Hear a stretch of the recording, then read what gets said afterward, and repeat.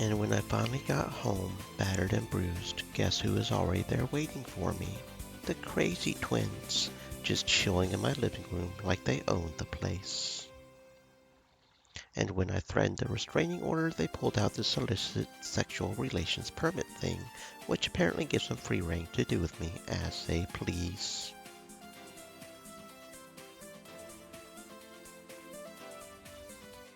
They had even gotten it signed by my dad and the Prime Minister of Japan. And I also found out that they were the ones behind my parents' sudden vacation.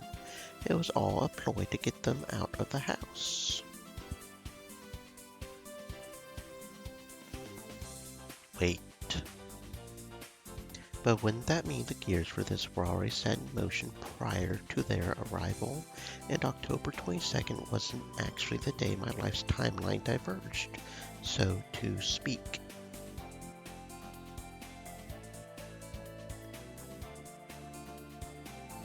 Did I just discover a plot hole? Can't be a plot hole if you address it.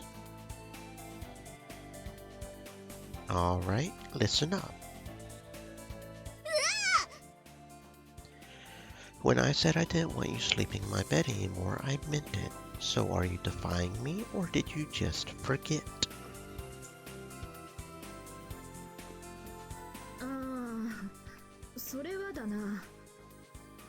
Didn't you already bulldoze the whole damn neighborhood to build your fancy-ass mansion? Why can't you just sleep in that?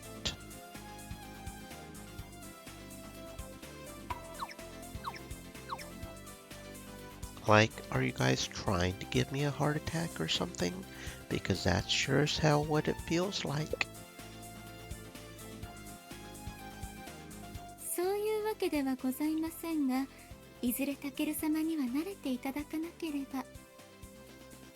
And why is that? 嫌ですわ、タケル様。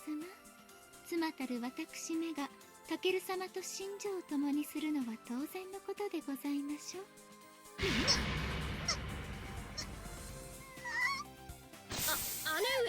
姉上、まだ姉上とタケルは。Don't ask me. 土曜日、何かあったんじゃないの？ Hell no, dude. And don't even get me started about Saturday, alright? You know what happened, and I'm still pissed off about it. あんたたちには料理対決をしてもらうわ。Thanks a lot, Yuko-sensei. You and your dumb idea. 優勝者には白金の隣の席を与える。どう？ Of all the stupid things to compete for.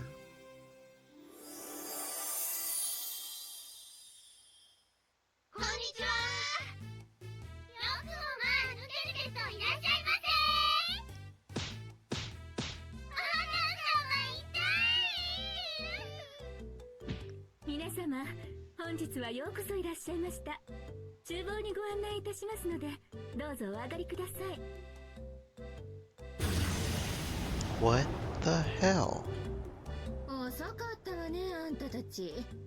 ここが今日の決戦の舞台よ。ほう、こんな場所があったとは。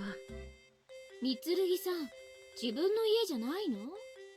そうなのですが、まだ越して間もなく、すべての部屋を把握しきれてはいないのです。Here's a thought. Maybe you shouldn't build rooms you're not even going to use. Actually, wait a second. I feel like I recognize this set from somewhere.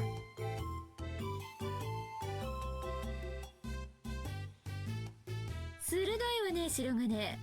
そう、今日の料理対決はアイエクルールで行ってもらうわ。アイエク、何ですかそれは？愛のエクソダスって料理番組知らない？エクソダス、いずこから逃げ出すのですか？そう、何人かのゲストが料理を作って審査員に食べてもらうんだけど、その料理がゲロまず。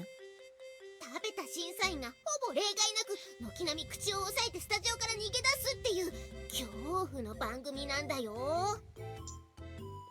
I've only ever seen a judge stay on stage one time, and that was just because she got food poisoning and passed out. 本当は食べた料理に点数をつけなくちゃいけないんだけど、点数のついたゲストっているの？何故そんなことになる？ゲロマズとはなんだ？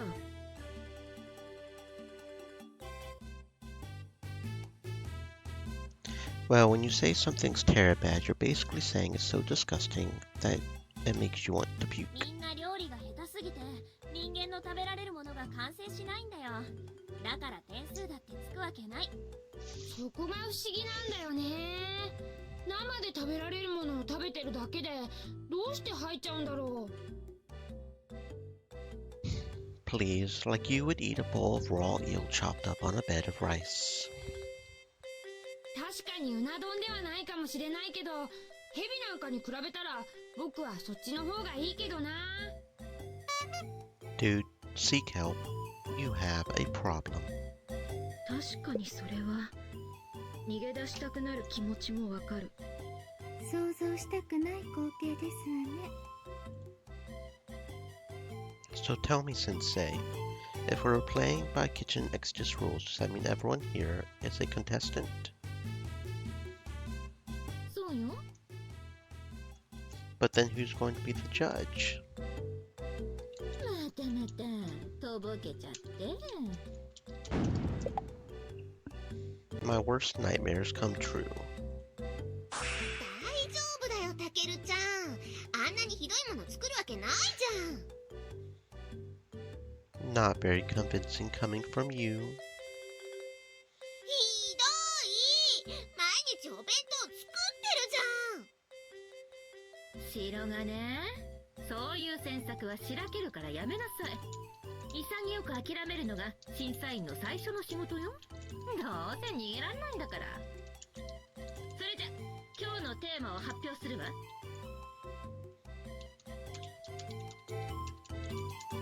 The challenge was to make a stir-fry bowl, pretty tame by Yuko Sensei standards, though maybe she was just trying to avoid a lawsuit in the event that should die of food poisoning.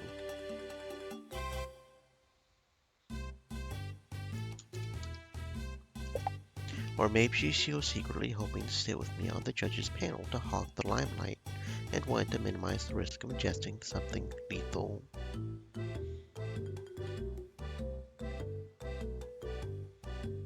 Yeah, right. She may be an attention whore, but she doesn't have a death wish. Though to be fair, the pantries and refrigerators were all stocked full of only the finest gourmet ingredients, courtesy of the Mitsurugi Financial Group.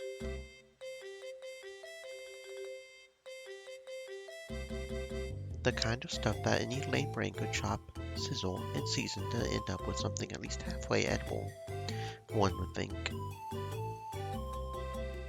それじゃあ初めて。制限時間は1時間よ。 I certainly wasn't expecting things to go that horribly wrong, at least.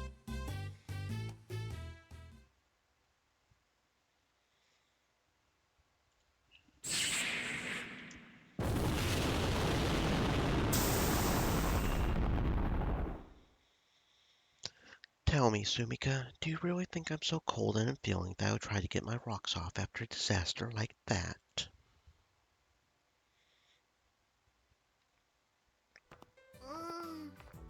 そういえばそうだね。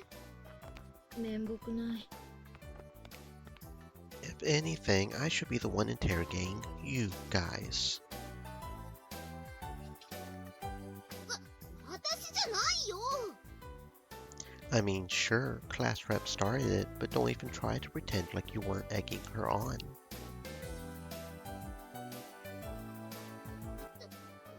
てあんなの反則だよって思ったんだもん。ケルちゃんだってそう言ったでしょ。 Whatever. It all started about 5 minutes after the cook-off began, when class rep started complaining to Yuko Sensei. She accused Maya and Yuhi of giving themselves an unfair advantage.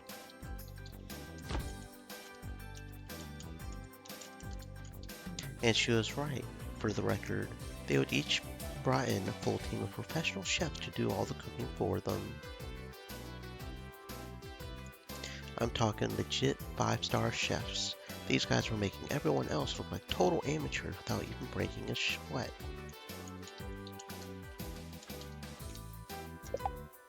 And they didn't make any mistakes or cut any corners either. You could tell that it was all just muscle memory to them at this point. Everyone was just watching all, mouths agape.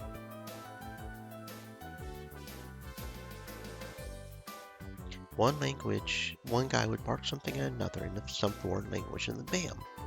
5 seconds later, he would have all the vegetables diced to perfection. Now that's the sort of thing I expect to see on a real cooking show. I don't even blame class rep for kicking up a stink. If I had to go up against that kind of competition, I'd try to get them disqualified too.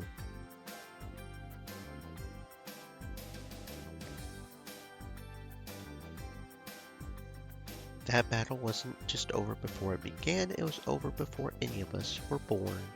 At first, Yuko-sensei just laughed it off and told class rep to bring in her own chef brigade if she was going to be salty about it.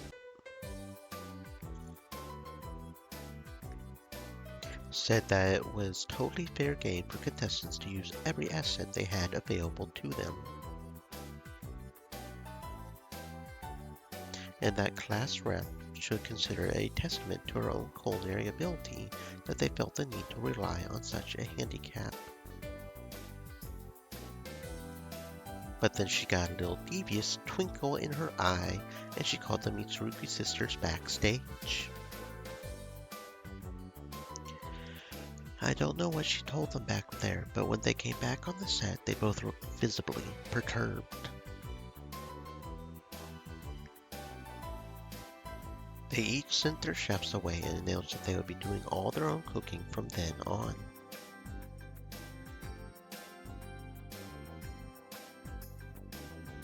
And not even 5 minutes later, ba-boom! The explosion happens apparently.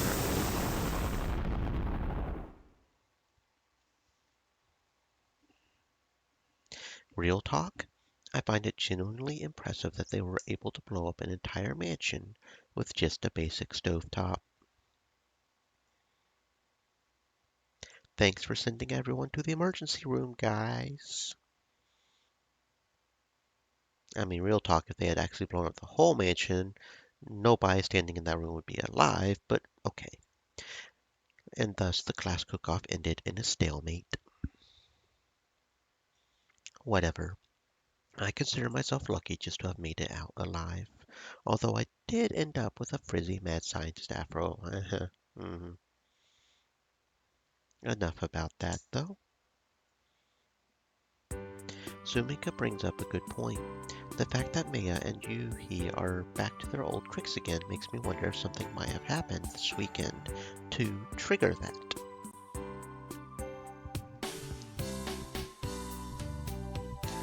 When Yuko-sensei called you guys backstage, she didn't put any weird ideas in your head back there, did she? 変なこととはなんだ? How should I know? That's why I'm asking you. そのようなことを吹き込まれた覚えはございませんが、ご忠告はいただきましたわ。それが我らが今朝そなたの寝所にいたことと関係があるかどうかと問われれば、その通りということになろう。What exactly did she tell you? 光月教諭が申されたのは主に2つでありましたな、姉上。まず一つ目は、世の殿方は一般的に料理のできる女性に魅力を感じるということでした。Well, I certainly can't deny that. I don't think there's a man alive who doesn't get intense satisfaction from being treated to his girlfriend's home cooking.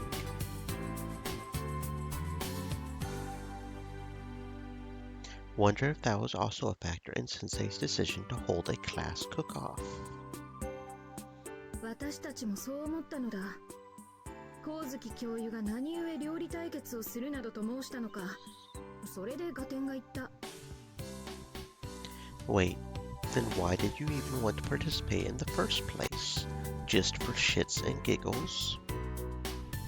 もう一つは、男女の仲は家臣によって足元をすくわれるということでございましたわ。ねえメイヤ。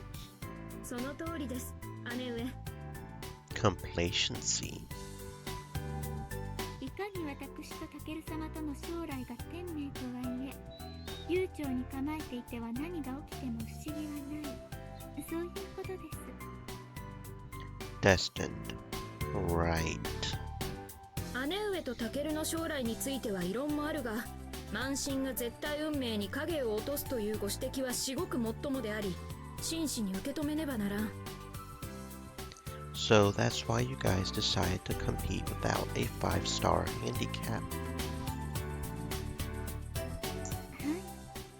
Is that also the reason you decided to completely defy my orders?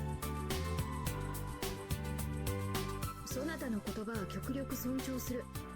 だが私自身の問題であるがゆえ、自らの意志と行動によって運命を切り開きたいのだ。Damn it, Sensei. Stop putting weird ideas in their impressionable heads. So let me get this straight. You decided to cook for yourselves because you wanted to secure our destiny together.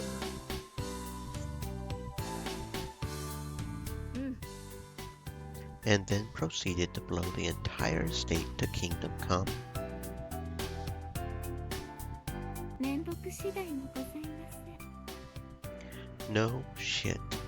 The only destiny you guys are going to secure for me is an early grave.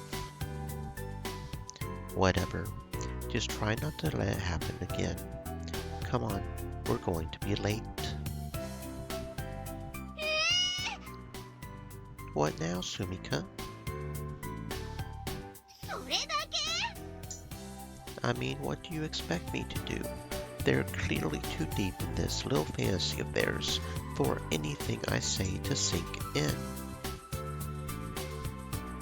ダメだよタケルちゃん。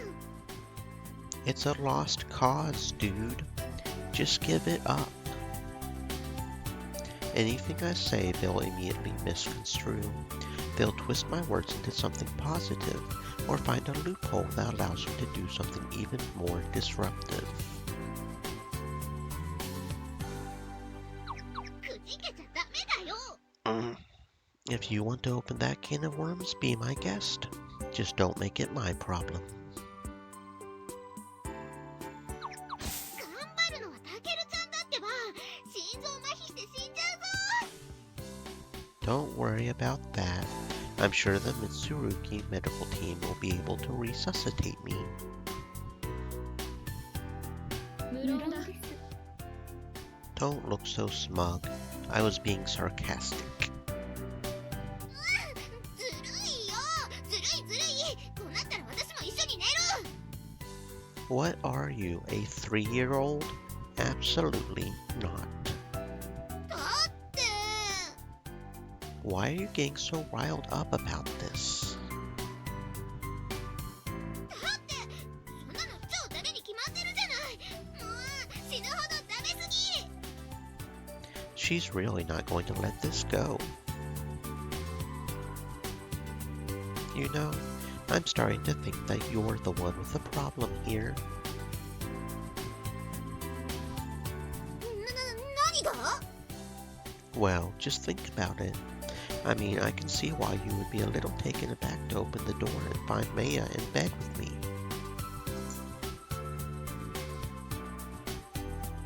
すごくするよ。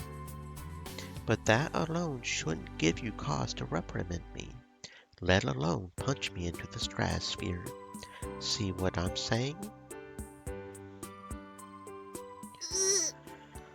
Seriously, Sumika, what are you so pissed off about? それは。 Kagami? だって幼馴染だし。やっぱりおじさんとおばさんの留守中のことは隣の私が面倒見るべきだと思うし。心配せずともそれはつくよみたちがいれば十分であろう。でも Sorry, I really don't see where you're coming from here.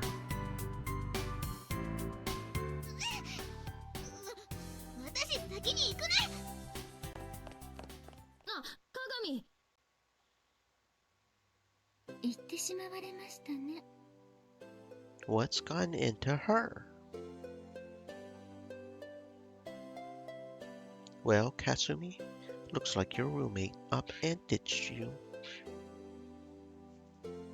はい。 You sure you're going to be all right rooming with her? It's not too late to move out, you know. 大丈夫です。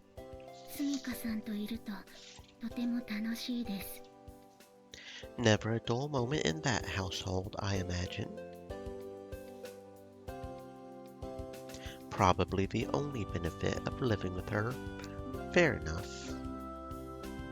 Sorry, I'm just worried about you is all. You skipped grades and you've got great college prospects ahead of you. I would just hate to see it all go to waste because of one bad influence. Stupidity's contagious, you know? そうなんですか？ Yeah, you ever hear that old saying, you can't fix stupid? Well, where do you think that came from? Stupidity's a disease for which we have no cure. Kasumi, be very afraid. タケル、それは用法が違うと思うのだが。That's where you're wrong. Contrary to popular belief, it's actually the single greatest pandemic in the history of mankind, said to have originated all the way back in.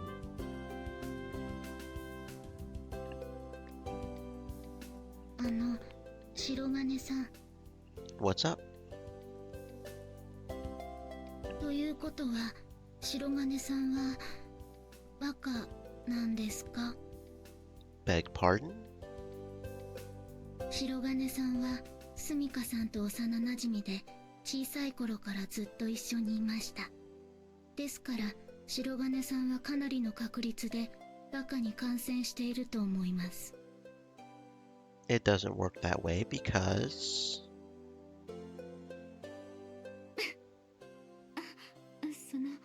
失礼をば。タケル、これは一本取られたな。Shut up. もう直す方法はないのでしょうか？ Fine, I made it all up, okay? None of that was actually true. So no, I'm not stupid. 嘘。 Of course, stupidity's not contagious. You really think I'm that stupid? 白金さん、嘘をついたんですか？ Don't put it like that. You're making me feel like a criminal. I was just pulling your leg to see if you would fall for it. It was a harmless joke. 嘘をついたんですね。 I guess technically I did. Sorry about that. まったく、そうやって鏡をバカにするからこういうことになるのだ。ちなみに私は八代さんが鏡さんと同居されたことは大きな意味があると思っておりますよ。私もだ。強引な手段ではあったようだが、それを提案した光月教諭のお考えは正しかったと思う。Right, how could I forget? Apparently, the same day I came home to find out that my dad had sold off my virginity to the highest bidder, Sumika had a little surprise of her own waiting at her doorstep.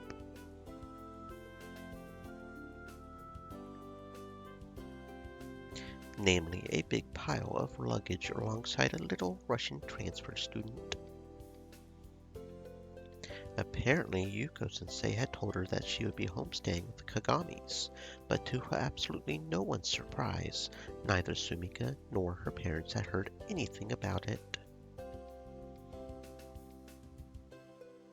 So naturally, Sumika marched right on up to the physics prep room and tried to get to the bottom of it. Unfortunately, though, Yuko-sensei's got persuasion abilities that would make most hypnotists blush. And sure enough, that's how Sumika looked when she walked back out into the hallway, like she had been hypnotized.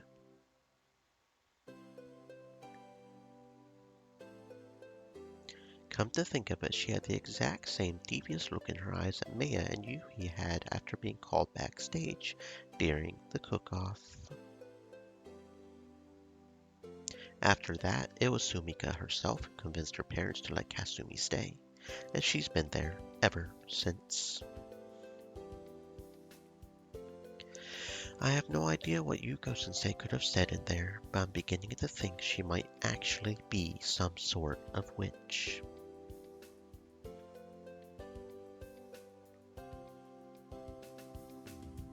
I mean, she even convinced Kasumi's original host family to let her stay somewhere else. At least, that's what Marimo-chan told me in private. I still have no clue as to why Yuko-sensei would do something like that. But according to Marimo-chan, she did it half for Kasumi's own well-being, and half for the inevitable hilarity that would ensue.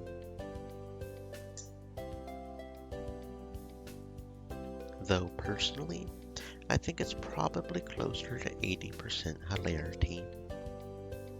I swear, that woman feeds off our drama like she hasn't eaten in weeks. Though to be fair, one could argue that little hilarity and drama might be good for Kasumi too. I mean, the whole point of her transferring in for just the last semester of senior year was to get herself acquainted with the area and make some friends, right?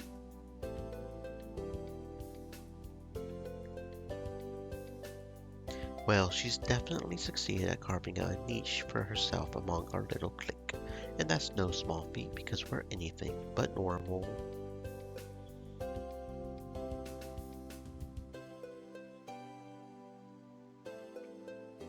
Kasumi, はい。 you enjoying your time here so far? はい。楽しいです。 Good. That's what's most important. But I've got to say, it's kinda hard to tell. I wish you would smile a little more often. 笑 Yes. う。そうだな、ヤシロ。そなたはもう少し感情を表に出した方が良いかもしれぬな。せっかく愛らしいお顔をなさっているのですからね。They say the act of smiling itself can even trick your brain into feeling happier. And I'm not making this one up, honest.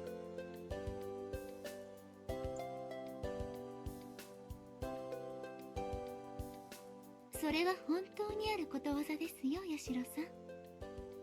Don't you trust me? 自業自得だな。 Wow, man. After everything I've done for you. Fine, just forget it. This little tangent's gone on long enough anyway. Let's get back to the topic at hand. 戻す？どこまでだ？ We were trying to figure out why Sumika threw a hissy fit and ran off. Remember? Why don't we reopen that discussion? 戻してもよいが、私には見当がつかぬぞ。私もです。 So much for that. あの、 Never mind. Let's just try to catch up with her. Besides, we're going to be late if we don't pick up the pace. そうだな。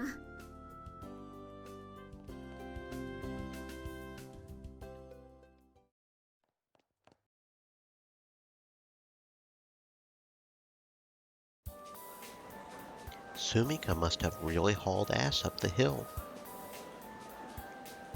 We never did catch up to her. 鏡はああ見えて日々鍛錬しているのだな。あの急な坂を駆け上らねば私たちの視界から消え去ることは不可能ですものね。 That girl could probably go toe to toe with most demigods and come out on top. I would say her usual power level is about 950,000 or so, but when she's pissed off, it can jump to as high as 70 million. 95万 ?7000 万 And that's not even her only superpower either. She once studied martial arts under an infamous cannibal/children's book hero. That's where she learned her ultimate move, the Drill Milky Punch. カニバル、テリブル。 She does have one weakness though, water. Splash a little water on her face and she loses all her powers. Unfortunately, the forecast is looking pretty nice today, which means she's in peak condition. タケル、先ほどからそなたが言っていることの意味がよくわからないのだが。 Hear that, Kasumi? If Sumika ever gets on your nerves for whatever reason, just spray her down with a hose and she'll be completely at your mercy.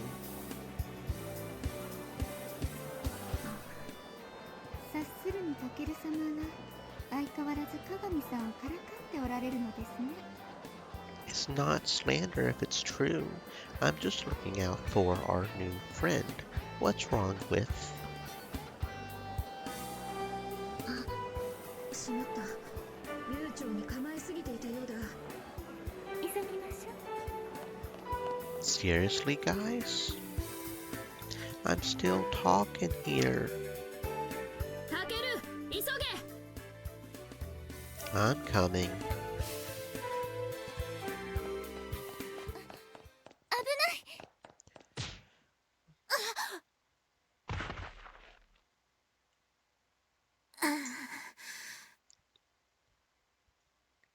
Sorry about that.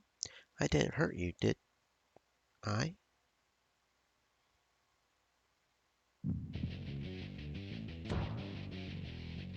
ええ、あなたこそ大丈夫？ Never been better. タケル、大丈夫か？そちらもお怪我はありませんか？ I'm all good, but... What a babe. She must be European or something. Her Japanese is flawless, though.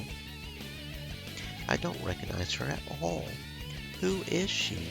She's way too old to be an exchange student. 私も大丈夫です。さあ、お手を。ありがとう。ごめんなさい。急いでいたものだから。 Don't worry about it. I should have watched where I was going. それじゃあ、私急いでいるから。あなたたちも早く自分の教室にお行きなさい。お互い怪我がなくて何よりでしたわね。しかし、予令が鳴り終わってしまった。これは榊に叱責されるのを覚悟せねばな。Damn it. And she won't be the only one either. Sumika's definitely going to rub it in our faces. This day's sure gotten off to a rocky start. Well, at least it wasn't all bad. タケル何をしている？急げ！ Coming.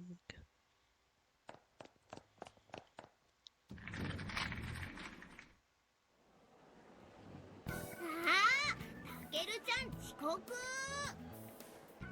I don't know what you're talking about. みんなおはよ Sup, Mikoto? How's it hangin'? Class rep, how's it hangin'? う。何とぼけてるのよ。予令聞こえたでしょ？ That's called tinnitus, class rep. You might want to get that checked out. It can be an early symptom of some pretty serious mental problems.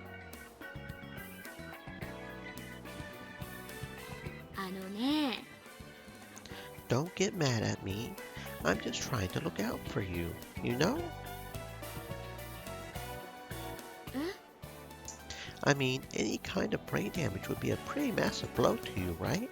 Without your good grades, you don't exactly have a whole lot going for you.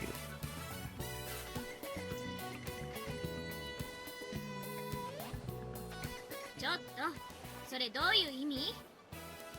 よせタケル、何を言おうがごまかすことはできぬぞ。この後に及んでは致し方ありませんよ。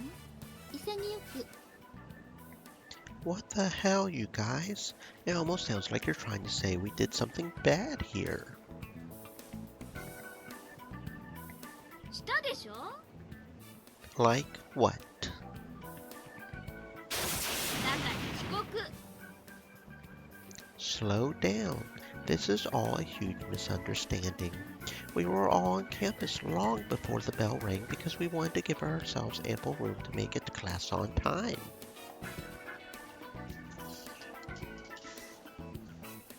じゃあどうして遅れたのよ？ Well, I got into a little accident on the way up here, you see. A natural disaster, really. Nothing I could do about it.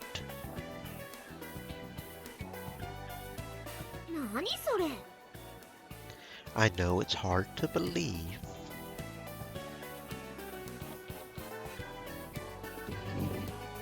But the fact of the matter is, 許すがよいぞ榊。実は新任の教諭とタケルが出会い頭にぶつかってしまってな。 yeah, Maya will vouch for me. Wait, new teacher? でもぶつかったのだってどうせ白金くんの不注意だったんでしょ？ Who said I wasn't being careful? おおむね間違いではございません。鋭い洞察力をお持ちですわね、榊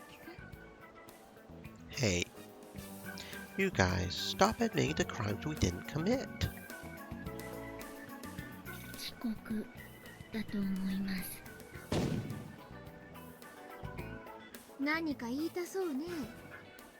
Forget it. This blows. Screw you guys. タケルちゃん、すんごくつまらなそうな顔してる。どうでもいいことに労力使うことの無意味さをもうそろそろ知ってもいい頃だと思うけどね。 Excuse me? ちなみに予例前に玄関に入っていても時間に間に合うつもりで結果は間に合わなかった。これは変わらないわ。 Well, it's not always the end result that matters, you know? あら、たまにはいいこと言うわね。その通りよ。でも結果が全ての時もあるわ。 You know, people are never going to like you if you're such a hard ass all the time.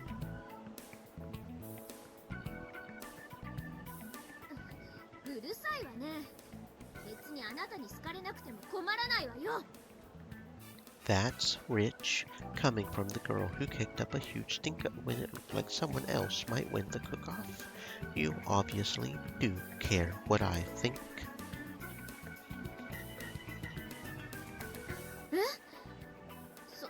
それは。 What's that? You didn't mean to blow up an entire mansion? Well, sorry, Toots, but the end result's all that matters. That makes you responsible for putting all our lives in danger. それは私のせいじゃないでしょ。 Trying to pin the blame, are we? I thought you were more mature than that, class rep. うん。 How about you try taking responsibility for your actions?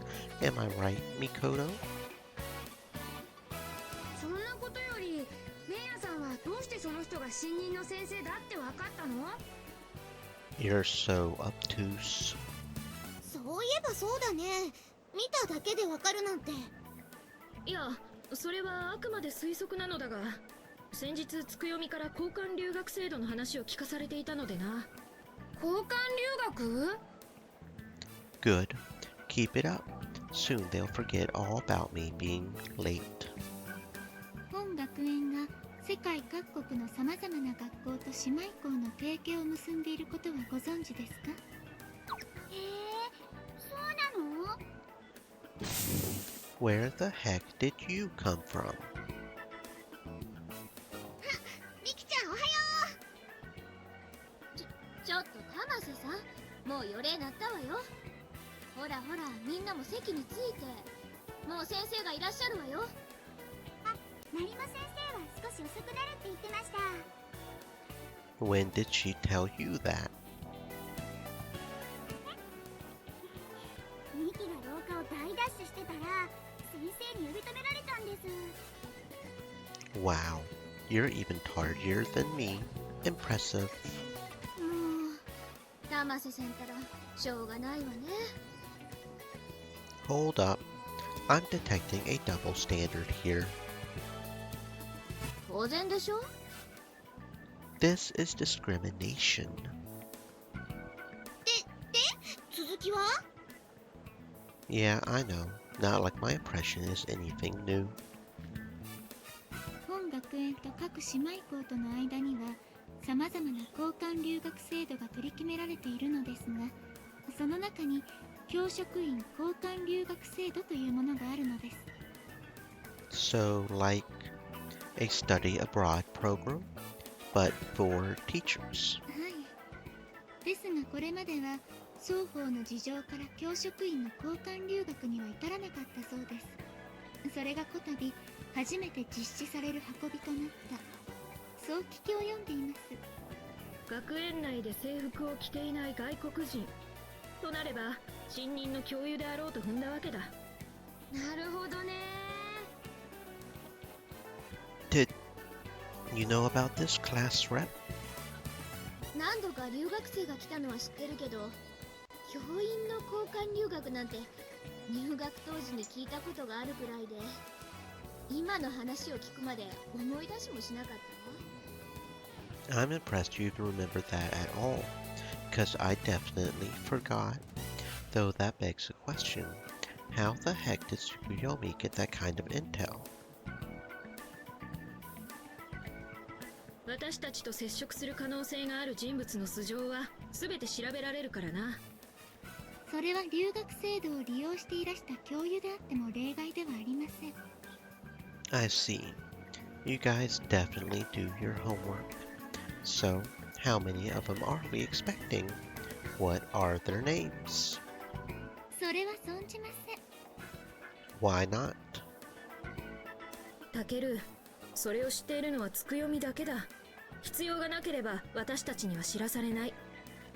例えば私たちが皆さんの情報をすべて知っていたなら気持ちの良いものではございませんでしょう。そうね。正直に言えばその通りだわ。知る側にとってもそれは同じことなのです。私たちが皆さんとのお付き合いに臨むのはそのような関係ではないのですから。でもそれじゃあ三剣さんたちが危ないんじゃ。三剣に身を置く私たちはシステムによって守られている。私たち自身がそれを知らなくても何ら問題はない。だが However, 警護の者たちが皆さんの身辺を調査した事実は変わりません。どうかお許しください。許すがよいぞ。別にいいよ、そんなこと。それはあなたたちのせいじゃないでしょ。仕方ないわ。そうだよ。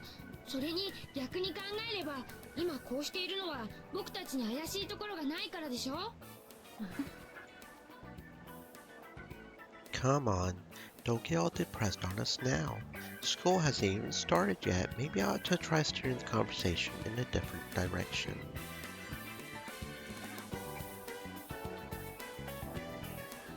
Seriously though, what a weird program.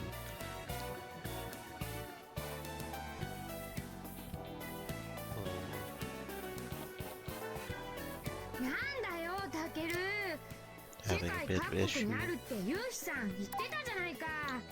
Who the hell sends teachers to study abroad, and where are those sister schools anyway?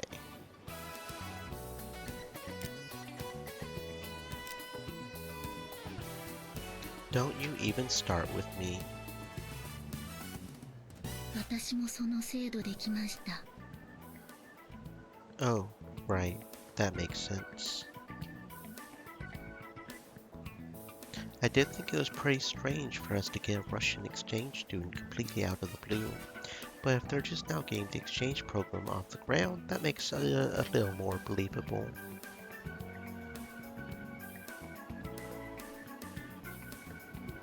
ねえねえ、それでタケルちゃんがぶつかった先生ってどんな人だったの？それはもう美しいお方でした。 You can say that again. She looked about the same age as Marimo-chan. Hell, maybe even a little bit younger. Hard to tell, though. European women tend to mature a little bit quicker than Japanese women, or at least it seems that way. Either way, her sex appeal was on point. Had that sexy, confident businesswoman thing going on. Definitely a would in my book. What's up? もしやタケル様はあのような方がお好みですか？ Come again? 何やら物思いにふけっていたようだったからな。思い出していたのではないかと思ったのだ。 So what if I was? 早早急に急に対対策を打策を打たたねばなるねばなりままい。せん。無理。 Ayamine? ケイちゃん、おはよおはよう。う。あやみねさん、あなたね、大幅に遅刻なんだけど、毎日いい加減に。ねえねえ、無理ってどういうこと？だからそうだ、それは私も気になるぞ。誰も入り込めない禁断の世界。ハマったら最後抜け出すこともできないよね。 What the heck are you even talking about? 遅刻してきた上に突然話に割り込んでわけわかんないこと言わないでくれる？三剣はあそこまでたくましくなれない。身長からして無理。追いつけない。身長はそれほど私たちと変わらぬように見受けられましたが、それにたくましいというほどでもなく、むしろ華奢という印象を受けたのだが。それ以前に禁断の世界って何よ？みんなはあれあり？よくわかんないよ。そっか、ありなんだ。まあ個人の趣味は尊重しなきゃね。何よ？うーん、だから不女子。は？やおい。 Hold on a minute.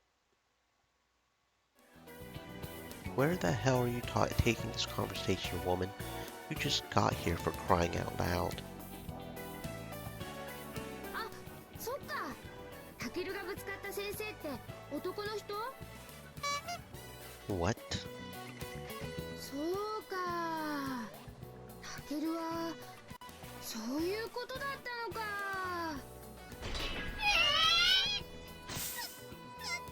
ケルちゃんがぶつかっていいなとか思った人って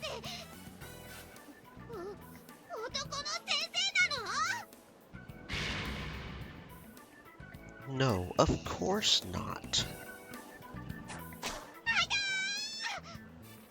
Use your brain, dumbass. Why the hell would I be into dudes all of a sudden? Hey, if you want to come out of the closet, we won't hate. ないじゃないのさ。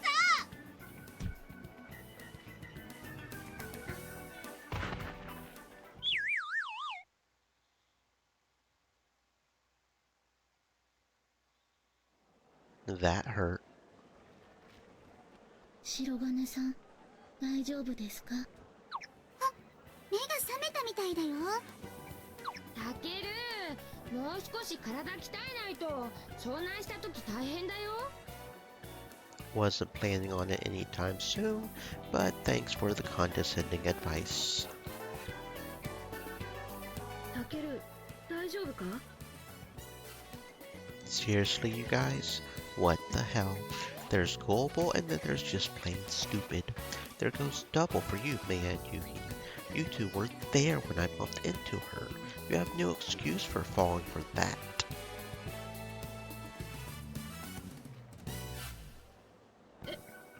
ああ、許すがよい。確かにそうであった。今一つ話の流れがつかみきれず、状況に流されてしまいましたわ。No kidding. Well, did you at least manage to get the story straight while I was out cold on the floor? はい。白金さんが出会った先生と綾峰さんが見た先生は別人だと判明しました。So let me get this straight. Ayamine saw some other exchange teacher on campus and assumed that he was the one I was having dirty thoughts about. まあ、そう言えなくもない。That's exactly what happened. でも、問題の本質は解決してないよ。Why the hell not? タケルちゃんがその女の先生に欲情したのは確かなんでしょ？ Oops. タケルの思考が明らかになった今、早急に手を打たねばならぬな。そうですわね。私も I give up. Whatever. Knock yourselves out. Though I'm pretty sure Sumika's just going to embarrass herself. なんだと？もういいわ。適当に席についてちょうだいね。興味なくなった。白金がホモじゃないから。違うわよ。みんな遅れてごめんね。さあ席について。起立。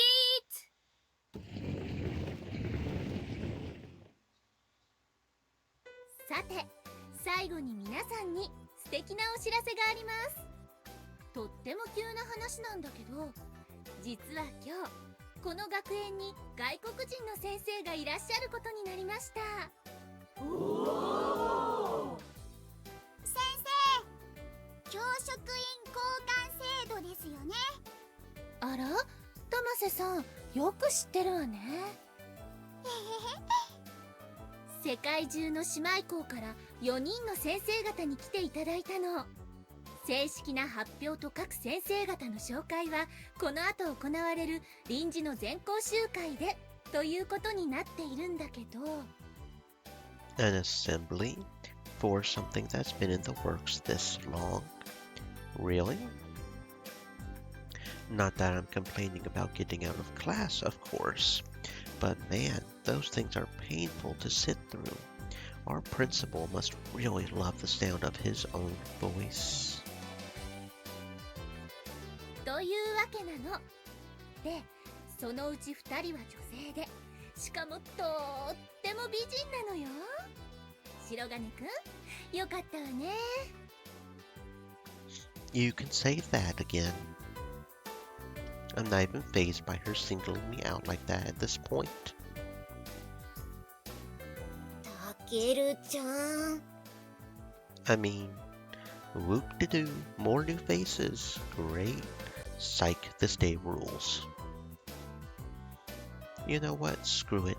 I'm tired of denying it. She's going to get pissy with me anyway.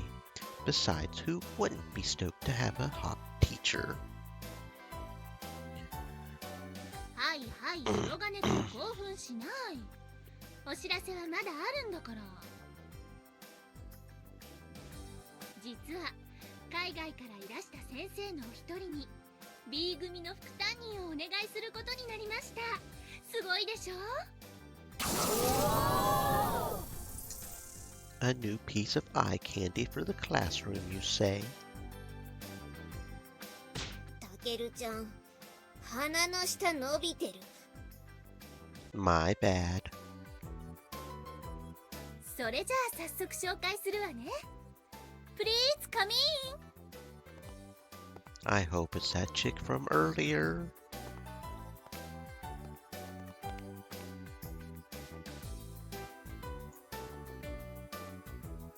皆さんはじめまして。今日から B 組の副担任を任されることになりました。皆さんよろしくお願いします。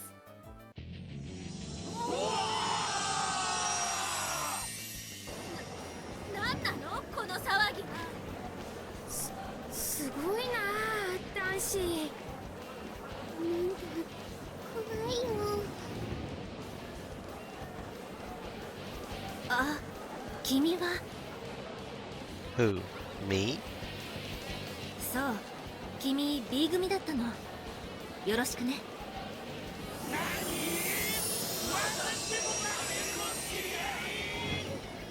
たけるちゃん。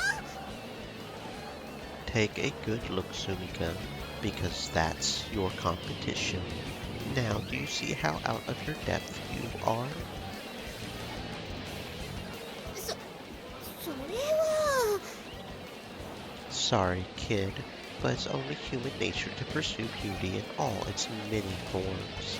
So don't you dare assume I'm only thinking lightning right now.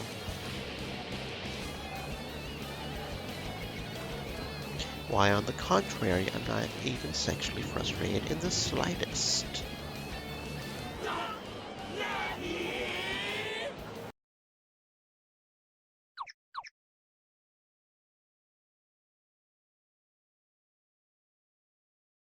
Where's the fire?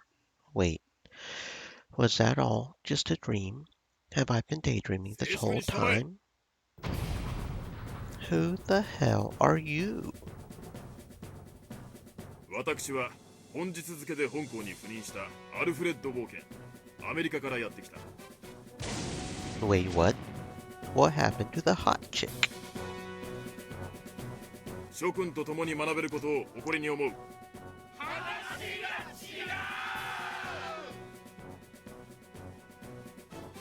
ちょっとみんな、人聞きの悪いこと言わないでよね。I mean, no, but...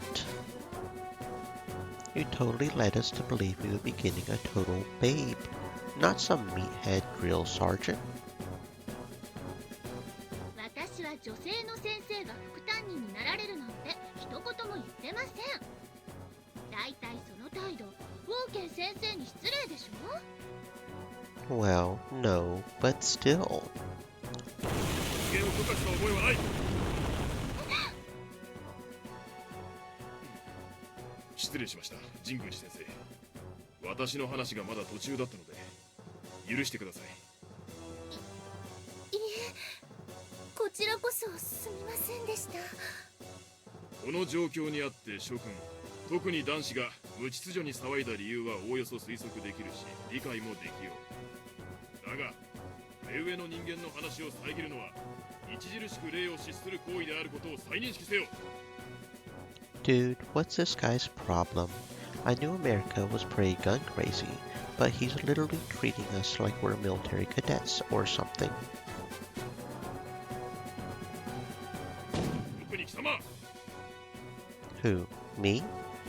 日本人は礼節を重んじる民族である。私はそう聞いている。だが先ほどの狼狽ぶりはどうだ。全くなってない。貴様も日本男児ならば何事にも動じない胆力を持て。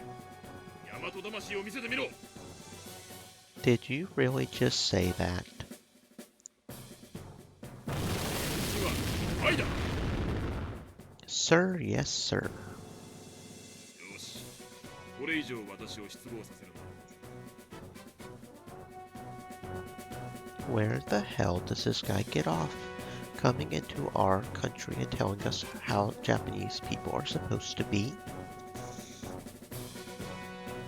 女子諸君も自戒したまえ。大和なでしこたる者、大口を開けて騒ぎ立てることなどあってはならん。 And his Japanese is so fluid and bombastic. He's got more commanding presence than most politicians. うわー、なんか厳しそうな先生だね。 Hey, stupid. I suggest you shut up now before you incur his wrath. たけるちゃん、早速目つけられちゃったみたいだよ。この寝癖の女子、私の日本語に何か問題があるのか？君は私の話を理解できていないようだが。いえ、理解してます。すごい日本語です。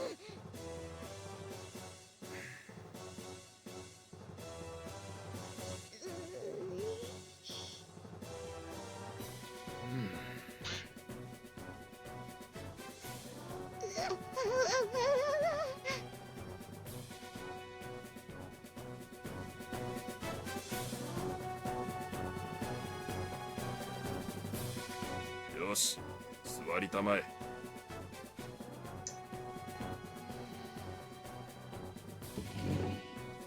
Way to go, dumbass. なんだよ。 Looks like you're the one he's got his eyes on, Sumika. うるさいな。もう話しかけないでよ。Oh shit. なるほど。あくまで私の話を遮ろうという魂胆か？ No, sir. I heard you loud and clear. It won't happen again, I swear. 貴様の名は？ Shirogane Takeru, sure. 白金3年生か。覚えておこ Senior, private. う。では早速、副担任として最初の任務、出欠確認を遂行する。ウォーケン先生、出血はさっき私が。では、呼ばれた者は起立して返事をしろ。では出席番号1番から。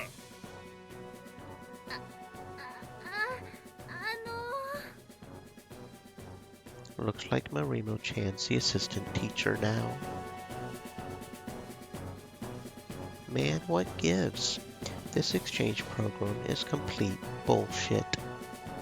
They might as well have given the position to Zoe-san, our jackass gym teacher. I mean, they already made him a guidance counselor for some god-awful reason.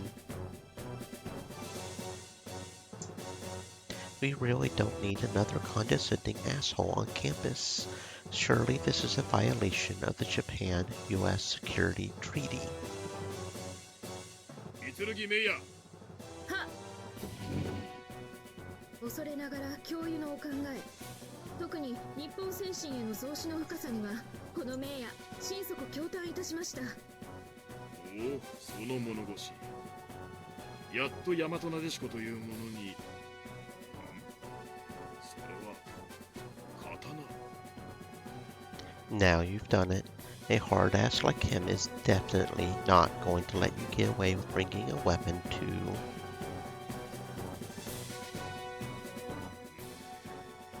そのこしらえ、ただならぬ品格を感じるな。かなりの技物と見たが。なかなかのご敬願。これはミナルカムイと申しまして、我が三剣家に代々伝わる宝刀の一振りにございます。 What? He gave me all that shit for talking in class, but she can bring a freaking sword to school and get off scot-free? 刀はモノノフの魂と聞く。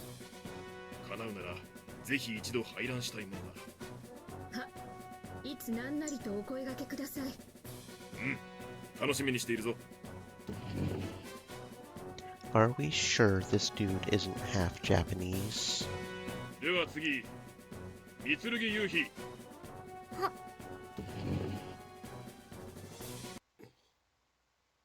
どうかなさいましたか？君は三剣メイヤの。はい、双子の姉にございます。 The hell? He's gone completely stiff. What's going on here?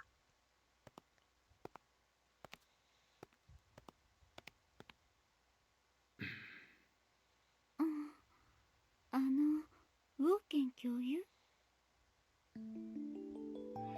殿下、この度は拝謁の栄誉を賜り、強越至極に存じます。はあ Your Highness. Dane, the hell are you talking about, dude? なんだ白金、そんな言葉もわからないとは。貴様、留学生か？ I'm definitely Japanese. ウォーケン教諭、殿下とはどのような。いや、こちらのことだ。気にしないでほしい。Stay thirsty, my friends. Hydrate. ウォーケン先生、そろそろ全校集会が。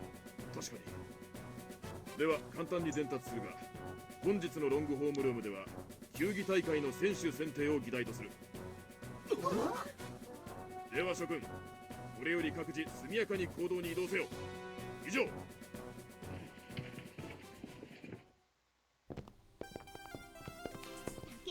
けるちゃん Yes. ウォーケン先生ってなんか変な外人さんだね。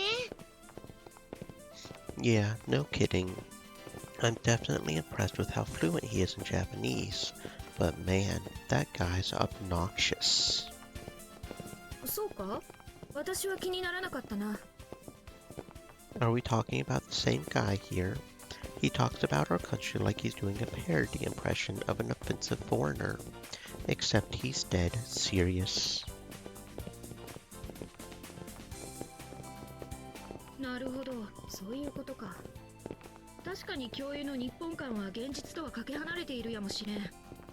だが私は共感できる。あのような日本精神が海外で息づいていたことを嬉しく思う。ウォーケン教諭は現代に蘇った侍と言えよう。 Are you guys kidding me? If by modern day samurai you mean complete nut job, maybe. You're telling me you don't find it even a little racist for a white guy to come in and talk about committing harakiri? Like, what century does he think we're living in?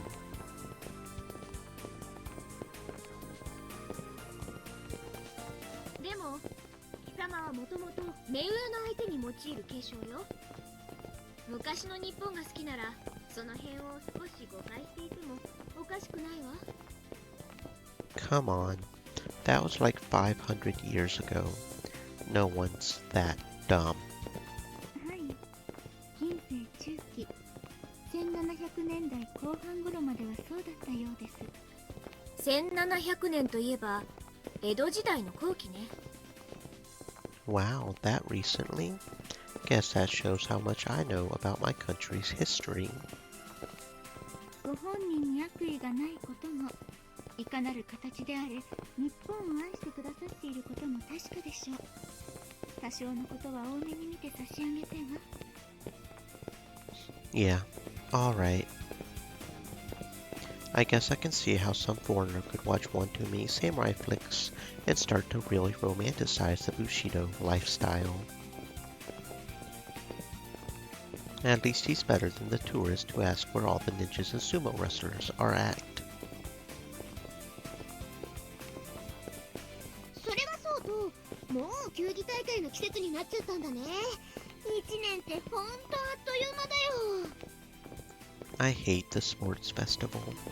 Maybe I'll just skip out on class this afternoon. ちょっと聞き捨てならないわね。聞こえたわよ、白金くん。選手の選定に参加しない人は自動的にハンドボールよ。先生もね、できれば誰も選手に送り込みたくはないの。でも志願する人は止められないわよね。 I know about the handball thing. Can't a guy make a joke around here? I wasn't actually going to skip class today, so get off my back. あら、じゃ日だけサボろうって魂胆だったの？ Quit putting words in my mouth. The only guys who ever willingly sign up for handball are the meathead jocks, primarily so they can lay the smackdown on all the scrawny outcasts who always try to sneak out of sign-ups. It's less of a sport and more of a slaughterhouse.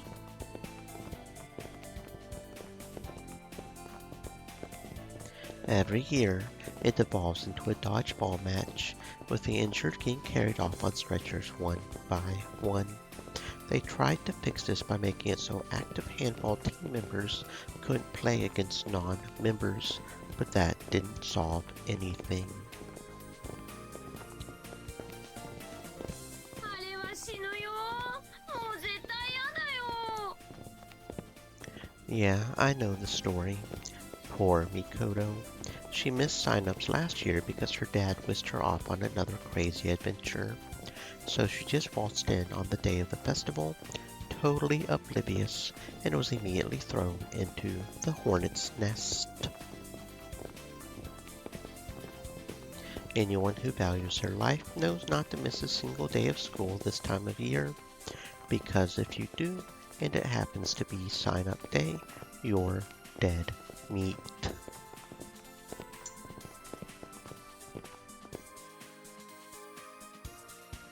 Shit. Walken's been right there this entire time. God, I hope he didn't hear me talking shit about him. Wait, what the? The hell is he doing? Taking notes? Why?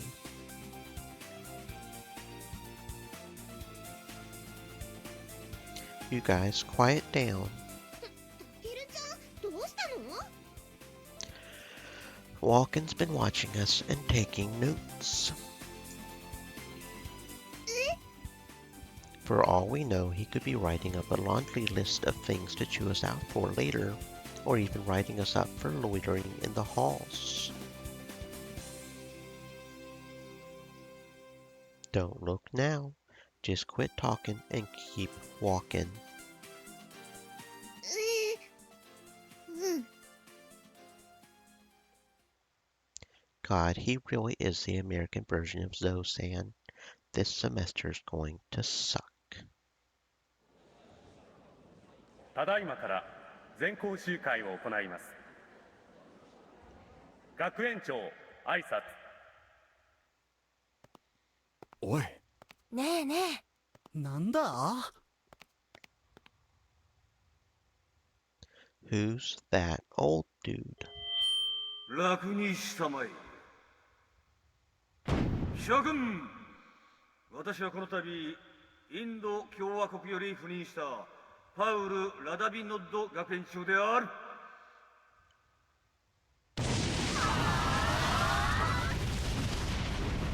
Even the principals are part of the exchange program, and we're just now finding this out after the fact.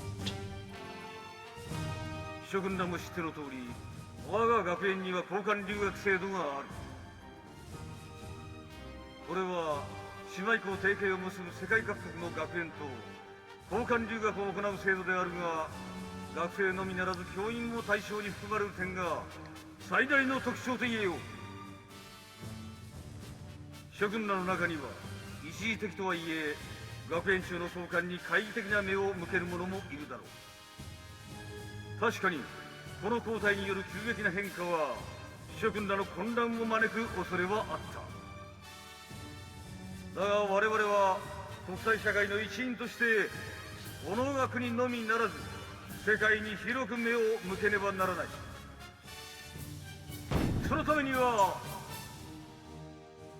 一見無謀とも取れる手段に対しそれを断行する勇気と気概が必要なのである。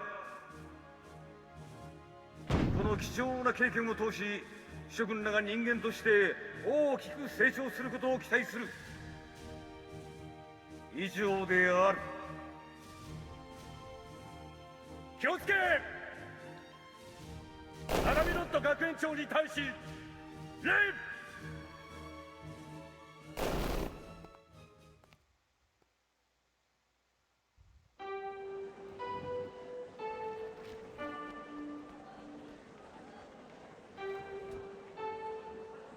Morning classes went by super fast, it feels like. Probably because I was in an almost comatose state of disbelief after that assembly. Even the teachers seemed pretty out of it, like they're still trying to wrap their heads around the whole principals swap thing. They all seemed pretty shaken up after we left the auditorium. Guess this really was a spur of the moment decision by the school board. You would think they would at least send out a memo to the faculty. たけるさん、球技大会楽しみだね。 Yeah, I guess. Hopefully we get eliminated in the first round, so I can just chill out the rest of the day. Not that I wouldn't enjoy demolishing the competition, of course. Either way, we're getting out of classes for a day, which is pretty plush.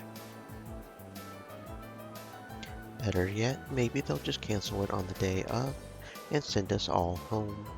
Maybe they'll need a staff-only day to address all this exchange program business. A guy can dream, right? 今年は何か種目増えたかな。 I wouldn't hold my breath. Not after last year anyway. There was a big push to add golf to the event lineup, but it got nixed at the last minute on account of the fact that we don't have a golf course on campus.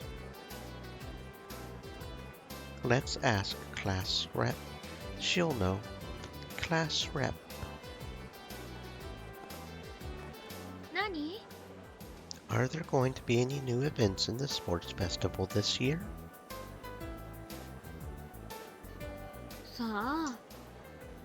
Wait, you don't even know? But I thought we were picking teams today.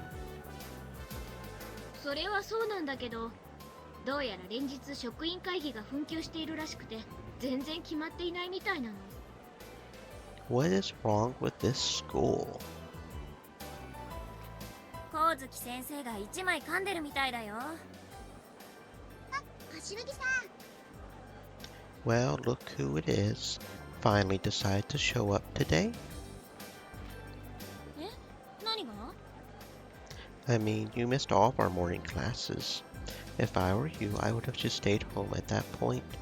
It already counts as an absence, and it would have saved you a scolding from class rep.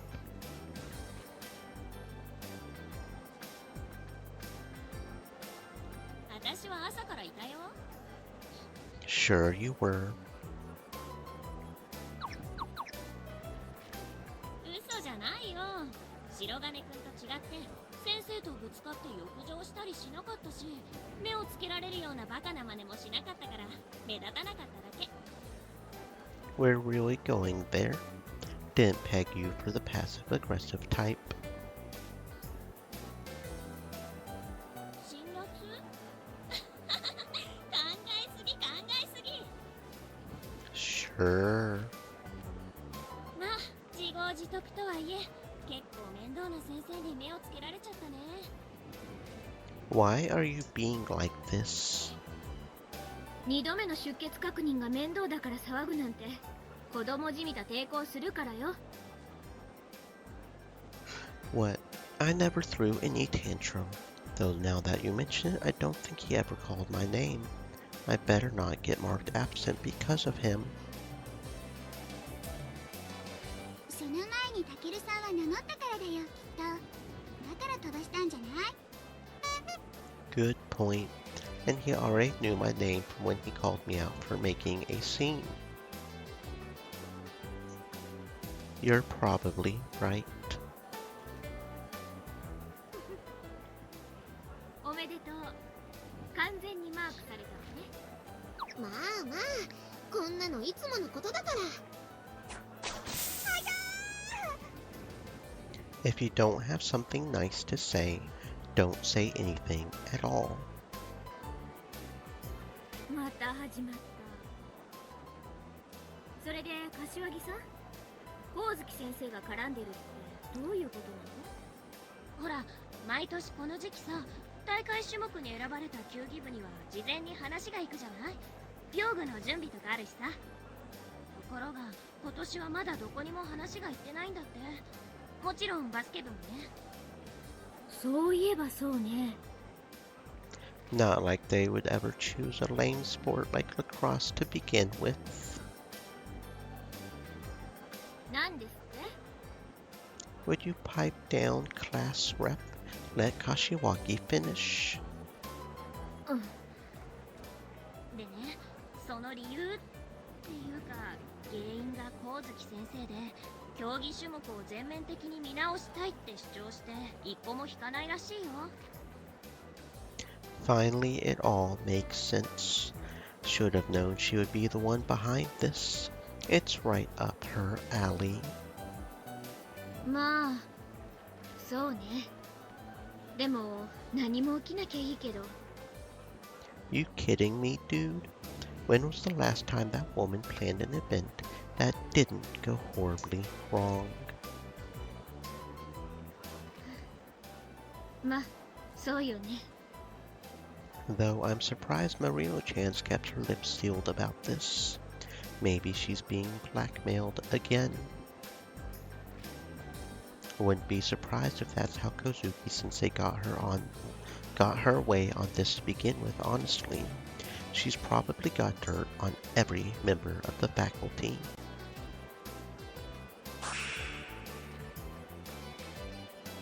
どうしたの、タケルさん。 Of course. Why didn't I see it earlier? え？何が？ Why, it's elementary, my dear Watson. Remember the teacher exchange program, if you would. Given the chaos resulted from the sudden change in faculty, what correlations might we infer? はあ？木林？ Precisely. She planned the entire thing to remove her opponents from the sports festival's planning committee, thereby creating a diversion that would allow her to implement her dastardly scheme.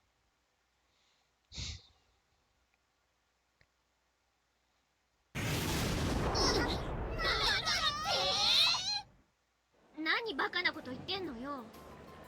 いくら光月先生でもそこまでやれるわけないでしょ。 You only say that because you haven't seen the true horror she's capable of. Trust me, this is definitely within the realm of possibility. でもさすがにそれはないよ、タケルさん。まあ、そう思っていた方が面白いからそれでいいんじゃない？ Come on, you guys. Don't be such party poopers. お話中恐れ入りますが、皆さんちょっとよろしいですか？ゆうひさん、どうしたの？今姉上と話をしていたのだが、どうしてもわからぬことがあってな。 And what's that? 球技大会とはどのようなものなのだ？想像するに、全球技による一種競技対戦でどの種目が最強かを徹底するものといった感じではないかと思うのだが。 Not even a little. それも面白そうですね。そうだな。うちのは規模が大きいから体育祭の球技バージョンみたいな感じだと思えばいいよ。 Why has everyone started to gather around all of a sudden? なるほど。 Need us to explain what a field day is too? それくらいは予想がつく。 Cool. 祭りというくらいだ。さぞかし盛大だろう。みこしの一つでも担ぐか。 No. ではきらびやかな花火などを一日中。 Absolutely not. なんだ。では私が想像しているより厳かなものなのだろうか。どうやらそのようですね。祝詞を捧げたりするのでしょうか。 You guys are way off the mark. Now this is just getting ridiculous. Sumika, you tell them. 突然は困るよ。 What, you need 2 weeks advance notice or something? それもダメ。やはり腑に落ちぬな。球技とはスポーツであろう。なぜ祭りが結びつくのだ。それはね、おみこしとか花火とかのお祭りじゃなくて。うん、それであや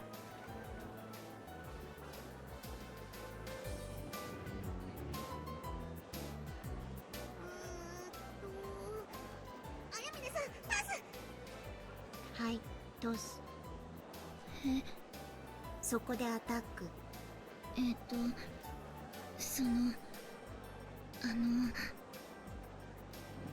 Come on, Ayamine. Don't pick on the new kid. You probably don't know what a sports festival is either, do you, Kasumi? ごめんなさい。知りません。なら仕方ないね。はい。もしかして戻ってきた？たけるちゃん、タッチ。 Damn it, you guys. You could at least try to explain it. 頑張ったよ。でもダメだった。ごめんね、たけるちゃん。 You sure don't sound sorry. You little punk. で、話の続きだが。Well, they pretty much covered it. Now you know exactly what you have to look forward to the day of. どこか投げやりな趣が漂っているのは私の気のせいでしょうか。 It's just you.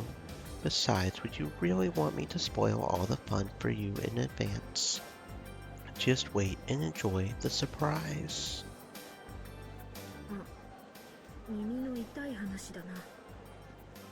さすがたける様。仰せに従いましょう。ねえや。 Glad that's over with.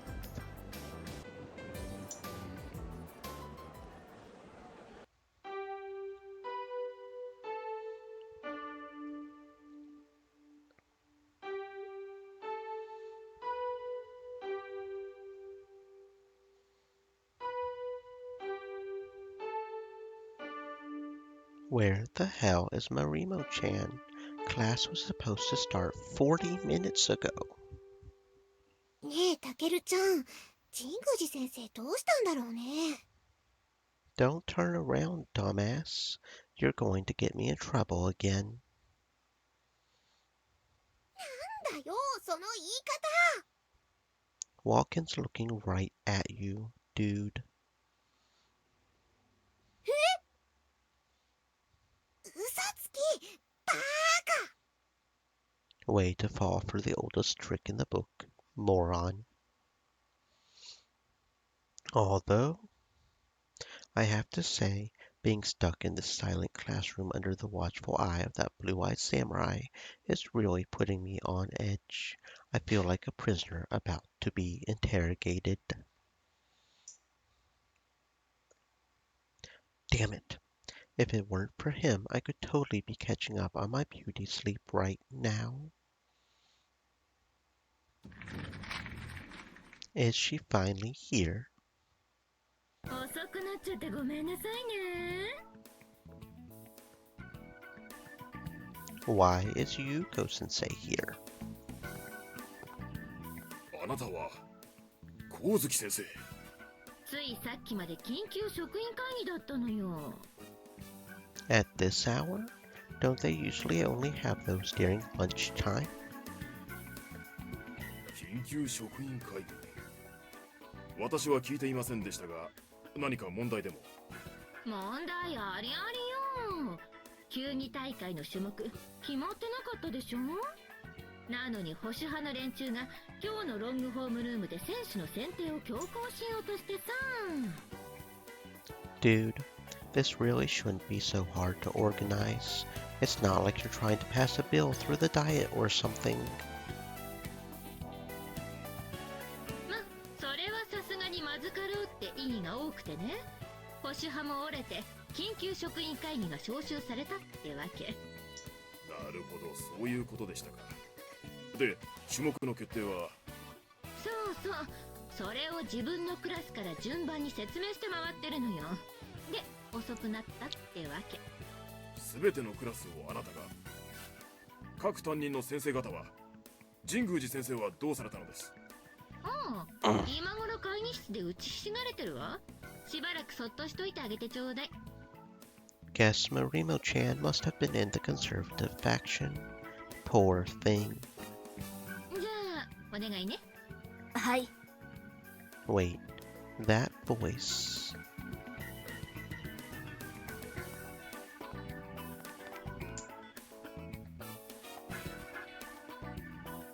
皆さんはじめまして。今日から D 組の副担任を受け持つことになったイリーナ・ピアティフです。ポーランドから参りました。物理の授業でもお会いすると思いますが、皆さんよろしくお願いします。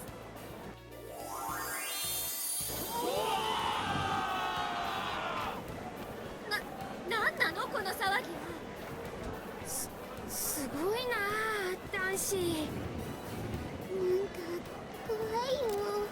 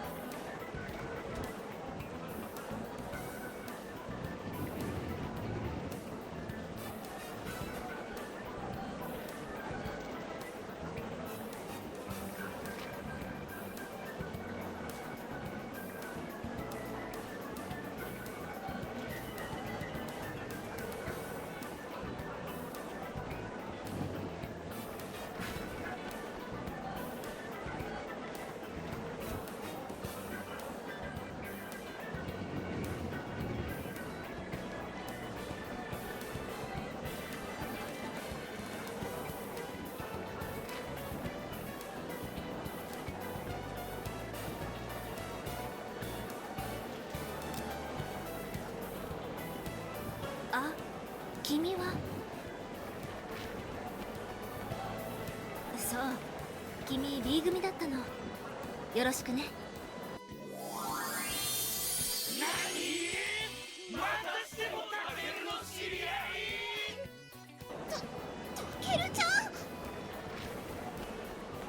Take a good look, Sumika, because that's your competition. Now, do you see how out of your depth you are? さすが恋愛原子核ね。すでに知り合いだったとは。本気で一度解剖されてみる気ない？ I'm extremely sure. Why can't she be our assistant homeroom teacher, though?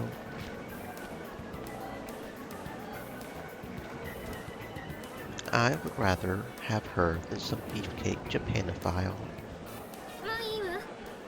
ティフ先生、早速始めてちょうだい。はい。それでは今年の球技大会について説明します。今年の球技大会は光月先生のご提案により、例年とはその趣向を大きく変えて執り行われます。趣向が大きく変わる？それはどういうことですか？榊3年生、質問は許可されてから。いいのいいの、私がいるところでは堅苦しいのはなしにしてちょうだい。はっ、失礼しました。You tell him, Yuko Sensei. You're the perfect foil for this stubborn hard ass. Gotta fight fire with fire, as they say. では質問にお答えしましょう。去年との最大の相違点は、今年は1種目のみで行われるということです。What, for the entire school? 一種目って球技大会の種目が一つという意味ですよね。その通りです。The hell? Ever since its inception, the sports festival's been expanding to include more and more events each year. And now we're going back to just one?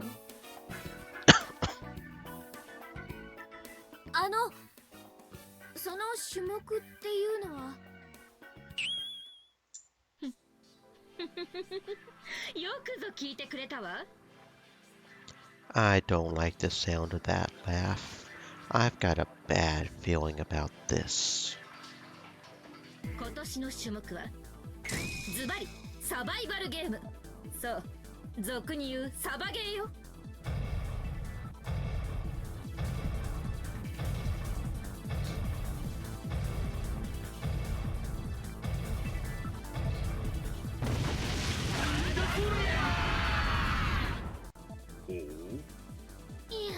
ご利用しするのに苦労したわ。先生たちのうるさいのなんのって久々にモテる力を発揮しちゃったわよ。Who the hell brags about threatening their co-workers? You realize that's an admission of guilt, right? ちょっと待ってください。なに、榊。サバイバルゲームって確かおもちゃの銃で撃ち合う、その戦争ごっこみたいなものですよね。おおむね正解。球技大会の競技としては非常識です。だいたいサバイバルゲームのどこが球技だって言うんですか？いい質問だわ、榊。これ何かわかる？何ですかそれ？あ、それってもしかして空気銃の弾じゃないですか？それは BB 弾だね。正解で、榊。いい。あんたはこの BB 弾の形を表すときになんて言う？丸い球体。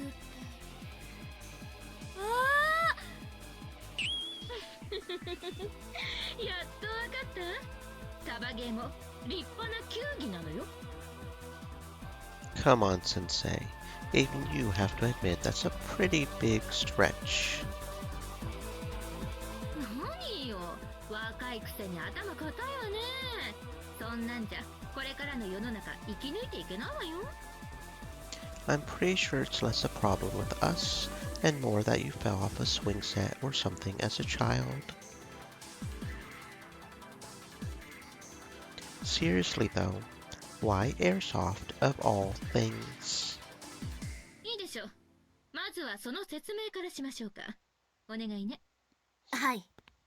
光月先生は従来の球技大会に大きな不満を抱いておられました。Well, she's never satisfied with anything unless the cops get called. 全校行事であるにもかかわらず、目的が不明瞭であること。ちょっと待ってください。目的ははっきりしているはずです。へえ、そうだったかしら。工学のために教えてちょうだい。スポーツを通して健全な肉体と精神を育み、チームワークを深め、かつ他のクラスとの交流を。ストップ。あんたそんなお題目を信じてるわけ？健全な肉体と精神がたった1日の球技大会で育まれるなんてあり得る？それにチームワークを深めるだけなら毎日いくらでもやる機会はあるじゃない。何のためにクラスに分かれてるのよ。それは球技大会じゃなきゃできないなんておかしいわよね。それは確かに目的がはっきりしていて気の合う仲間同士、しかも少人数の方がまとまりやすいんだろうけど、そんなのは単なる甘えじゃないの。逆に言えばそういう行事がなきゃまとまることできないんだ。他のクラスとの交流だって、そりゃ大いに結構で、何のためにそんなことしてるの？何のため？交流の目的は？交流によって得られたものは？それ以前に本当に交流なんてしてる？自分のクラスでまとまることもできないのに他のクラスとの交流なんてできるのかしらね。球技大会は学校行事、遊びじゃないの。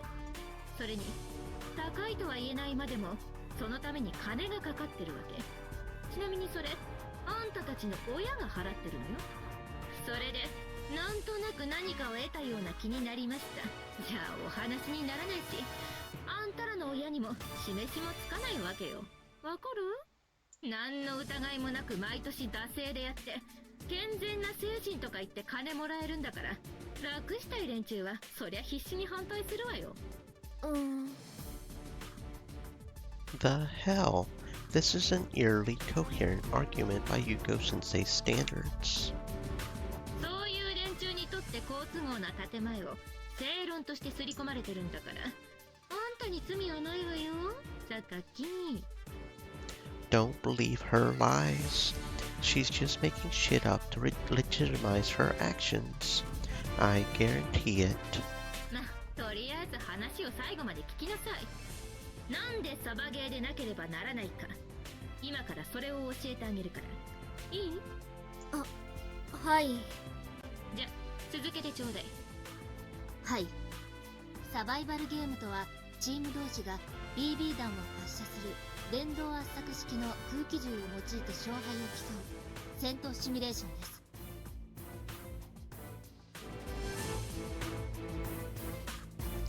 I always wanted one of those things when I was a kid.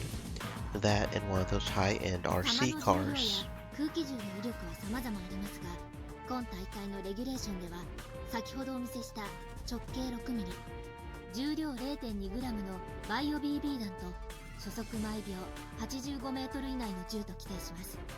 はーい、白金。これってつまり何ジュール？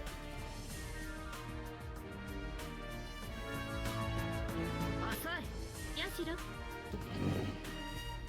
い、約 0.72 ジュールです。はい、よくできました。ヤシロの賢さを再確認したところで続けてちょうだい。はい。Then why did you call on me to remind everyone how dumb I ルール am? の詳細は後に送りますが、当然のことながら撃たれれば弾が体に当たります。一定の距離以上で当たったのであれば、露出した素肌であっても輪ゴムで弾かれた程度の痛みで済みますが、至近距離で被弾した場合、部位によっては腫れや内出血を起こすケースもありえますし、目に当たれば失明の可能性もゼロではありません。当然専用のゴーグルや服を着用して行う限り安全であり、例に挙げたような事態には至りませんが、負傷の可能性や多少であれ痛みを伴うという事実によって競技者に一定の恐怖感や緊張感を与えることが可能となります。なるほど、そういうことか。What do you mean? 突拍子もないお話だと思っておりましたが、理にはかなっているようです。光月教諭のお考え、理解も納得もできる。 Seriously? 今年の球技大会の目的は、競技者が自分と他人の本質を認識すること、その上でチームワークを強化することです。また教師側にとっては、個々の学生に対する評価が現実に合致しているかを再確認するという目的もあります。では順番にご説明します。まず、ちょっと待って。三剣姉妹、あんたたち今私の考えが読めたようなこと言ったわね。恐れながら。じゃあちょっと言ってみなさい。正解かどうか確かめてあげるわ。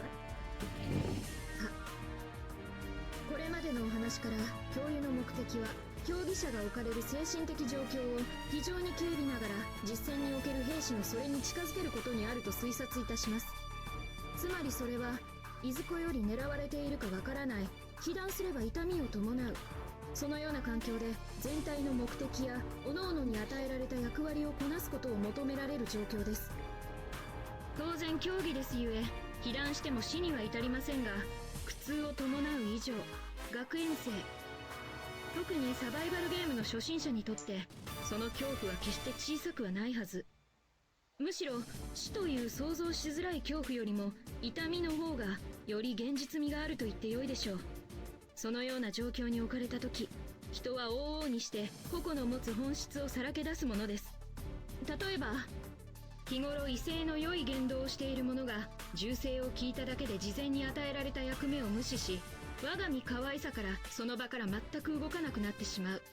逆に日頃従順な者が命令を無視して独断専行し、それなりの結果を出すといった具合です。おそらくほとんどの競技参加者がこたびの球技大会において初めて斧が本質を自覚することになりましょう。はい、OK。じゃあ続きはお姉さんにお願いしようかしら。承知いたしました。ではメイヤがご説明差し上げた内容を踏まえ、第2の目的であるチームワークの強化について考えます。するとそこには特に2つの意味が見えてまいります。一つは目的を遂行する上での協力体制ですが、これは団体競技一般に当てはまるいわゆるチームワークと基本的には相違ありません。ですが本競技では自らの意欲に反して本能的にそれが抑制されてしまうという特殊な状況が容易に発生します。おじけづいて動けない塔はその典型でありますが、それに際し周囲や全体がどのように補助するかが非常に重要なポイントと言えるでしょう。これまでの相互理解とその上での行動予測が必要とされ、逆に日頃そこまでの関係を築けていない場合、強制的にそれを求められることになります。いずれにせよ相互理解が深まる、すなわちこれがチームワーク強化という言葉の一つ目の意味です。もう一つはそれ以前、作戦立案時に起きる問題を解決するために求められる協力体制です。目的を達成するためには役割分担が不可欠です。そしてその中にはより危険な状況に身をさらすことが求められる役割もありましょう。ここで言う危険とは、すなわち被弾する可能性の高さを指していますが、それが苦痛を伴うということは全員が知っています。その際、役割を押し付け合うような状況ともなれば、その良し悪しはさておき、作戦の立案は困難であり、到底目的を達成することは不可能です。目的を達成するために個よりも全体を優先できるかどうかが試される状況であり、全体のために個を信頼するというチームワークが求められるということになります。はい、そこまで。さすが三剣ね。帝王学を触ってる人間はやっぱり違うわね。So when Yuko Sensei said they would be re-evaluating us based on how well we can adapt to risky situations, to see what happens when our true colors come out, I guess she wasn't just blowing smoke. I'm still convinced she's got something up her sleeve, but I suppose her logic makes sense, at least. これで理念についての説明は終わりよ。何か質問は？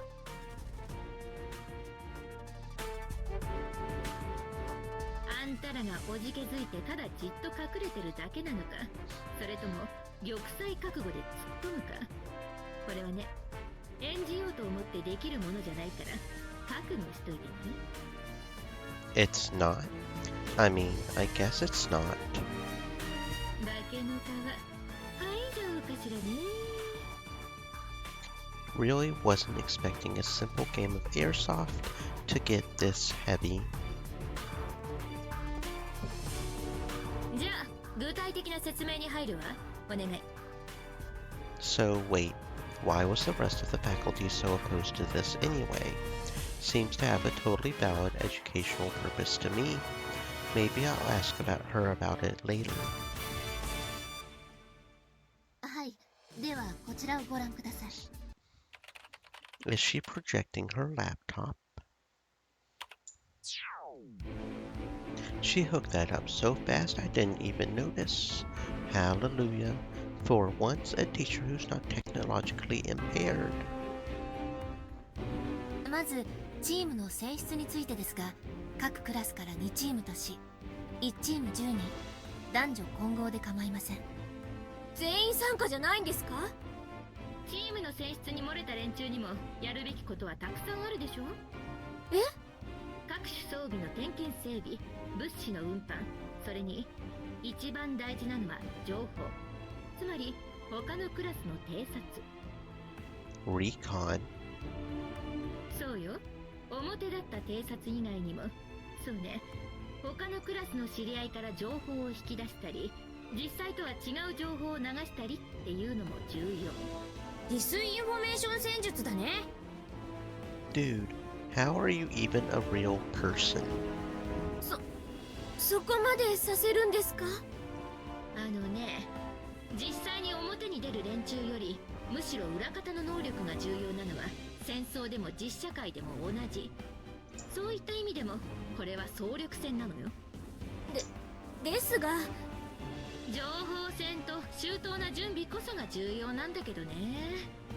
ほとんどの場合、戦いが始まった時にはもう決着がついているものなんだけど、どうやって選出するかはあんたたちが自分で決めなさい。それこそ B 組のチームワークでしょ。じゃ次。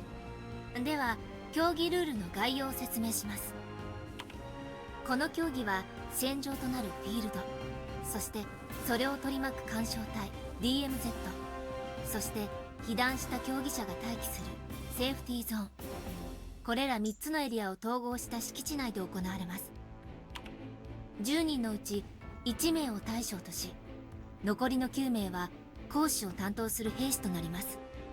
ゲームの開始後、フィールドから DMZ に出られるのは被弾者のみです。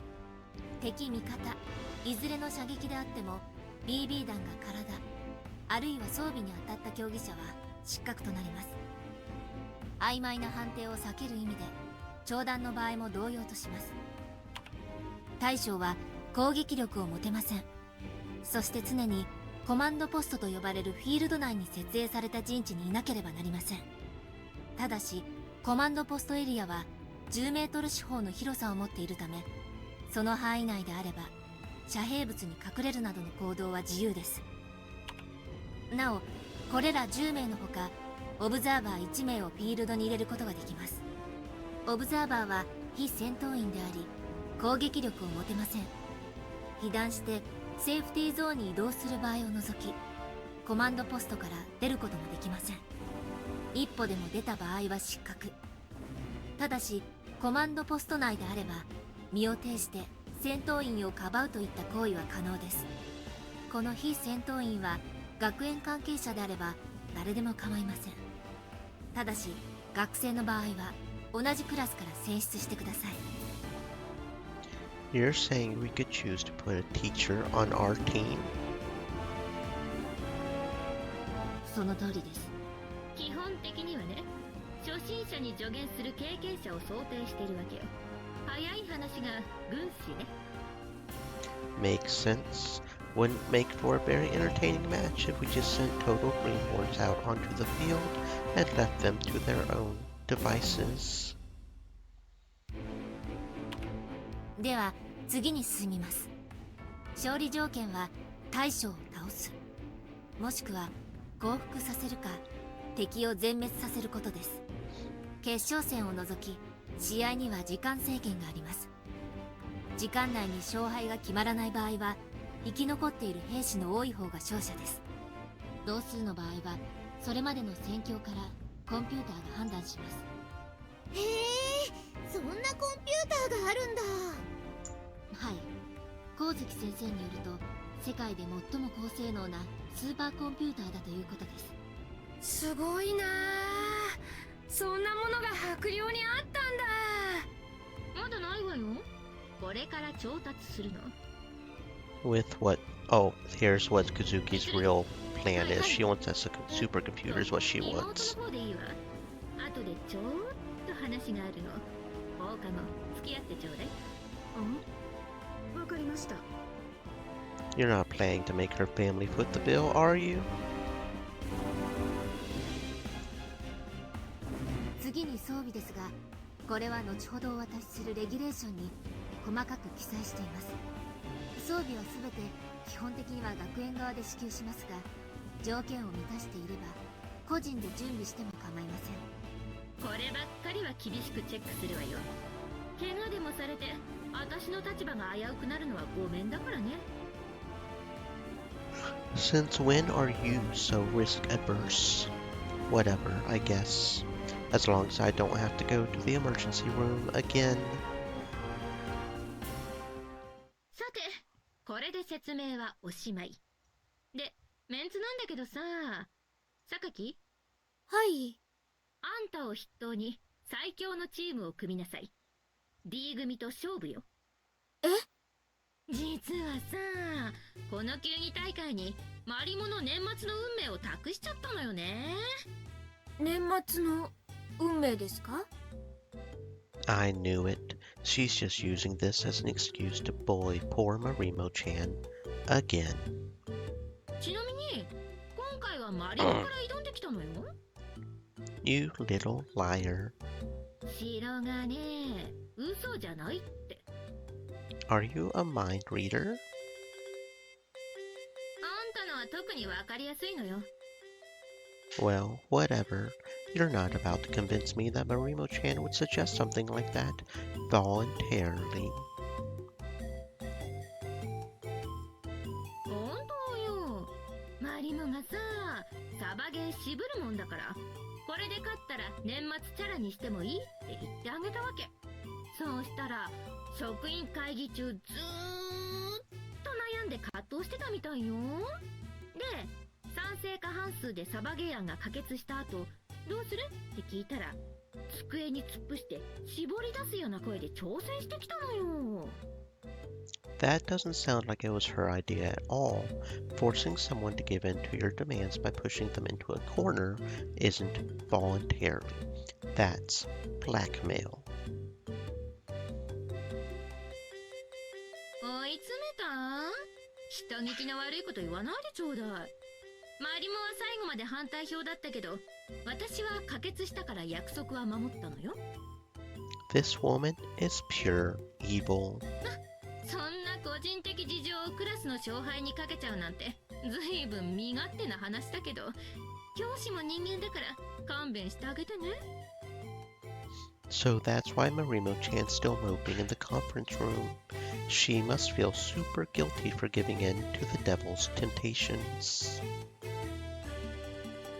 でね、とりあえず私としてはマリモの人望の厚さを確かめてみようかなーなんて思ったわけなんだけど、榊、どうする？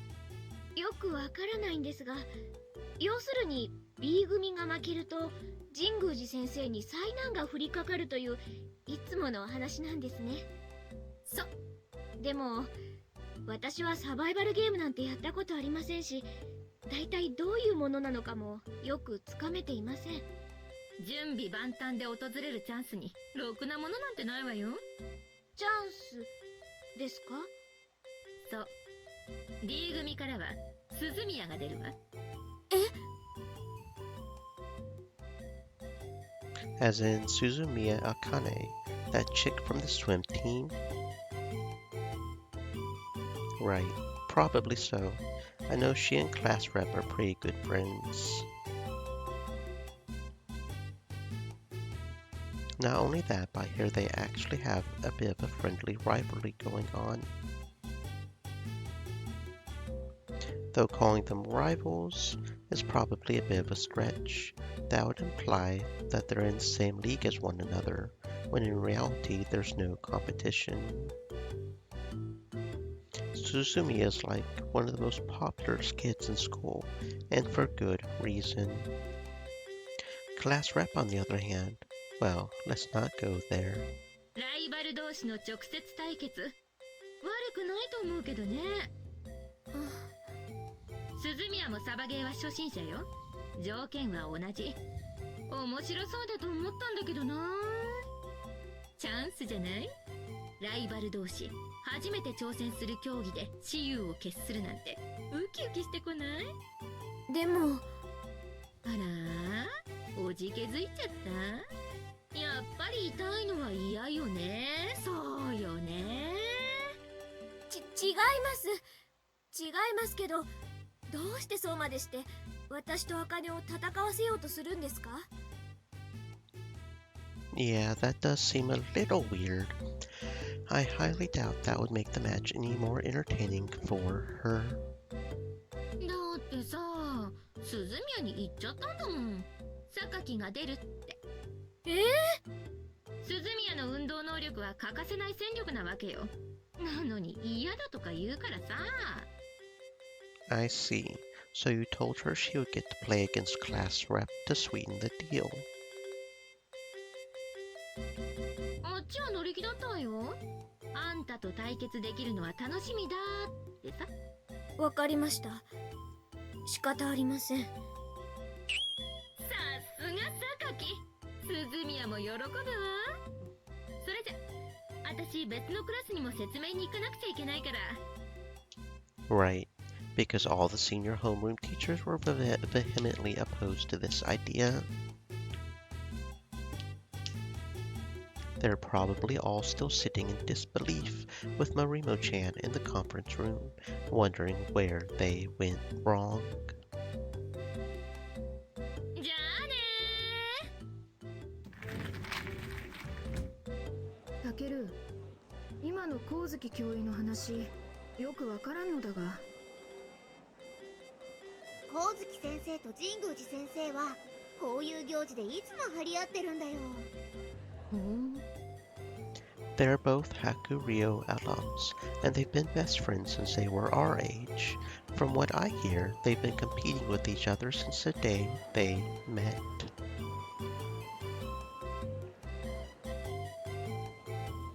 Not that Marimo-chan ever really has a choice in the matter.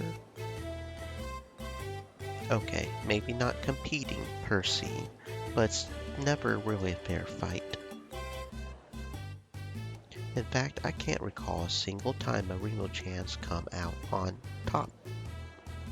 白秋祭も負けちゃったもんね。白秋祭？うちの文化祭のことだよ。They turned this last one into a competition of who could make the better booth. It was just a popularity contest, really. D 組は光月先生の水着撮影会なんか開いちゃってすごかったんだよ。男子が殺到して。Yeah, our little takoyaki stand never stood a chance against their cosplay cafe to begin with. But when I heard they were letting people take pictures with Yuko-sensei in that skimpy one piece, that's when I knew we were done for. I swear, that woman has no sense of restraint. 文化祭、模擬店、水着撮影会。全く想像に苦しむな。You and me both, sister. The swimsuit part, anyway. ではこたびの対決は教養2人の因縁を背負った代理構想というわけですね。A little less epic than that, but sure. して年末の運命とは一体。Pretty sure she was talking about... お願いだから負けないでね。When did you get here? 今回だけは言う。光月先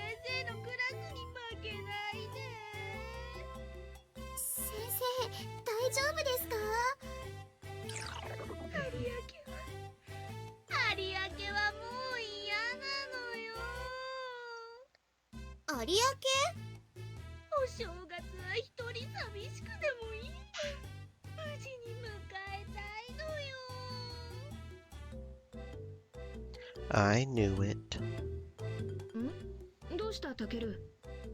白金くん、人として Don't worry, I wasn't going to tell them. Stay thirsty, my friends. She was going to make Hydrate. you cosplay at that big annual anime convention, wasn't she?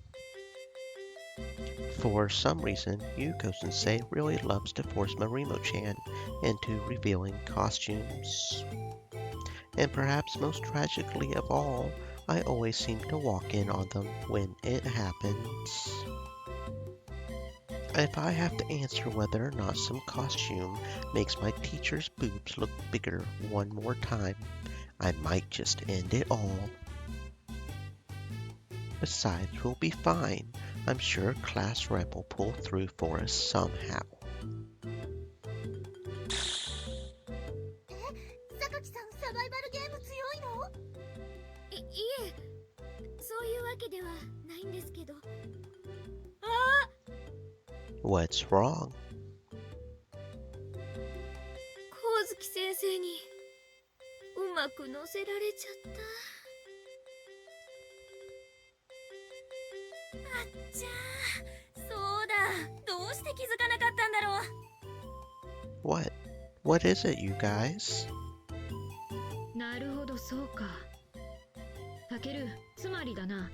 D 組に勝利することを最優先にするのなら、榊は出るべきではなかったのだ。And why's that?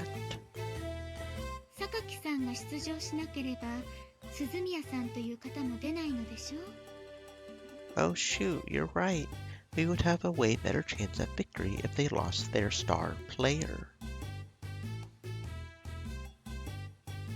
I get that class rep and Suzumiya want to compete, but their rivalry pales in comparison to Yuko Sensei and Marimo-chan's. There's a lot riding on this for them. 見事にしてやられたな。 We got swindled hard. 榊さん、大丈夫です。こうなったらもう負けられません。お願いね。じゃあメンバーの選出始めて。はい。 Wait, Marimo-chan. 勝ってやるからその呼ばれ方も甘んじて受け入れろってことかしら。 Sorry, Jinguji-sensei, I mean. Quick question. 何？ I heard there was a fair bit of disagreement among the teaching staff before you guys ultimately settled on airsoft.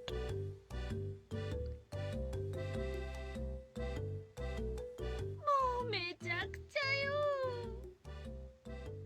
What surprises me, though, is that you never mentioned any of this before the emergency staff meeting. だってあんな話を受け入れる先生なんてほとんどいなかったんだもの。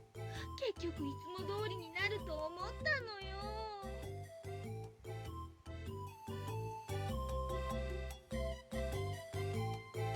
See, that's a little funny to me, because I don't really get why you would be so opposed to the idea. I mean, her plan seems to have a pretty solid educational basis, especially compared to previous years.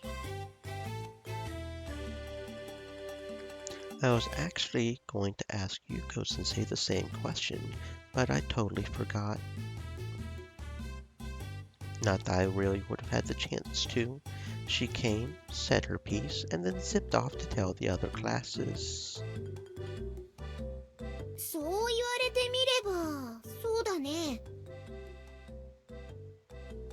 Right? そんなの当たり前よ。どうせ個人の本質がどうとかチームワークがどうとか言われたんでしょ。Yes. 嘘なの。全部嘘。でたらめ。口から手任せなのよ。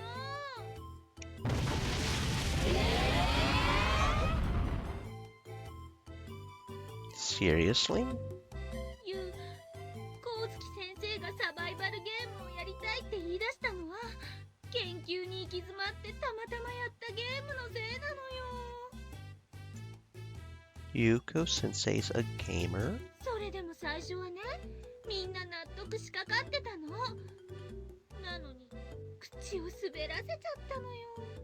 それでもうめちゃくちゃ。それでただでさえ雰囲気険悪になってるところに、そのゲームっていうのがプレスタ2のクソつまんない 3D ゲームなんて言うからもう。 For God's sake, way to fan the flames. That woman sure does love to stir up controversy, like some racist deadpan comedian. 彼女ある一線を越えるともう破滅的だから、握ってる弱みをちらつかせ始めたりして。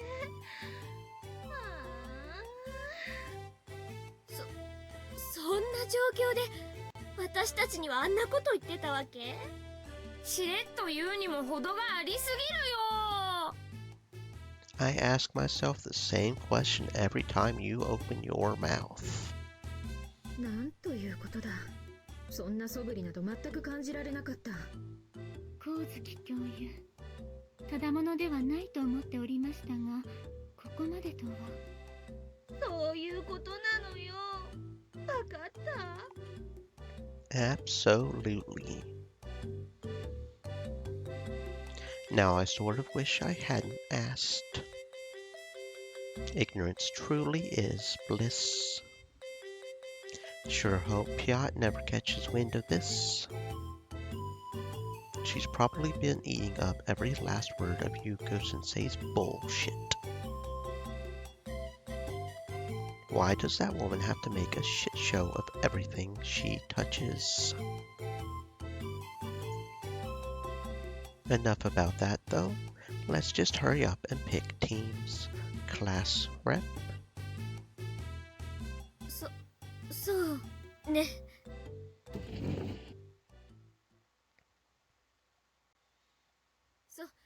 それでは今年の球技大会で行われるサバイバルゲームのメンバーを選出したいと思います。 Right, 9 soldiers and 1 general, plus 1 optional tactician. とりあえず立候補を募りましょうか。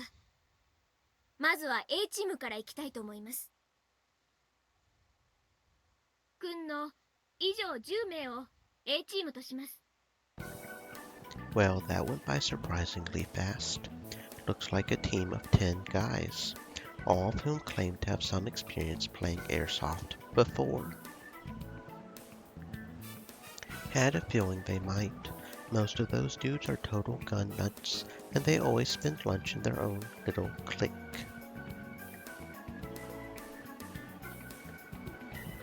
When they all shot up out of their seats to volunteer, though, you could almost feel the rest of the class's collective buttholes clench. Not that I blame them. I mean, these are the dudes who wear camo undershirts every day and love to go around showing off their dog tags to each other. I wouldn't be surprised if half of the kids here suspect them of plotting a school shooting.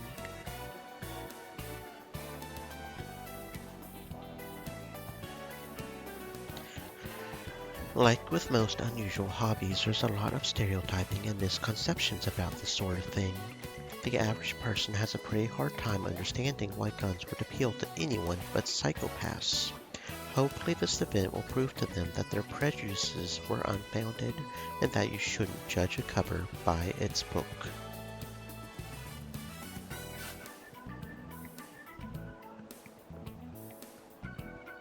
Yeah, not likely.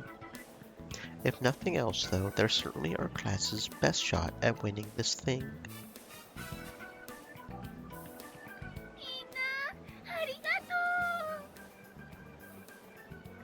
では引き続き B B チームを選抜します。こちらは私がすでに決定しているので、残りは9人です。Resisting the urge to ask why she didn't just join Team A.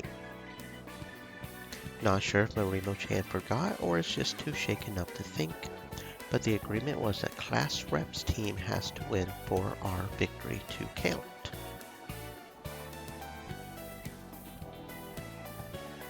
So if Team A's got all our star players, you would think she would want to join up with them to give Marimo-chan the best shot at winning the bet. I'll keep my mouth shut. Obviously, she's smart enough to realize that herself, and I can tell she really doesn't want me to point it out. I know Class Rep thinks I'm practically the devil, second only to Ayamine, but even I'm not cruel enough to throw her on a team with those testosterone-riddled maniacs. I mean, she is technically a girl, even if she doesn't act like one. That wouldn't be very gentlemanly of me. 誰か立候補はありませんか？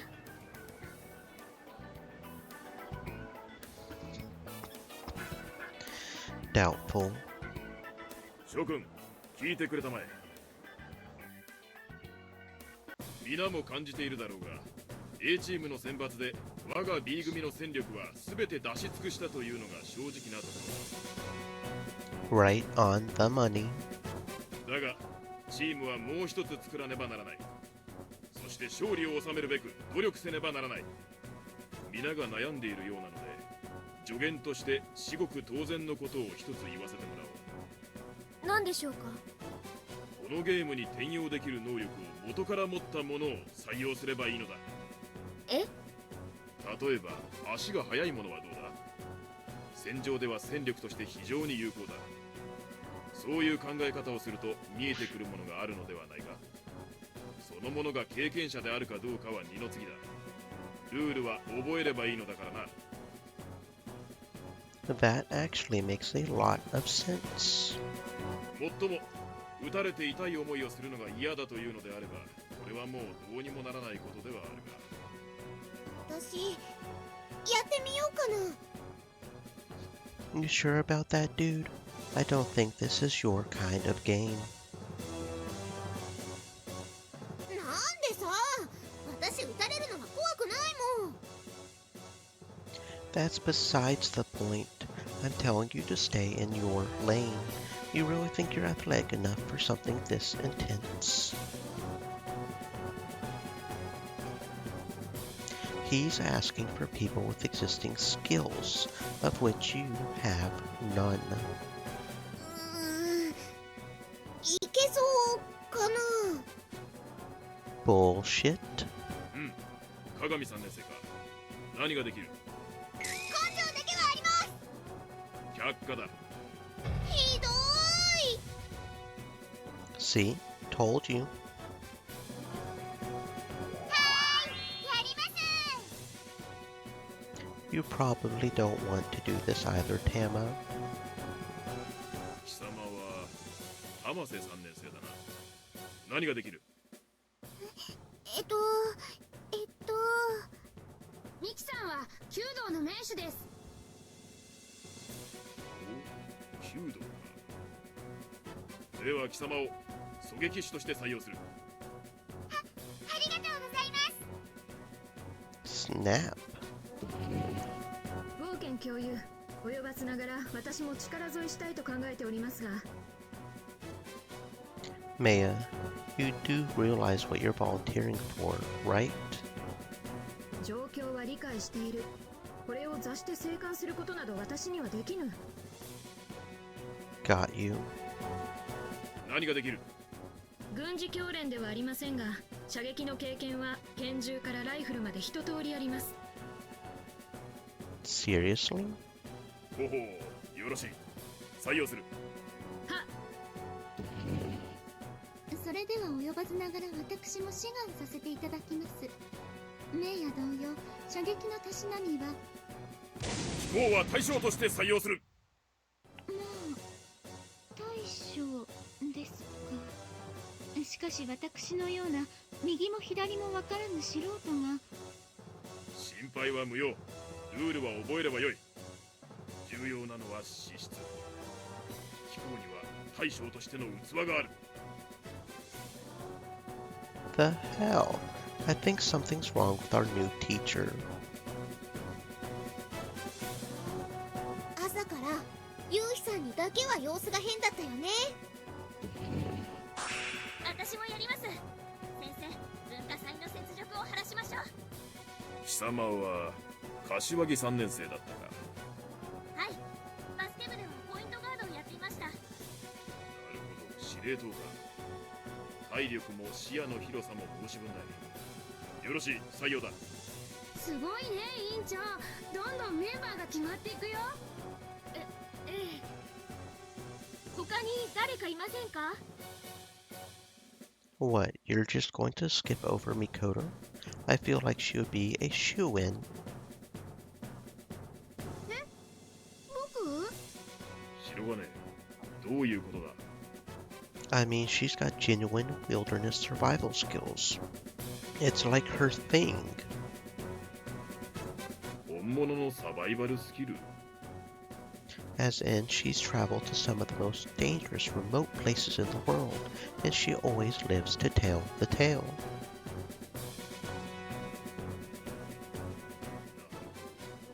生死がかかった状況での的確な判断に慣れているな。よし、採用する。はあ、僕なんかでよければ。あと4人です。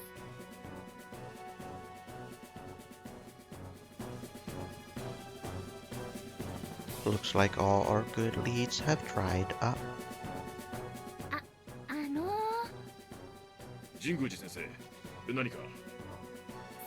そういうことなら綾峰さんなんかどうかしら。そのご意見は却下します。でもさ、ほら綾峰さん運動神経いいしね。ね。 Sensei is getting really desperate. This is kind of hard to watch. 榊さんも勝ちたいでしょ。協調性のかけらもない人が入ったら勝てる試合も勝てなくなります。綾峰さん、やってみない？ Well, she's not wrong about Ayamine being a great athlete. The cool, quiet types always seem to be secretly incredible at sports. It's a big trope. She would be a powerful asset to the team for her speed alone, like Mr. Walken said. What do you say, Ayamine? With you on board, we might actually have a shot at winning this thing. Not that I expect my words to get through to her. いいよ。何？やってほしいんじゃないの？ No, it definitely is. It's just not the answer I was expecting. Usually, you're not so easily persuaded. What convinced you this time? 白金にお願いされたから。マジで。 That's my line. Now stop trolling and tell me the reason. 戦場では何が起きても事故。 Of course, that's what it is. 綾峰さん、どうして私の方を見るのかしら。事故は誰にでも起きるもの。いいです。あなたこそ背中に気をつけなさいよ。 Friendly fire is not permissible. では、今の話はなかったことにして。いや、採用する。どういうことですか？言葉の通りだ。でもチームワークを乱すような人がいたら。勝利のために必要な人間であれば採用しない道理はない。それはそうですが。背中から撃たれるのが嫌なら綾峰3年生以上の能力を持てばいい。それは綾峰3年生も同じだ。榊3年生を狙いたければそれができるように努力しろ。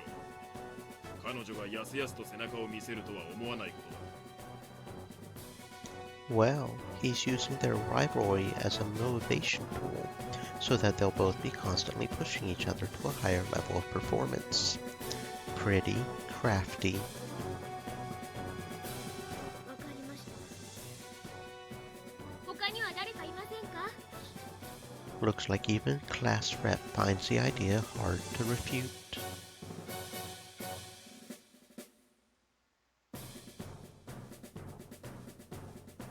So I guess this is it then.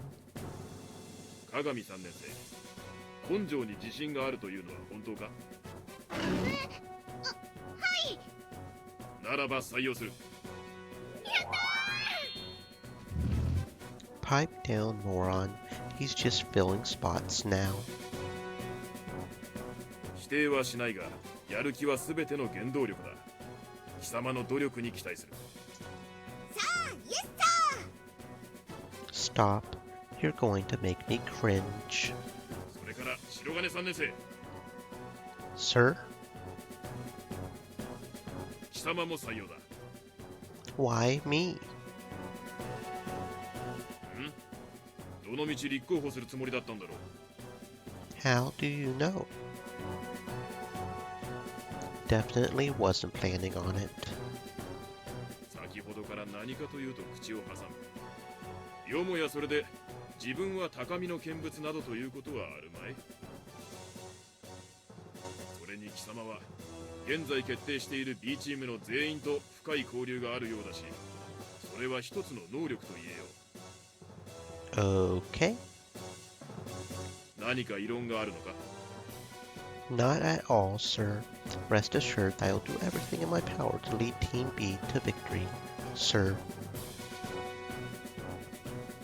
よろしい。イエーイ、墓穴掘り。 Shut your mouth. 残るはあと一人なのですが。何かしら、鏡さん。かすみちゃんがいいと思います。え、ヤシロさん？その理由は？かすみちゃんは可愛いので、みんな撃てないと思います。 Are you completely brain dead? She would be target number 1, if anything. そんなことないと思うけどな。それに一緒にやりたいもんね。私はせっかくここに転校してきたんだから、思い出はいっぱい作ってほしいんだ。スミカさん。よろしい、採用する。 Wait, for real? She would get slaughtered out there. いや、彼女はゲリラ戦向きだ。見るからに無力な者や弱い子供を撃つのは兵士であっても一瞬躊躇するものだ。特に今回は素人同士の戦い。鏡3年生の意見一理ある。 I don't know, man. I feel like the moment she steps out into the field, it'll be rabbit season.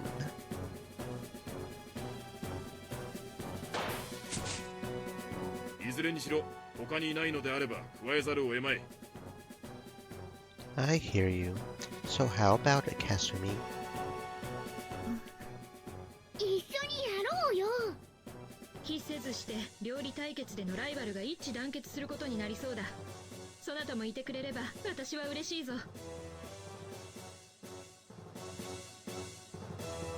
That's rich coming from the girl who almost got us all killed. やります。よっしゃー。それではこれで B チームのメンバーが決定しました。あとは軍師だっけ？そのことだが私に考えがある。何でしょうか？私が B チームの軍師になろう。先生、やっていただけるんですか？問題はないと思いますが。もちろんです。むしろ最適なぐらいですわ。 A チームに関しては現在考えていることがあるが、それは決まり次第追って連絡する。それでは全てが決定したということで、先生、何かありますか？リーフにだけは負けないで。私からはそれだけ。やる以上は勝ちに行く。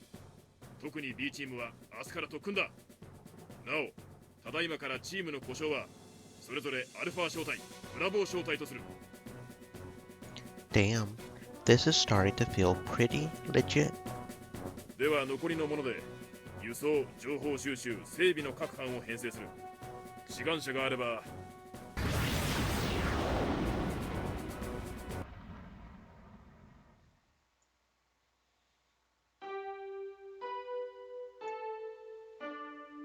明日からの特訓が楽しみだね。 I wouldn't be so excited if I were you. You'll learn very quickly that spunk's not going to get you very far on the battlefield. じゃあ根性も体力もないタケルちゃんは大変だ。 Excuse you? ないんですか？ Course I do. まあそう思うのは自由だから。 You little shit. でも特訓ってどんなことするのかな？ No idea, but I doubt it'll be anything too rough. そうですね。皆さん未経験者ですもの。 I could totally see him trying to put us through some grueling boot camp regimen and calling us maggots again. But I would like to think the school wouldn't let that fly.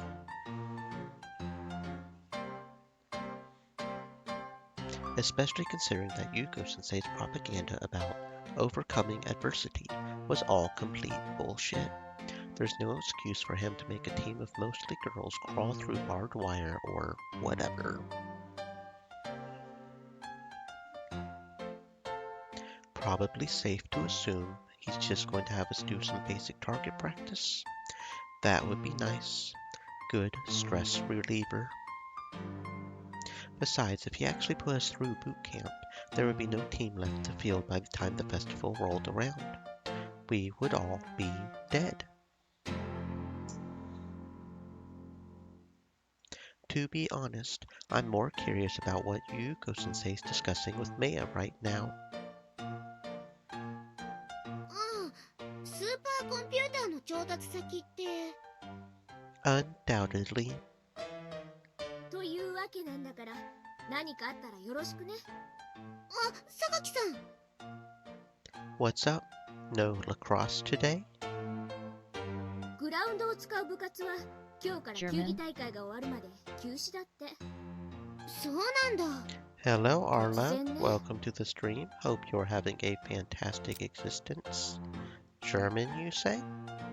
What's the question? Do I speak German? Is this a German stream? German sausages? We don't have any German sausages. I kind of would like one. That does sound good.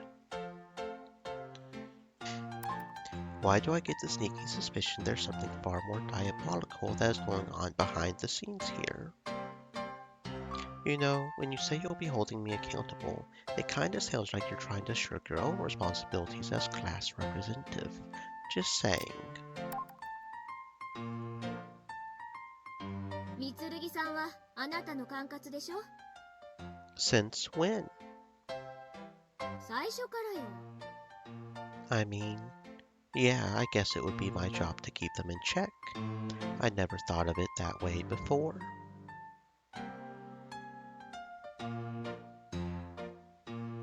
白々しいわよ。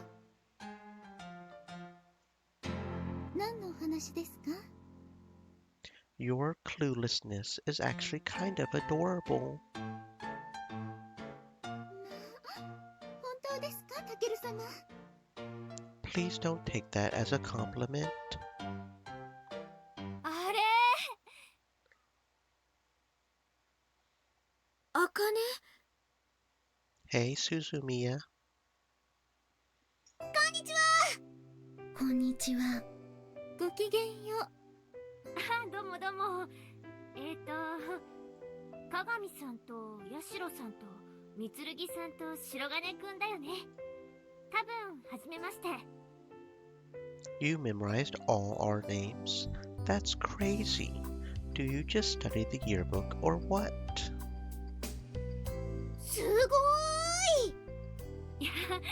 B 組は特別だと思うけど。And what's that supposed to hide? Can I help you? うん。いやー、白金くんって千鶴からいろいろ聞いていた通りだなと思って。あかね。Wait, how does she describe me? ろくでもないこととか、ろくでもないこととか、ろくでもないこととか。Hey. ろくでもなくないこととか。あかね。それより部活はどうしたのよ。これから行くけど、その前に光月先生に呼ばれてるんだよね。球技大会のことについてお話があるとかで。Really? Maybe you'll meet Maya while you're up there. いや、三剣の妹さんのことだよね。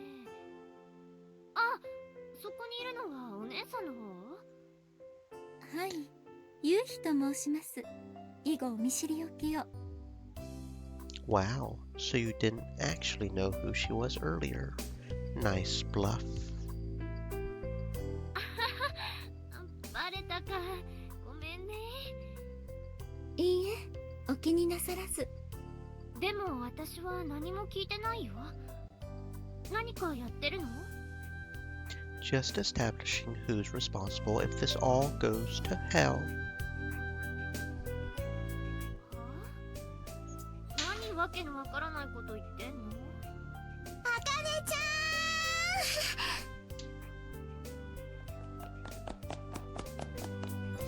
ゃん。あれ、どうしたの？副隊長としてはここは一緒に行くべきかと。なんだ、さっき誘ったらなんかブツブツ言って何も答えてくれないから嫌なのかと思っちゃったよ。そんなことないよ。So this is your team's deputy commander. Not sure I recognize her. 紹介しておくね。築地隊長。私と同じ A チーム。Nice to meet you. よろしく。よろしくお願いします。I wouldn't have pegged you for the run-in and gun-in type, honestly. 実際にもそうなんだけどね。なんか今回はすごく意気込んでてね。大丈夫です。あかねちゃんが負けるわけないですから。ごめんなさい。すみません。Well, enjoy having her running around like a ditz and blowing your cover.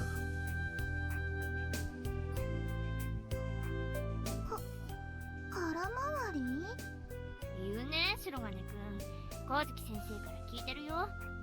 白金くんも出るんだよね。私たちも出るよ。知ってる。もちろん千鶴が同じチームだってこともね。To be fair, Sumika's just here to give us a handicap. ひどいな。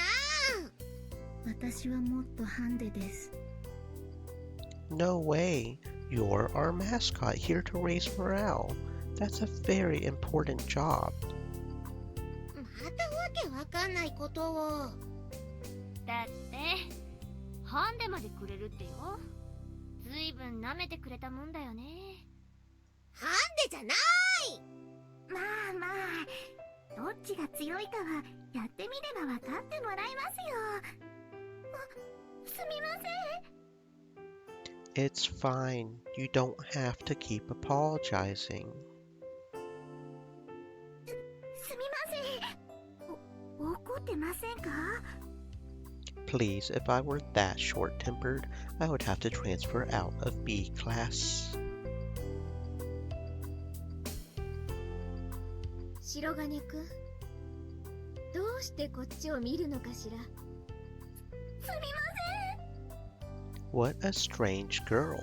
She seems so docile and yet every once in a while she says some super aggressive shit. Maybe she's just one of those no filter types. 鈴宮さん、そろそろ行きましょうか。光月先生がお待ちよ。あ、はい。じゃあ千鶴、勝負楽しみにしてるからね。望むところよ。じゃあみんなまたね。では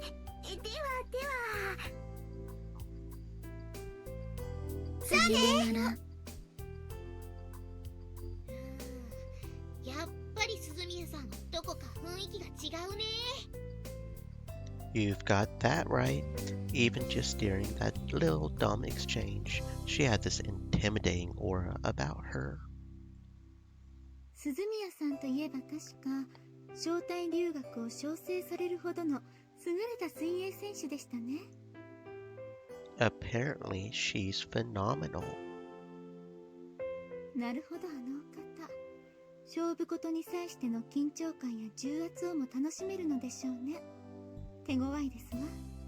さすが三剣さん、鋭いわね。茜の精神力は並じゃない。特にここ一番の集中力はね。なるほど。あのお方、いずれ近い将来世界に名を馳せる日が来るやもしれませんね。そうね。少なくとも私はそう信じているわ。Then we'll just have to put a big black stain on her perfect record. We'll go down in history as the kids who bested the world-famous Suzumiya. たけるちゃん、ほんと人間が小さいね。Excuse me? You're one to talk, you little...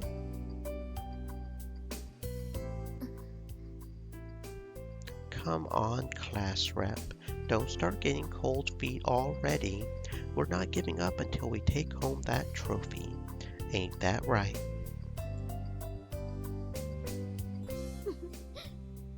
そうね。頑張りましょうね。はい。Don't get too excited. Handicap. 何よ。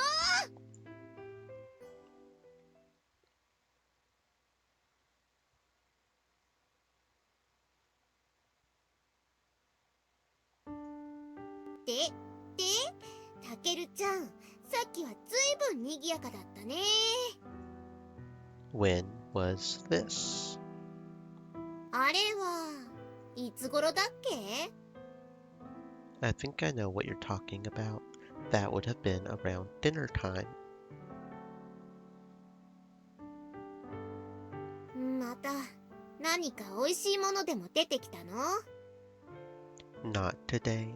We had a pretty simple dinner tonight. Started things off with some frozen pilaf for the main course, and...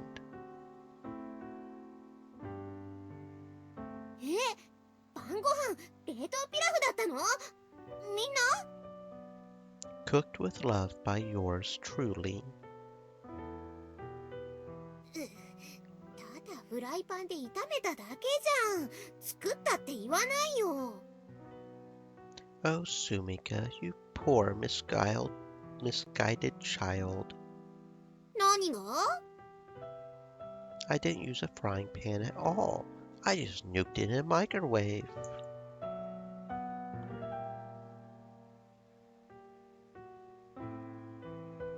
Don't look at me like that. That's a perfectly respectable way. It is a perfectly respectable way to make food.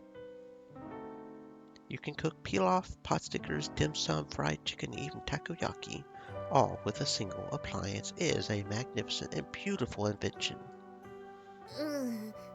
まあ考え方は人それぞれだから。 Don't judge. Who has the time to cook from scratch in this day and age? Are you saying 90% of mothers worldwide aren't trying hard enough? いくらなんでもそこまでひどくないと思うよ。私のお母さんも相当手抜き屋だけど、今日はハンバーグだったもん。もちろん手作りだよ。That actually sounds super good. 私とかすみちゃんも手伝ったんだよ。ねはい。Kasumi too. Did it turn out well? はい、丸くしたんです。 How cute. You're such a good whittle helper. あのね、たけるちゃん。子供じゃないんだから、かすみちゃんだってそのぐらい普通にできるよ。Yeah, you're right. My bad. I'm really not trying to baby talk her. Honest, she just has this air of timid clumsiness about her that's really endearing. Which is why I always feel like giving her a gold star whenever she accomplishes something without incident. ちょっと苦労しました。 You poor whittle thing. I guess you probably don't cook for yourself all that often, do you? はい、一回もしたことありません。 Not even once. はい、でもね、かすみちゃんは一生懸命だから、きっとすぐ上手くなると思うな。That would require a cooking instructor who's actually worth a damn, not someone who will only teach her bad habits. 何さ、私だってちゃんと教えられるよ。Sure you can. I saw what she was doing at the cook-off pre-explosion, you know? She was just chopping up all the ingredients into giant chunks and dumping them into the pot. I can forgive the chunk size, given what she probably wasn't familiar with what a stir-fry bowl is supposed to be, but she didn't even peel the skin from any of the vegetables. Isn't that like cooking 101? Well, it depends on the vegetables, but especially onions. You definitely have to do that for onions. If that's the sort of shit Sumika's teaching her, then it's extremely rich that she thinks she's cut out to be a cooking instructor. But like potatoes, you don't have to necessarily. Carrots, you know, it does make them better if you ask me. But about what? どうして冷凍ピラフなの？そんなのみつるぎさんたちが食べるなんてちょっと考えられないんだけど。That. So the thing is, when we got home this afternoon, we were greeted at the door by Tsukuyomi-san, apologizing profusely. When I asked what for, she said that there had been a gas outage. Apparently there was a problem with the gas line that went undiagnosed during the reconstruction after last week's explosion and was only rediscovered early this afternoon. The gas had been working just fine until this morning, but I guess it suddenly gave out just before we got home, throwing the entire mansion into a panic. They had to dig up the pipelines and get an inspector out here, and so on and so forth. Kinda makes me wonder if that's why it blew up in the first place, actually, but okay. This also meant that most of the kitchen appliances would be out of commission for the night, which forced the culinary team to start brainstorming backup ideas for dinner this evening. When we got home, they were flouting the idea of having dinner flown in from the main Mitsurugi estate, but I told them that wouldn't be necessary.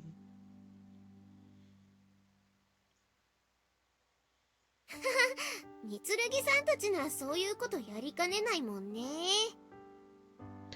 You don't understand. They were literally about to make the phone call when we arrived. I mean, it might seem totally normal to rich folk like them, but for people like us, that's like the biggest overreaction imaginable to a relatively minor emergency. それで俺に任せろみたいなこと言ったんだ。It's funny because they hadn't actually seen frozen food before, so they both gave me this totally incredulous look when I unboxed the meals and said we were going to eat them.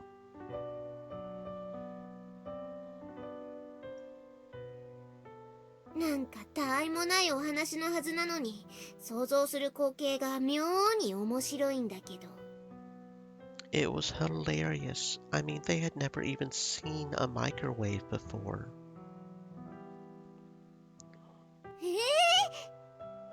Every time I opened the door and a warm meal came out, their jaws dropped. I felt like a time traveler showing cavemen some mystical future box that could materialize any food at the push of a button.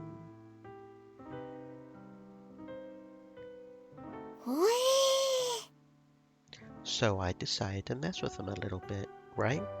I was like, so this is your average food teleportation device. It lets you order food and have it delivered instantly to your kitchen. Yuhi totally lost her shit.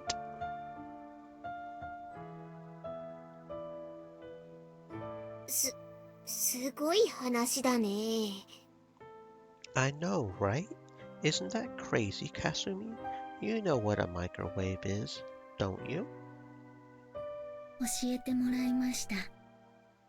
Do they not have them in Russia? I genuinely don't know. I would think they would do. そういうわけではないと思いますが。I got you. Home-cooked meals are a big family tradition there. I can respect that.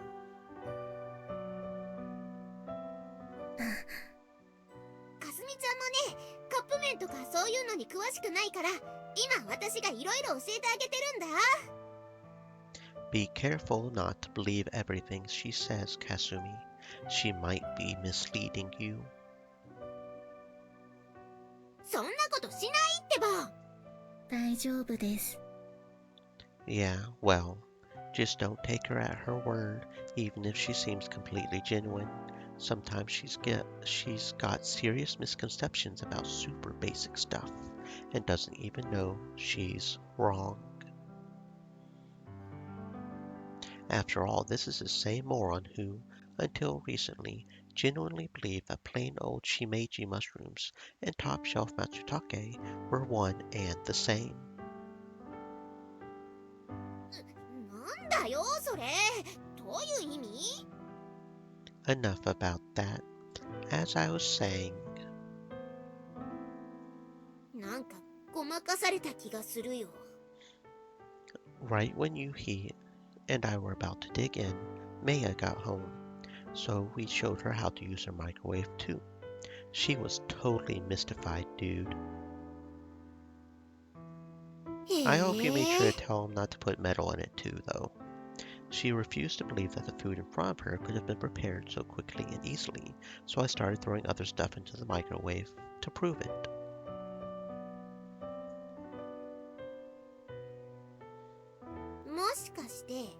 Saっき言ってたピラフと餃子とシューマイと唐揚げとたこ焼きって全部今日の晩ご飯？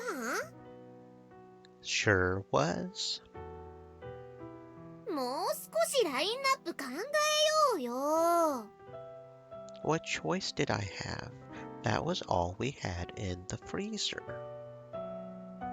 で、結局それ食べたんだよね。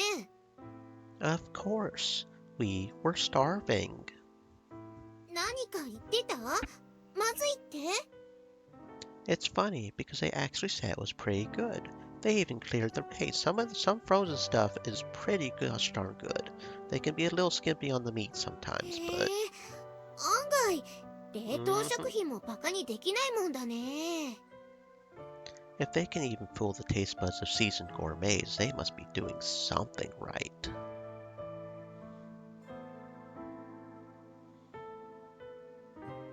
These days, even cup noodles have brand deals with famous restaurant chains, claiming to recreate expensive dishes at a fraction of the price. Wouldn't be surprised if TV dinners are also starting to move in that direction.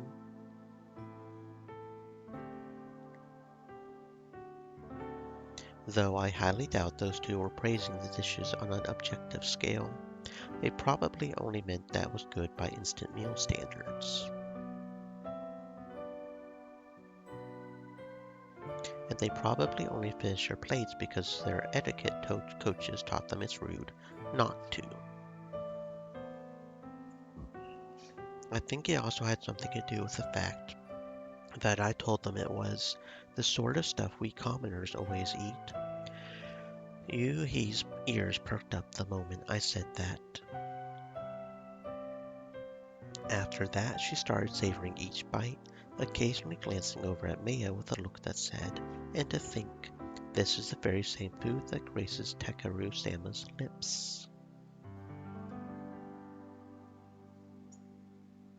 Let's just keep that part to ourselves, though. If I mentioned it to Sumika, she would throw another conniption fit. タケルちゃんってば、聞いてるの？ My bad. What were you saying? もう結局優子先生はみつるぎさんからすごいコンピューターを借りることができたのかって聞いたんだよ。 I guess Sumika was wondering about that too. So apparently, Maya came up with an even better idea. もっといい提案？ Apparently, she said that her family had something that would prove even more useful for Yuko Sensei's purposes. で、そのもっといいものって何？ I don't know. She said I would have to wait and find out on the day of. ああ、もしかして昼休みの仕返しされちゃったんだ。 What? No way. Maya's not that conniving. I could sorta imagine Yuhi doing something like that, though. わかんないよ。みつるぎさんたちは頭も記憶力もいいから。 I mean, sure. I guess it's possible. たけるちゃんのことは特に。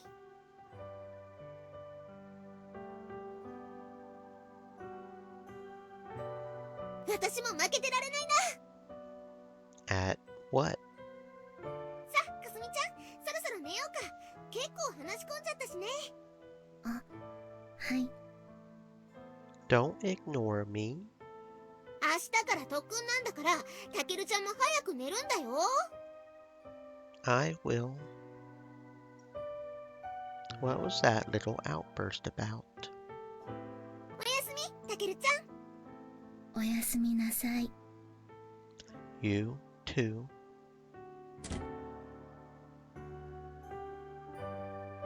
Well, that was odd. She's right, though. We really were talking for quite a while. Reckon it's about time I hit the hay, though I should probably set my alarm first. Who needs it? And not like I don't have 2 human alarm clocks already. Time for some shut-eye.「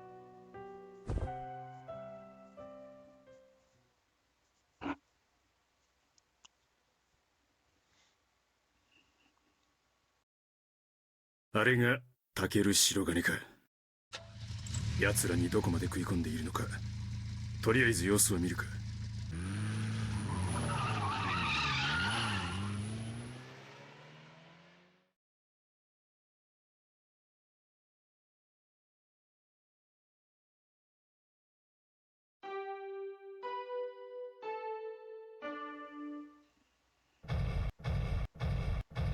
ブラボー小隊集合。 What the hell is this? どうした白金3年生。何か疑問でもあるのか？ You bet your ass I do. BDU と各種装備については先ほど説明しただろう。すべて三剣財閥の全面的協力による。 That's not what I'm worried about. I'm more concerned about this. Where the hell did this gigantic shooting range come from? Could you guys please just let us have our little sports festival in peace? すごーい。向こうに的がいっぱいあるね。あそこまでどのぐらい離れてるんだろう。一番奥で、だいたい200メートルぐらいかな。一体どうやってこんなものを。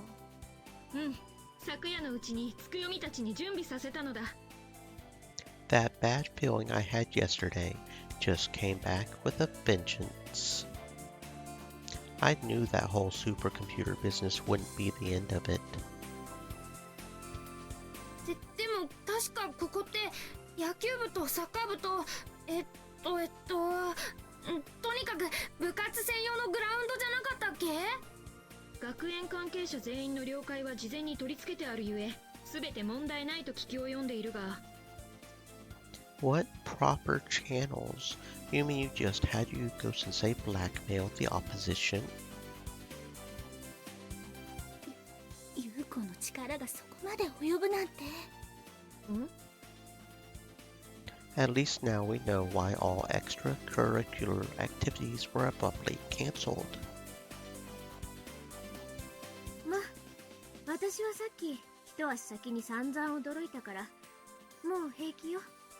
こりゃあ、球技大会が終わっても当分グラウンドは使えそうもないね。バスケが屋内競技でよかった。何か問題があるようだな。That's the understatement of the century. 皆さんご心配には及びません。大会が終わり次第現状回復できるよう万事抜かりなく取り計らっております。なお、グラウンドを使う部活動の代替施設と連絡用のシャトルバスもご用意させていただいておりますのでご安心ください。じゃあ思いっきり使っちゃっていいのかな。そのような話は初耳です。姉上、いつから関わっておられるのですか？ Damn it, Yuhi.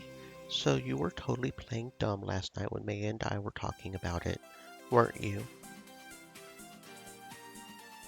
メイヤはあまり後先を考えませんからね。皆さんにご迷惑をかけないよう陰ながら見守らねばと思ってのことです。姉上、良いのですメイヤ。共に生を分かち合った兄弟として御剣に生を受けし者として助け合うのは当然なのですから。I can respect the sisterly love here, but why didn't you just stop her? You could have built an off-site faculty and prepared shuttles for this, you know. I'll never understand you two. この射撃場は3年生全クラスが時間交代で使用することになっている。時間は無駄にできんぞ。Just us? What about the freshmen and sophomores? 大学のグラウンドを借りるのよ。Don't tell me you did this to their field too. 無論だ。そちらについてもご心配なく、タケル様。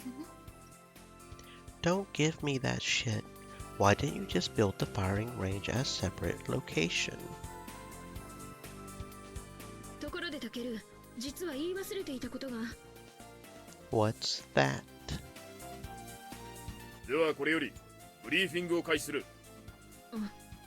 訓練が始まるようだ。後にしよう。Okay, I guess. 訓練を開始するにあたり、諸君には実際に使用する電動銃を渡す。だがその前に取り扱いの原則を説明しておく。I love having to study for my fun school festival. アルファ小隊に比べ貴様たちは遅れをとっているのが事実だ。早急に頭に叩き込め。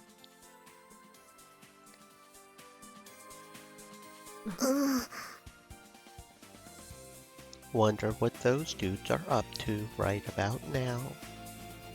まずフィールドに入るまで絶対にやってはいけないことを教える。弾の有無にかかわらず銃口を人に向けないこと。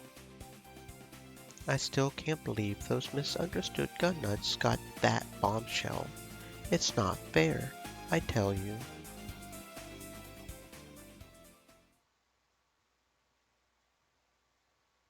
アルファ小隊の軍師をやっていただくテスレフ先生だ。イルマ・テスレフよ。フィンランドから赴任してきたの。よろしくね。 That's the second hottie to come out of this exchange program. I was just wondering what the other female teacher might look like. Who would have guessed we would get another hot blonde with a sexy bod? Wait, did you say she's Alpha Platoon's tactician? 何かしら？君、何か問題でもあるの？ No, but aren't you assigned to a different class? 私が副担任をしてる 2A は学生の経験者が軍師を担当してるから大丈夫よ。 Stay thirsty, my friends. I see. Hydrate. それにここの情報を私のクラスに流したりしないから安心していいわ。 Fair enough.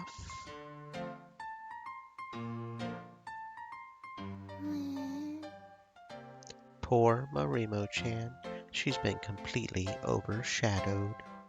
学生の自主性は重んじるべきだが、こと今回に限っては 2A が逃がした魚は大きいと言えよ。 She's a big one, all right. そうなんですか？フィンランドでは地政学上の問題から国民の国防意識が非常に高いらしくてな。昨日の放課後、彼女がこのユニークな学園行事をしきり感心していたのだ。そこで私が 3B の軍師を務めるという話をしたところ、自分もやればよかったと非常に悔しがったのだな。 So you invited her to play for our class, I'm guessing. その通りだ。彼女自身に軍歴自体はないが、民間国防訓練の経験やペイントボールのチームに所属していたことがあるそうだ。 Paintball?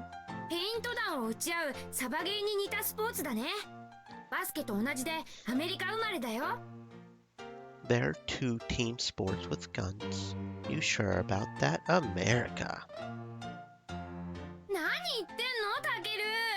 ワールドカップもあるくらいのメジャースポーツで世界的な競技人口はスノーボードより全然多いんだよ。 For real? 私も本国で何度か経験がある。軍師を買って出たのもそれがあったからに他ならない。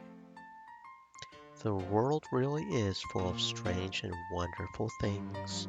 Makes me wonder what sort of stuff we consider normal here in Japan would seem totally bizarre to the rest of the world. Isn't the world just beautiful? Maybe there really is some value to this exchange program after all. アルファ小隊のみんな、狙うは優勝よ。私にいい思い出をちょうだい。俺はやるぜ。いいわね。やる気がみなぎってるわ。マガジンは装填しないこと。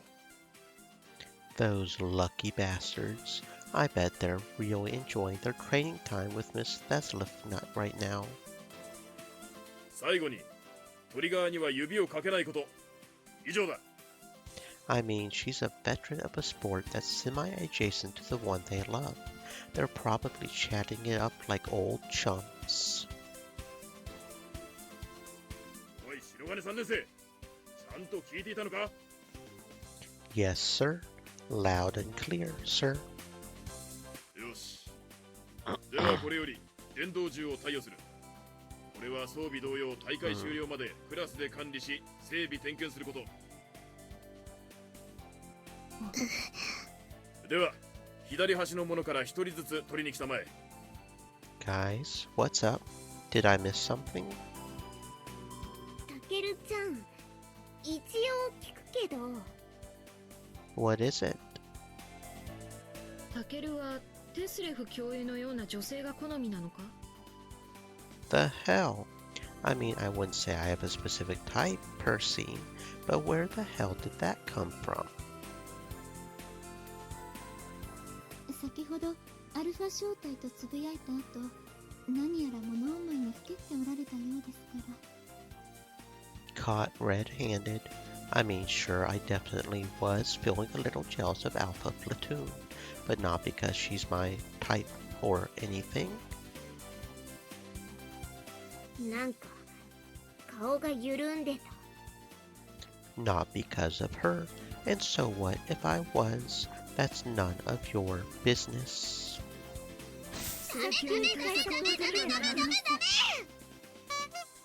What do you mean is to?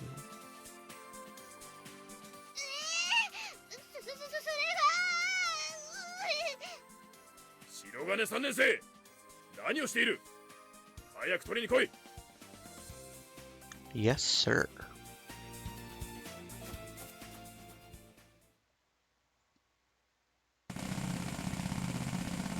打ち方はやめえ。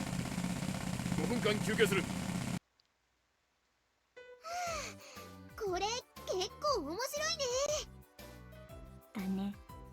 でもまだちょっと怖いです。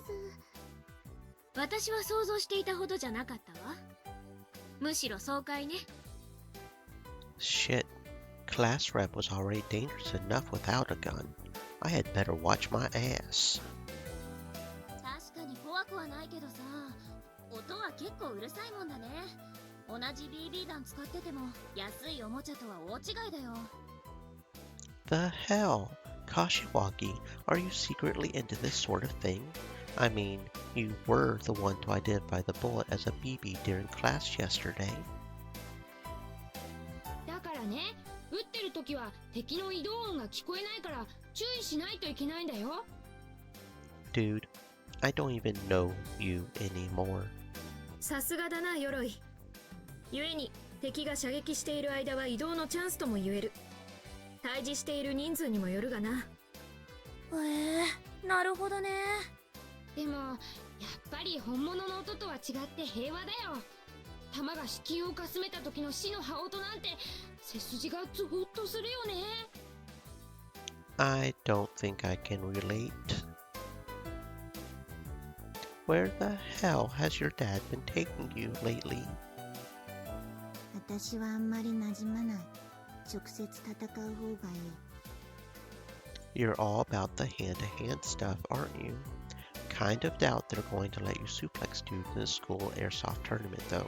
Hey, if all's fair in love and war, right? Yeah, I mean, assuming you can get close サバ enough ベに at ついて least. いろいろ調べてみたんだけど、ナイフアタックって言って相手に触って倒すやり方もあるらしいよ。 Really? でもね、実際は禁止してるチームも結構あるみたい。直接触るのって力具合によっては揉め事の原因になる場合があるからね。 Makes sense. If someone on the opposing team straight up tackled one of your guys, I could see a fight breaking out. Just do a hard kidney punch so they have to kneel over. Even if the tournament rules don't say anything about knife attacks, I think it's probably safe to assume they're off limits. Get those knives that don't actually stab and the blade goes into the handle and then it squirts blood. Do one of those things. Okay, maybe you could get away with it in that. You know, the Halloween props. Those things. Knife attacks. There would be hell to pay later, though. 銃を使わないで倒す方法でルールに書いてあったのは降伏勧告だね。 It's a way to give cornered players a safe way out without having to get shot at point blank range. そんなのもっとつまんない。 Come on. そういえばかすみちゃんとみきちゃん大丈夫？銃大きくない？ Now that you mention it, those things are like half as tall as they are. Does paint a pretty funny picture, though. でもこの銃って意外にコンパクトだし、どちらかといえば重さの方が問題なんじゃない？小隊の全員の体格差を考慮した電動銃を選定したつもりでしたが。 They're definitely lighter than I was expecting, that's for sure. They do look a little wonky, but they're actually pretty ergonomic and feel nice to aim and shoot. 私は大丈夫ですよ。弓を引くので鍛えてますし、この肩紐みたいなのもありますか玉瀬は狙撃を担当する。したがって伏せ撃ちや座り撃ちがメインとなるので問題はないはずだ。なるほど。動き回らないんだったら銃はある程度長い方が安定するし撃ちやすいよね。 How about you, Kasumi? Think you can handle it? Can you even shoot that thing properly? 引き金を引くだけならできています。であればそのまま慣れた方がいいだろう。実銃でもこの P90 は重量バランスに優れ取り回しが良いことが利点だ。確かに動き回るにはいいかも。無改造であればバレル長の差によるグルーピング以外形状に影響される性能差はほとんどないとのことだ。となれば機動性がものを言う。バレルグルーピング。バレルは銃の中にある弾を送り出す筒のことだよ。グルーピングは弾の散らばり具合。長い方がまとまるらしいけど電動銃も同じなんだね。なるほど。単純な物理の問題だわ。だから狙撃手の玉瀬はこの長い銃が最適なんですね。その通りだ。私走れません。良いのだヤシロ。そなたは走ることも狙撃も要求されていない。したがって同等の性能であればより小さな銃を持つことが道理なのだ。はい、わかりました。Kasumi, you shouldn't just throw in the towel like that. How are you going to work off all those calories you eat if you never work out? Your metabolism's not going to last forever.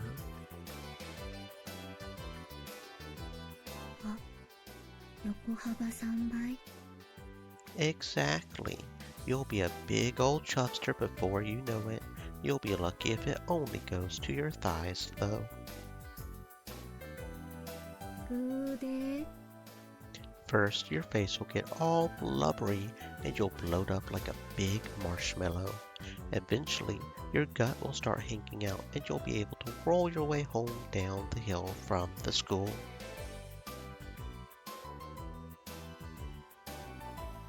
ヤシロさんはまん丸になったって可愛いよきっと。 I'm not sure if you should be encouraging that. 腕は嫌です。 Right? No one does, which is why you should seize this opportunity to start getting more exercise in your life. Work it off. Work it off. タケルちゃんもね。 I beg your pardon? そういうタケルちゃんだって口ばっかりじゃなくてもっと運動しないと後で困ると思うよ。 Says the girl who always beats my body into shape whether I consent or not. その私が言ってるんだよ。 I was just making a joke. You didn't have to get all weirdly serious on me. タケルちゃん最近お腹のあたりがやばいんじゃない？グーパンチするたびにぷよぷよしてるよ。 What? For 不要リス real? ト降臨。 Shut up. Is it really that bad? バカ、お腹つまんだりしないでよ。みっともない。こんな厚手の服の上からわかるんだったらもう末期だね。タケル、そなたの外見がどうあれ私の思いは微動だにしないが、必要とあらばいつでも対策を講じるゆえ言うがよいぞ。どのようなお姿になろうと私はタケル様をお慕いいたしますが。 Cool. Thanks.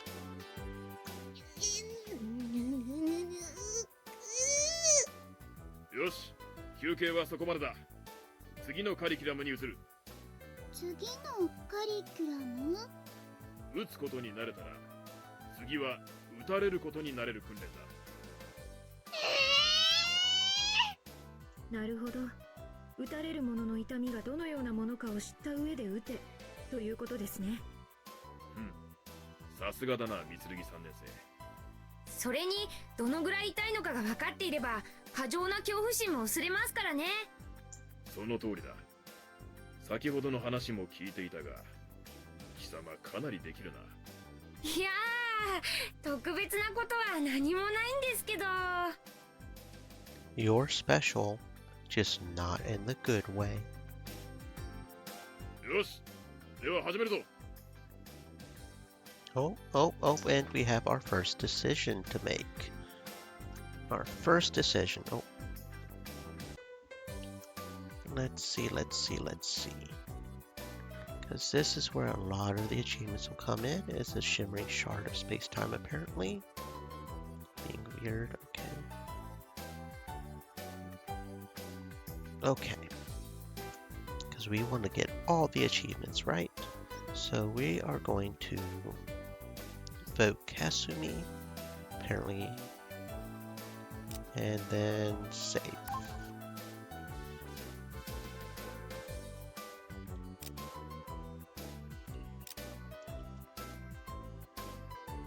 Why does it say okay? Because that's a little weird, but okay. I vote Kasumi.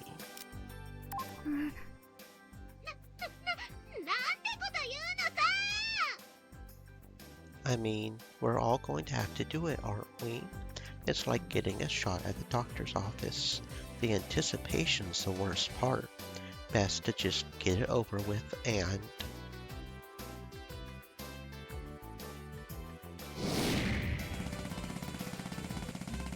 Knock it off, you moron!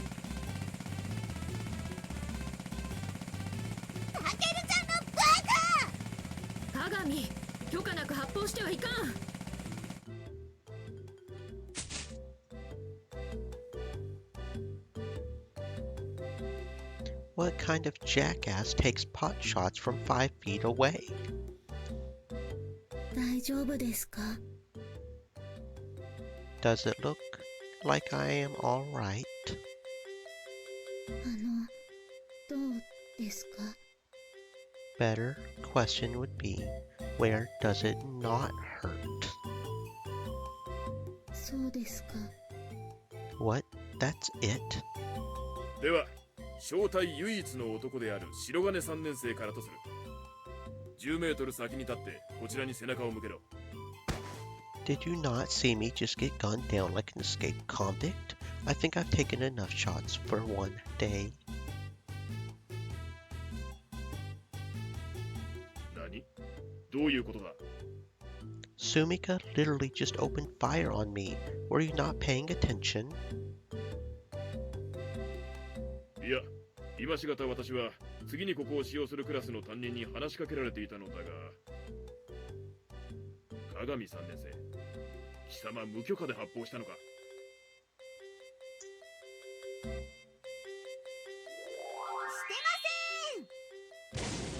Don't lie, you little shit. Arimo-chan, you've got to bail me out of this.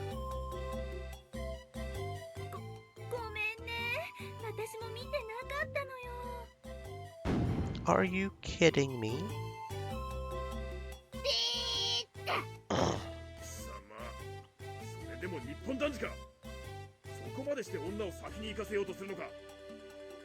I'm innocent, I tell you. さっさとそこに立て。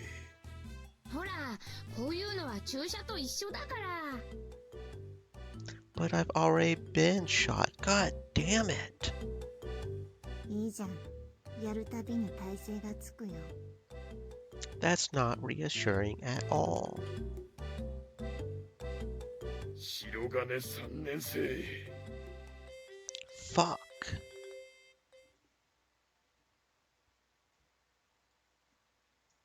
There, is that far enough? よし。では。全員撃てー！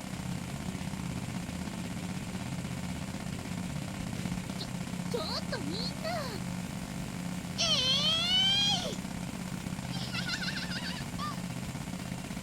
やめろ！撃ち方やめ！これは楽しいかも。Knock it off, you guys. Stop. やめろ。貴様らやめるんだ。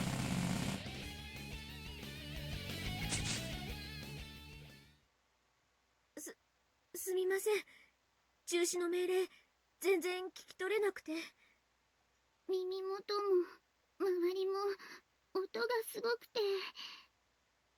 あなたたちの責任じゃないわ。気にしないでいいのよ。お見事。逃げ回る的に全断命中なんて、あんたたちなかなかの連動じゃない？光月先生、なんてことするんですか。あら？もともと撃つんじゃなかったの？いや、それはそうなのですが、一斉射撃を命じるつもりは。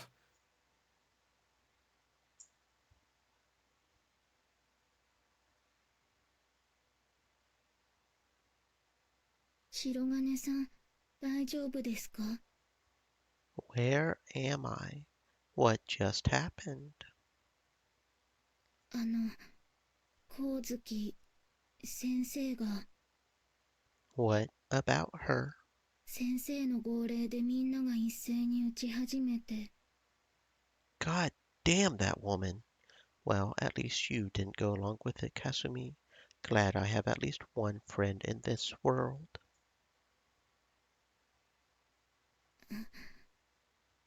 Don't tell me. ごめんなさい。私、撃ちました。Never mind, I guess. それにしても、まあだるっこしいことしてるわね。この時期に基礎の基礎？ Damn it, you guys. たけるちゃん、大丈夫？ Do I look okay? If they had only been aiming for my back, it would have been fine, but they kept shooting me in the back of my head and between the legs. Do you guys have any idea how much that shit hurts?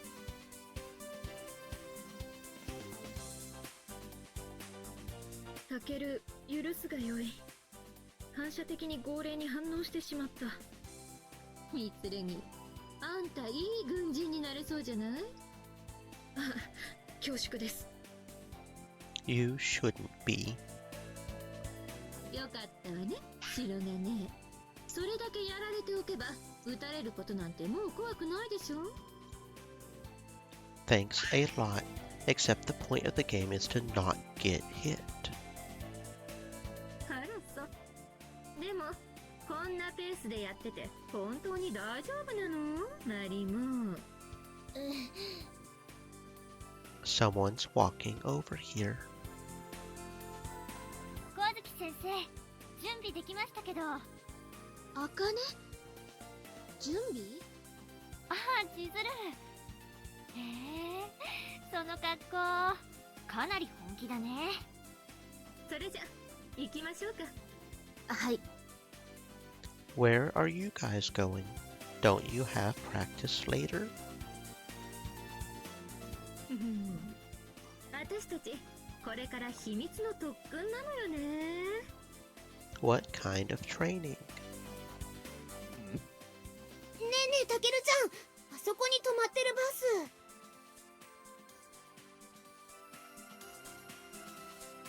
さあ、行くわよ。いざ、サバゲー虎の穴へ。お待ちください、光月先生。優香先生、ノリノリだね。ねえ、どこ行くわけ？それがさ、私もよくわかんないんだよね。今日から毎日放課後はサバゲー虎の穴に行くからって、それしか聞いてない。Is that what she called you up to her office to talk about yesterday? あ、うん、そう。And that's your shuttle? そうなんだって。ほんと、どこまで連れて行かれるんだろう。あかねちゃん、もう出発するよ。光月先生、あかねちゃんが遅い遅いって言ってる。わかった、今行く。じゃあみんなも頑張って。You too. 気をつけて。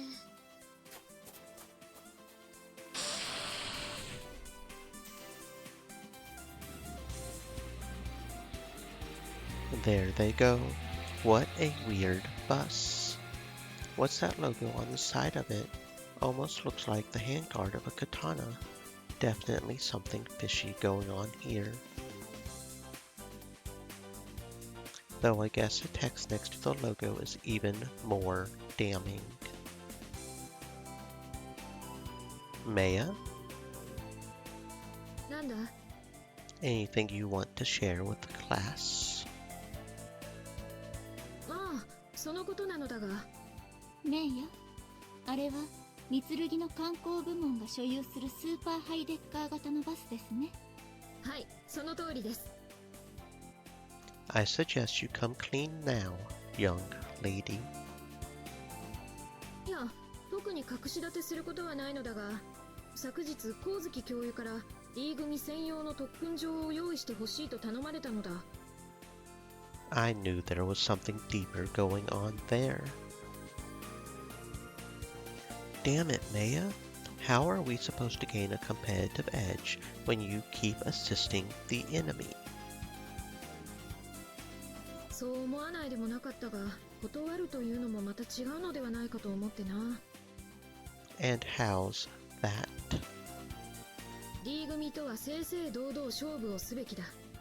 確かに敵である以上、私から援助を申し出る道理はないが、打診されれば答えるべきであろう。Haven't you ever heard of all's fair in love and war? 何故それを今まで黙っていたのですか？ You mean Tweedledum didn't know about this either? 秘密の特訓場というのは光月教諭がそう申しているだけです、姉上。You don't say. 特訓開始前、私がそなたに伝えようとしていたのはまさにこのことだったのだが。Was that what you were about to say? 話すのが遅れたことで不都合があったのであれば詫びを。許すがよいぞ。I just jumped to conclusions, that's all. Sorry for suspecting you. よい。しかし、予定では D 組の訓練は明日からだと聞いていたのだがな。そのことなのですが、メイヤ様、ユヒ様。おう、ちょうど良いところに。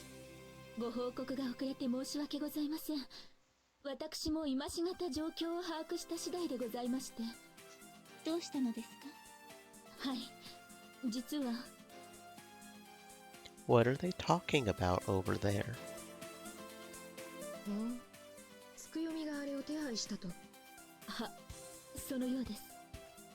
Why are you talking about Tsukuyomi-san in the third person? You're literally talking to her. なるほど、事情は分かった。ご苦労であった。下がってよいぞ。は。日程変更の経緯が判明した。光月教諭は本日早々に特訓場の候補地を見つけ、つくよみに打診してきたようだ。どうりで今日の昼いないと思ったら。 That lady works scarily fast when she set her mind on something. 結局光月先生がおっしゃった秘密の特訓とは何か分からずじまいか。I can't imagine that she would just volunteer that information. ところで、あのバスはどこに行ったの？この時間から行って帰ってこれる特訓場？どこにあるの？メイヤちゃんたち知ってる？ええ、マイルドクルー横幅の跡地だとか。Mild Blue Yokohama? 全天候型の屋内プールだったそうだな。今シーズン限りで潰れた。成も先生、どうしましたか？なんでもないの。別に古傷なんかえぐられてないからね。安心して。I don't remember the place being that scary. She must have had a seriously bad time there if the name alone elicits a knee-jerk reaction from her. Still, I can totally see why Yuko-sensei would want to repurpose it. Not only was that place massive, but it was like the indoor pool to end all indoor pools. There was a huge wave pool with a beach and umbrellas, tons of water slides, and a lazy river through this thick jungle. Oh? The building's still there, and I'm sure the water's all been drained, so I could definitely see it being some prime airsoft real estate, full of trenches and cover and all sorts of nooks and crannies. Damn it, why didn't we think of that? Obviously, no sane person would have thought to just waltz into an abandoned building and have a field day, but I should have realized that the Mitsurugi Financial Group could totally hook us up. And it's right in our backyard too. Damn it! They really outdid us this time. プールって何ですか? You've never heard of an indoor pool before?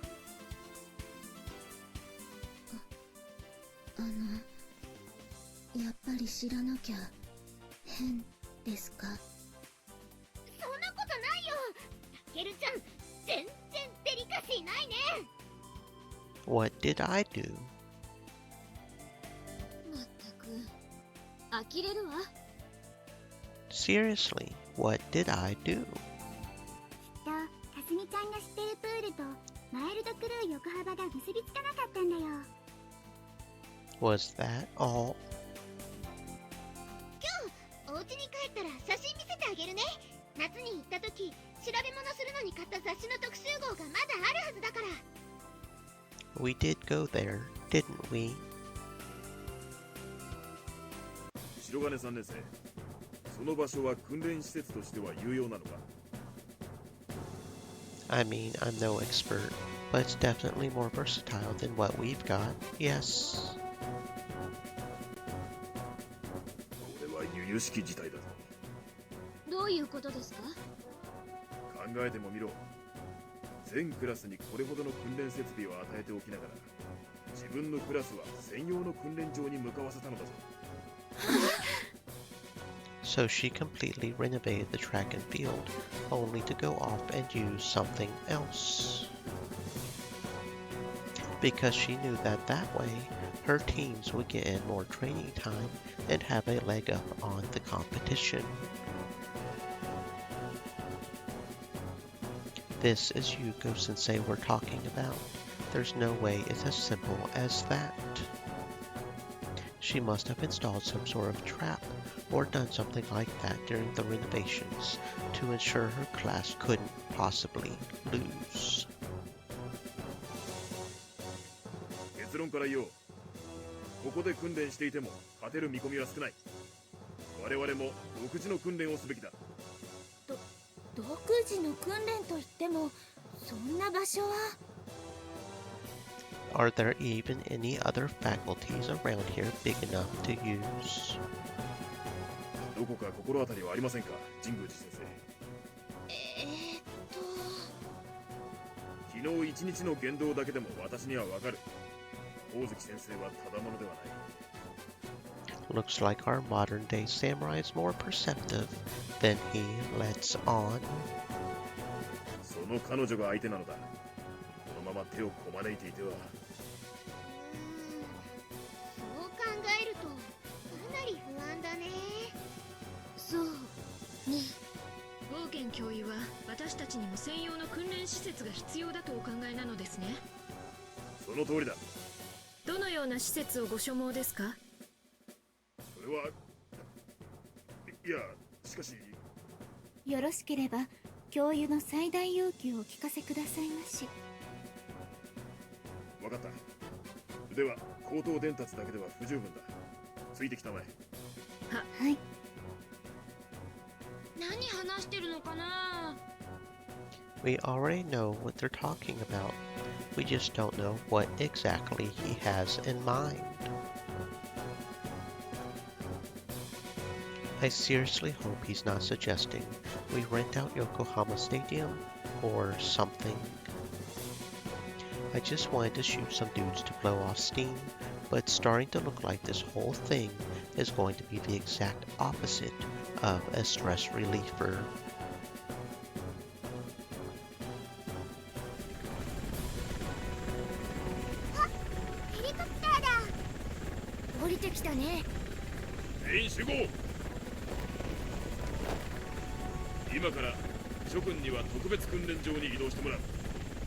It's already good to go?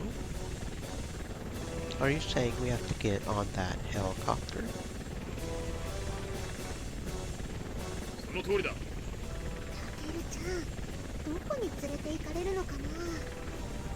Hell if I know. But if we have to take a helicopter, it can't be too close. Guess I can't talk shit about the other team for having their own shuttle bus anymore. 全員搭乗。神宮寺先生はアルファ小隊に合流し、後続のヘリに搭乗し訓練場へ向かうこと。以上。はい。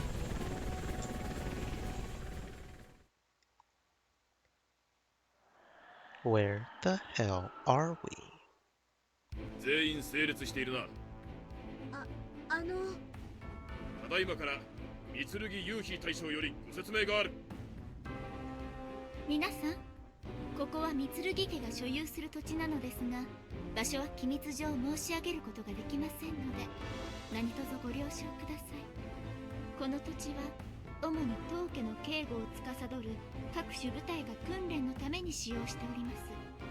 現在も山中では500人を超える各部隊所属の隊員たちが訓練に励んでおりますが、その一角を我が3年 B 組が使用することになります。すっごーい、本格的だね。今のは本物？無論だ。私たちに当たったりはしないわよね。ご心配には及びません。こう見えてもこの土地は大変高度な管理システムによって統括されております。我らに危険が及ぶようなエリアに彼らが立ち入ることはありませんし、それをなすことは不可能です。This is totally nuts. ホーケンズブートキャンプへようこそ。諸君の入隊を歓迎する。Boot camp. 球技大会までのたった10日間の集中エクササイズで貴様たちを一発の兵士に鍛え上げてやる。Friendly reminder that we're not actually soldiers, buddy. それはいいんですけど、もうすぐ日が暮れますが。心配は無用だ、柏木3年生。レイヤ様、準備ができました。ご苦労だった。では宿舎に移動するとしよう。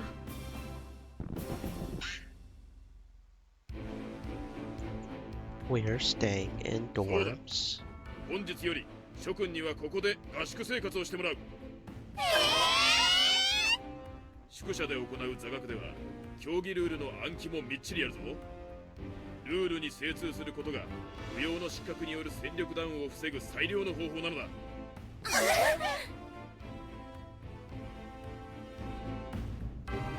Lectures? Seriously? I don't want to memorize no lame-ass rules. This sucks so hard. ちょっと、合宿って。必要な荷物は全てつくよみたちに届けさせた。生活環境に何の問題もない。だってそんなこと勝手に。ご安心ください。万事順調にかつ穏便に解決しております。What does that mean? はい、皆様の親御様には事情をお話しし、ご了承いただいております。でも僕の父さんは。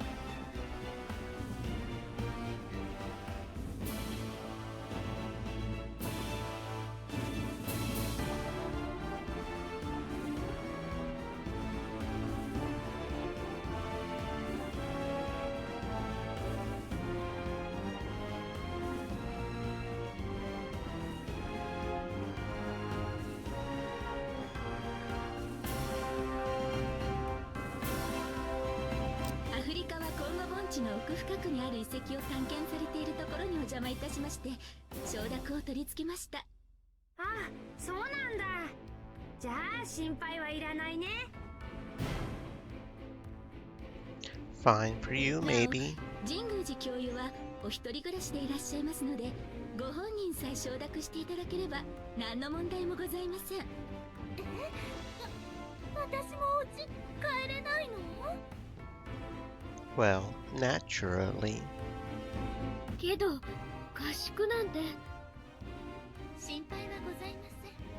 部屋は完全に個室です。また皆様のメンタル面を最大限に考慮いたしまして、内装は皆様のお部屋を再現しております。もちろん食事の世話も専属の料理人に行わせるので、栄養管理は万端。通学についても送迎ヘリを用いるゆえ、遅刻などは絶対にありえん。アナさんご苦労様。下がってよいですよ。は。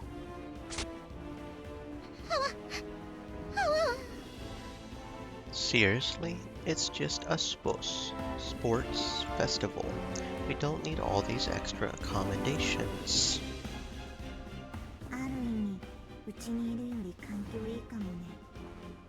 サバゲー一つで何なんだろう。どうした？早くついてこい。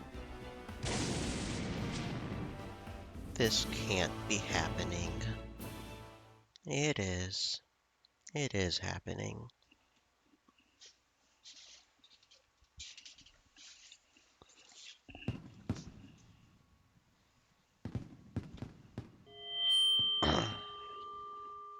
諸君は今、大いなる時代の幕開けに立ち会わんとしている。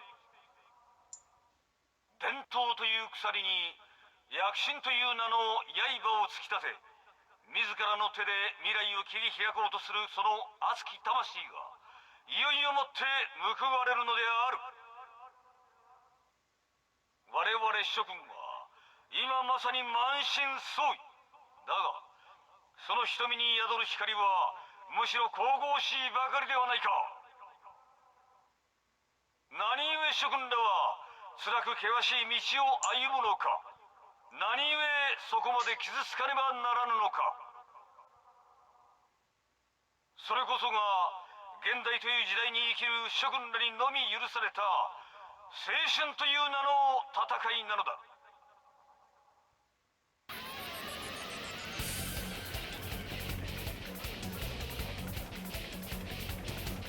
The day of reckoning has finally arrived. Look at those guys. They all look like they're ready to keel over. Where's that courageous twinkle in your eyes, comrades? Look alive. We can't throw in the towel before the battle's even begun. The past 10 days of training were like the boot camp from hell. Yes, we knocked on the gates of hell itself and lived to tell the tale. They subjected us to all manner of torture, such that I feared our suffering might never end. And yet, whenever I thought I couldn't take any more, my body miraculously grew numb to the pain. But that was no blessing. Why is that, you ask? Because that only told them it was time to ramp up the abuse. The only thing that kept us going was our mutual thirst for victory. They bred us into killing machines and scourged our foreheads with the mark of the beast, a scar that time will never heal. Though our struggle ends today, that alone will not purge the malady from our souls. No, the only thing that can redeem us now is victory. Fight. Kill. おーい、たけるちゃん。また意識がどこかに飛んでいるようだな。最近は一人物思いにふけられるこことが多いですわね。なんだか目の色が違うね。頭の中変な汁出てる、きっと。ま、なんだかんだ言ってたくせに一番感化されてたのは白金くんだもんね。昨日なんか私たちが泥水すすって生き続けたとかなんとかわけのわからないこと言ってたよ。ミキもそういうの聞きました。なんかね、ミキが大きな鉄砲を撃ってたみたいです。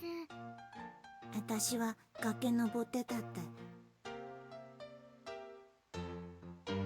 タケルの頭の中では我らは相当厳しい特訓を積んだことになっているようだな。まあ、妄想はさておき、あの合宿ももう終わっちゃったんだよね。ちょっぴり残念かな。結構楽しかったですよね。何より嬉しいのは、私たった10日間でウエストが4センチも細くなったよ。そうね、私もなんだかんだで体脂肪率が。諸君。 Good afternoon, Major Sir. 少佐貴様、何の冗談だ。すみません。タケルちゃん、今ちょっとあれなんで、あんまり気にしないでください。白金くん合宿の後半からちょっと変だったわよね。Don't worry about me, Sergeant. 軍曹？すまん、何か動きがあったようだ。様子を見てくる。つくよみ。はっ。すまんがタケルを落ち着かせてやってくれ。承知いたしました。神よ、巴、エリス。わかりました。行くよ、二人とも。スーパー無限起動流。あちゅー。ほわちゃん。大切な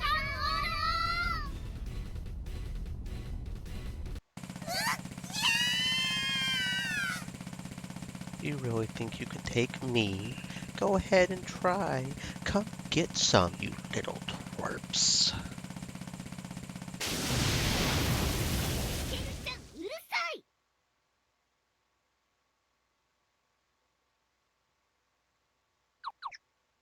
Where am I? よかった。落ち着いたようだな。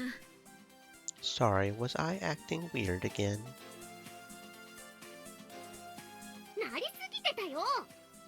集中するのは結構ですが、ほどほどになさってくださいね。Sorry, I'll try not to let it happen again.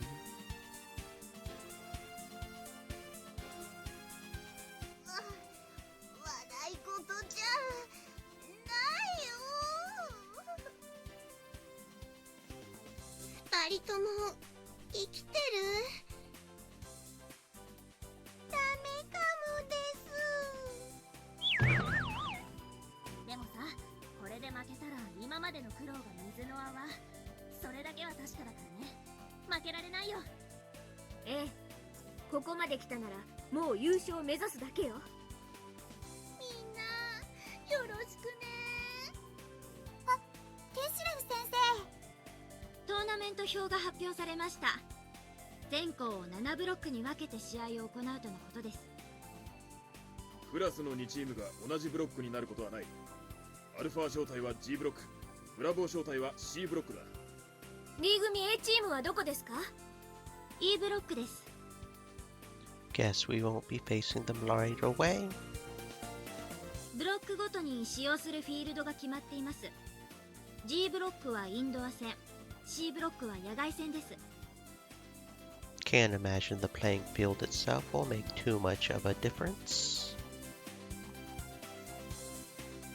いいか諸君、本番は決勝トーナメントに入ってからだ。それまでは負けたくても負けられない。それほど諸君らは強くなったのだ。タケルさんの妄想はともかく、確かにいっぱい運動したもんね。そうだね。もうみんなと一緒に冒険に行けると思うな。ねえねえ、今度行こうね。だがくれぐれも油断はするな。何が起きるかわからないのが戦いだ。それを肝に銘じておけ。アルファ招待も仕上がりは上々。2A には悪いけど B 組でワンツーフィニッシュよ。いいわね。ではアルファ招待は直ちにインドア戦装備を整え、7分後に会場前に集合だ。はい。決勝トーナメントで会おう。了解。そううまくいくかしらね。Same goes for you, Sensei. Don't get eliminated before we have a chance to beat you. Okay? それはこっちのセリフ。わざわざブロックを別にしてあげたんだから、寂しい思いさせないでね。So she's the one who designed the bracket. Don't worry, we've endured some pretty grueling training. As I'm sure you're aware, we're not about to lose that easily. まあ、大人の戦い方ってやつを見せてあげるわ。Beg your pardon? 勝負はね、ド直球に挑めばいいってもんじゃないの。何か企んでるのね。人聞き悪いこと言わないでよね。いろんなパターンを想定して作戦を立てるのは当然のことでしょ。ま、殿下の宝刀を抜かせてくれるのはあんたたちに決まってるとは思うけど。さあ、行きましょうか。はい。気をつけてね。どんな手を使ってくるかわかんないんだから。No matter what they try to pull, we're just going to have to adapt and ride it out. Right, guys? わあ！15分後より第1回戦を開始します。出場するチームはそれぞれのフィールドに移動し、最終チェックを済ませてください。いよいよだな。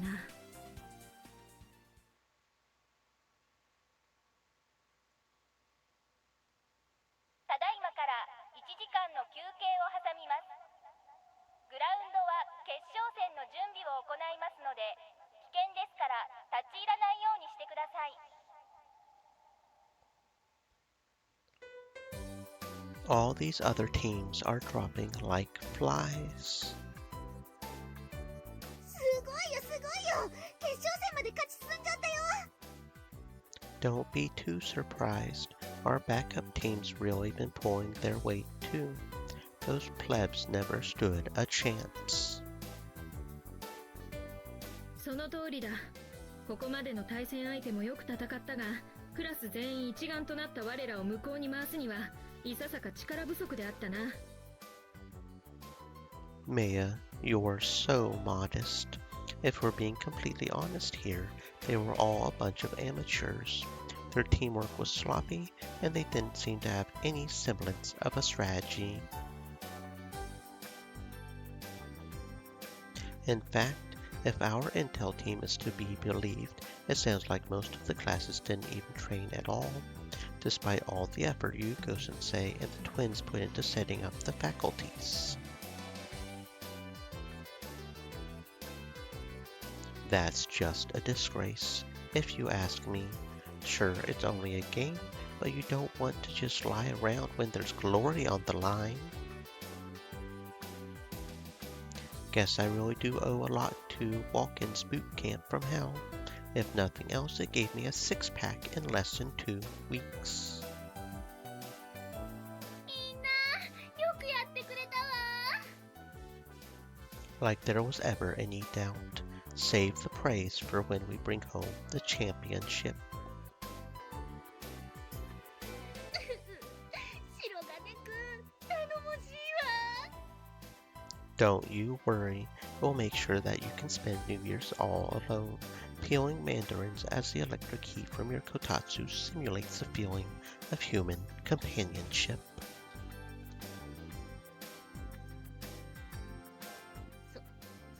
それはそれで嬉しい話じゃないんだけどね。いやまったく諸君の働きは素晴らしい。おかげで私は何もすることがない。準決勝もこうもやすやすと突破してしまうとは恐れ入った。そうですわね。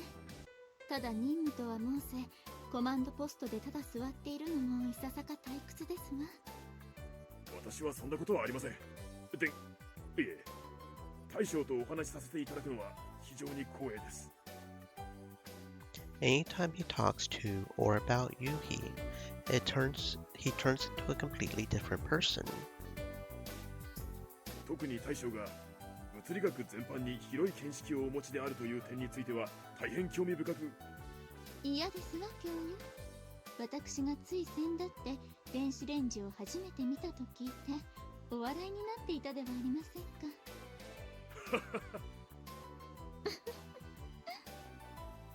Sounds like you guys have been really chumming it up out there while the rest of us do all the work. Whatever. Maya, what are those two giggling about? I don't get it. 電子レンジとは電磁波の特性を利用した機械なのだろう。電磁気学は物理学の一分野だからな。それにもかかわらず姉上が電子レンジを知らぬという点にポイントがあると推察するが。 So, wait, is Yuhi studying the same kind of physics that Yuko Sensei researches? Or is that different? 許すがよい。私は光月教諭が研究されているという特殊な物理学の詳細を知らぬのでな。その問いには答えようがない。 No worries. I didn't know Yuhi was so smart. 私も物理学ぐらいは学んでおるぞ。なんだタケル、何かわからぬことがあれば私に聞くがよい。 I don't keep a list of physics problems on hand.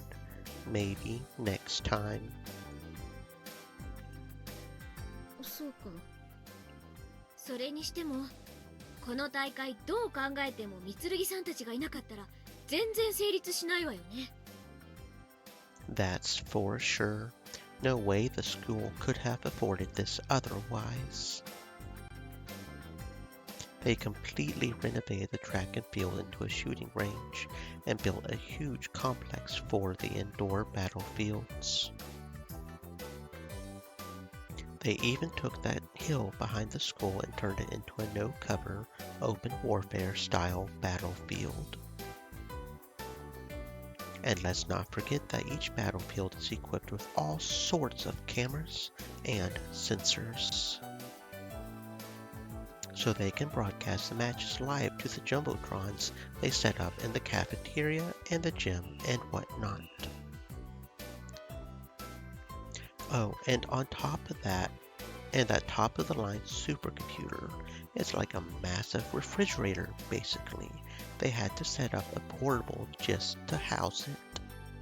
There's also a big electronic scoreboard that displays a tournament bracket, a refreshment booth offering free sports drinks, and even a small Mitsurugi medical service office.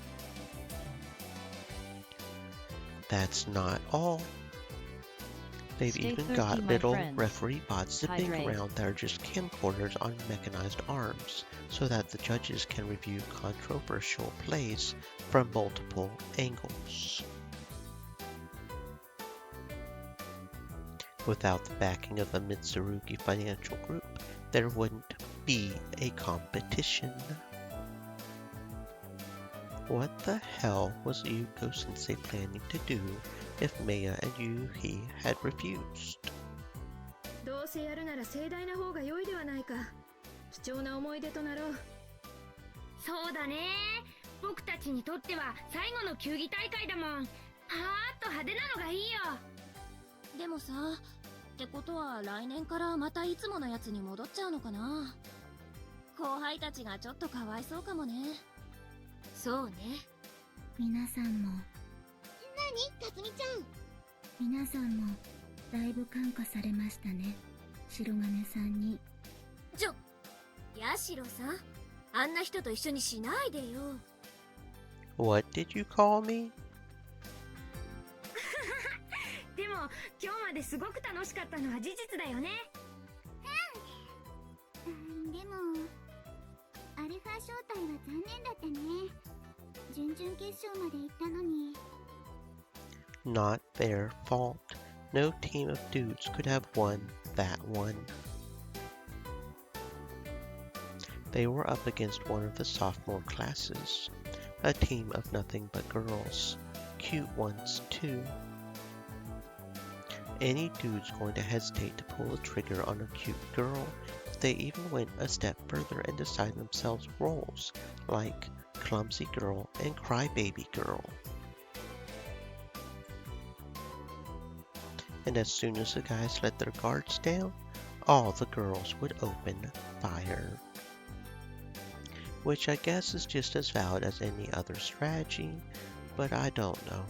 It just doesn't feel like airsoft to me. I mean, if your entire game plan hinges on the assumption that your opponents will be of the opposite sex, that's not exactly the most robust strategy. And lo and behold, that's exactly why they got their asses handed to them in the semifinals when they got pitted against Class D's A team. In retrospect, maybe it actually would have been smarter to put class rep on Alpha Platoon. 何よ。 Nothing. Sorry.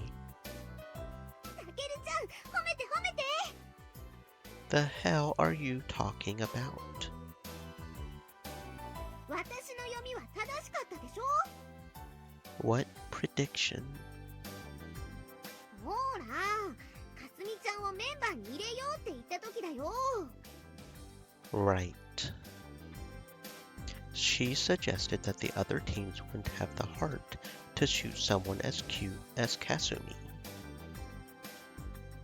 Which was a fair point. Just look what happened to Alpha Platoon.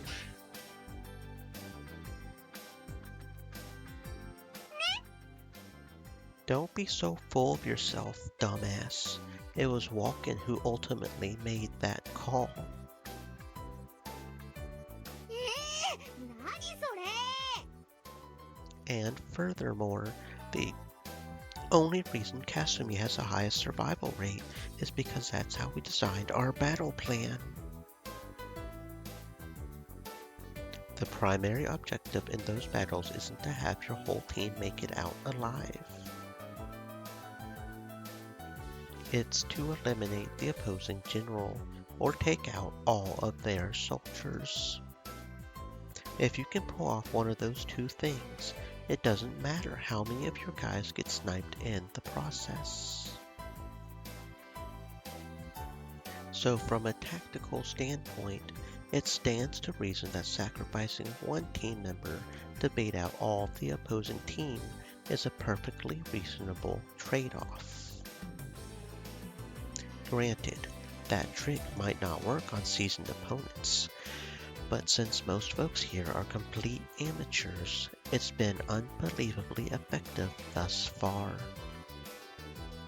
Kasumi's more of the ambushing type, and since she's hardly been in any firefights yet, it only makes sense that she would have the highest survival rate. なんだよ、褒めてよ。 You're a little twerp is what you are. 撃つぞ。 You had better not. If you do that again, you'll be the one crying uncle this time. なんだと。 You're going to need more than airsoft bullets to take down the new and improved Takeru. You know what? I don't have time to argue with children like you. I'm going to go use the restroom. 逃げるか、たけるちゃんのバカ。 I would sooner die than compliment her. It would only inflate her massive ego even more. Enough about her. Finally time for the championship bout. We're going head to head with Class D's A team, to the surprise of absolutely no one. Although I think Yuko-sensei's bark may be worse than her bite. Seems like they've just been doing full frontal assaults in every match so far. So much for showing us how the grown-ups do things. Don't get me wrong, though. Suzumiya and Tsukiji definitely make for a dangerous duo. Tsukiji may act like a total ditz, but she covers Suzumiya's back like she's her own shadow. But that can't be the trump card she was talking about, can it? I mean, she still seems totally sure of herself. Though I still find it weird that she gets to be her own team's general. Piat, meanwhile, is their tactician, though she's really more like an assistant general. They both just sit in the command post doing God knows what on their little laptop. Pretty fishy, if you ask me. And I mean, come on. Even if it's not technically against the rules, in what universe is putting yourself on the team the grown-up way of doing things? Though I'm sure if I called her out on that, she would just say, "Not my fault you didn't think of it."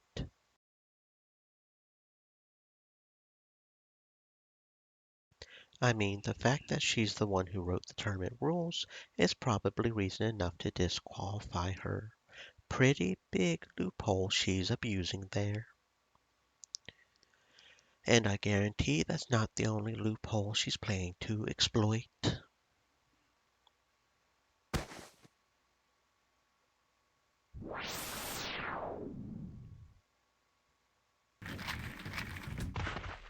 That hurt, god damn it. 立て Who in the hell? いいか時間がない。よく聞いてくれ。 What's going on? And who the hell are you? 俺はジャック・ザウバーだ。地球は狙われている。いや、狙われているのは世界か。だが今そんなことはどうでもいい。 What's with this dude? Did he forget to take his medication today? とにかく俺は怪しいものじゃない。 I don't think so. Nice try, stranger danger. 俺はアメリカ NSA の方から来た。 The what? アメリカ国家安全保障局のことだ。聞いたことぐらいあるだろう。 No, can't say I have. これが ID だ。 Okay, I believe you. Not that I can read it when you're shoving it in my face. まあいい。俺は任務であるものを探している。 What kind of something? そうだ。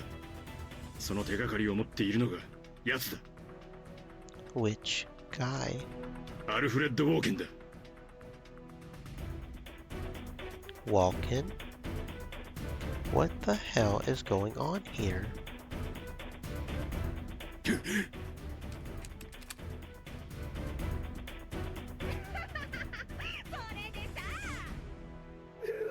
マジで？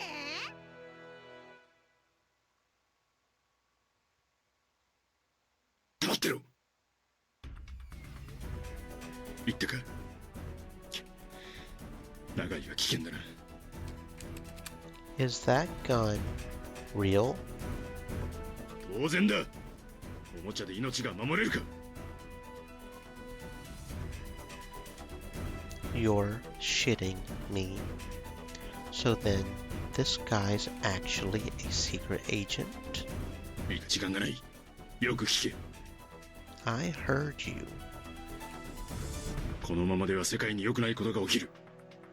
International crisis? ああ、良くないことだ。俺はそれを阻止しなきゃならない。もう時間がないんだ。頼むから俺を信じろ。 I'm going to need a lot more details before I can sign up for this. 太郎、時間がない。お前と議論している暇もない。助かりたければお前は俺に協力するしかないんだ。 This is all pretty sudden. Come to think of it, I don't even know why I'm being held here. 急にだって。ああ、そうかもしれん。だが言ったはずだ。もう時間がないと。何度も言わせないでくれ。 So what do you want from me, exactly? ノートだ。ああ、俺はあいつが持っているノートが欲しい。わかるだろ。そいつを手に入れてくれ。 How exactly is that going to help us? 今は知らなくていい。それを手に入れたら話してやる。もういい。行け。 Wait, but... 俺がここにいることが知られるとまずいんだ。早く。早くしろ。もう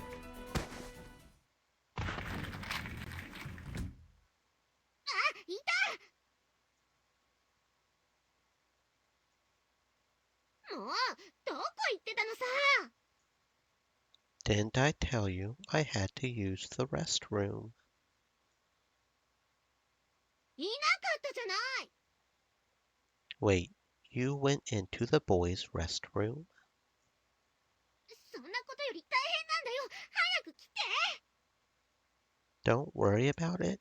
Excuse you, young lady. I'll have you know that us guys don't like being peeped on in the toilet any more than... いいから。 Quit yanking my arm.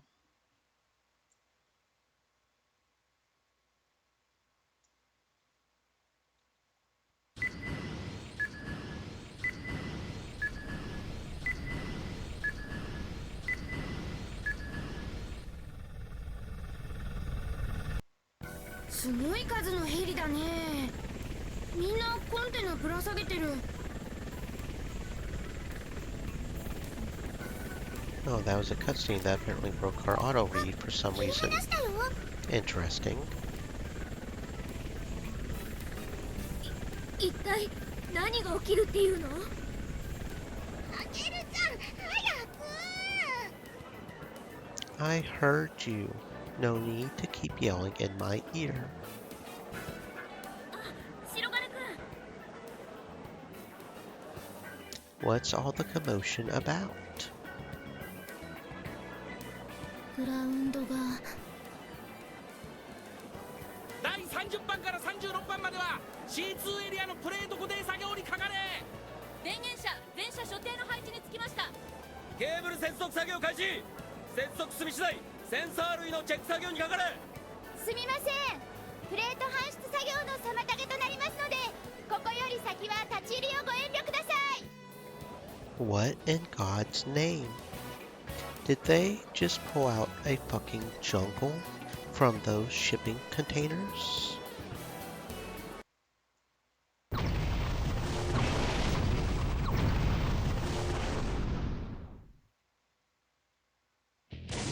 What the hell, dude?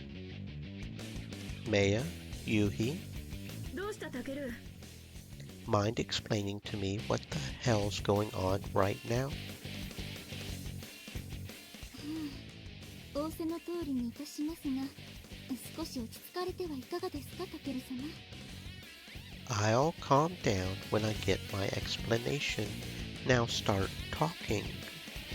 かしこまりました。我がメツルギ家が所有する訓練施設は、先日合宿を行った場所以外にも多数ございます。あれはその一つから移送したものです。 Transplanted, as in you dug up an entire jungle and flew it here? That's ridiculous. 無茶などするものか。もともとあのように分離できるようなこしらえなのだ。どういうこと？あれを持ち出した場所は日本国内にある護衛部隊のサバイバル活動訓練用の施設なのだが、日本の国土が広くはございませんので、プレートに区切られた土地を組み替えることで限られた区域を常に様変わりさせるのです。プレートを並べ替えると全然違うジャングルになるってこと？その通りです。 So it's like one of those sliding number puzzles, but on a gigantic scale. 大規模な演習は年に数回国外で行っているのだがな。非常事態に備え普段はそうやって訓練しているのだ。あのジャングル本物？無論だ。しかし各種カメラやセンサー類が至る所に配置されており、それらは模造された木や植物で巧妙に隠されている。それらのケーブルはプレート底部に収容されており、非接触型モジュール構造の採用によっていかに組み合わせようともネットワークが成立する仕組みにございます。電源車がどうとかセンサーがどうとか言ってるのはそういうことなの？その通りだ。さすがに電源だけは外部に頼らざるを得ない。へえ、よくそれで動植物が生きていられるね。それにこんなことして生態系壊しちゃったりしないの？無論環境への配慮は怠りありません。一切のご心配は無用です。 So why did you bring it all here, then? おかしなことを聞くやつだな。決勝戦用のフィールドに決まっておろう。 Not sure why I even had to ask. How did I not see this one coming? Oh, right.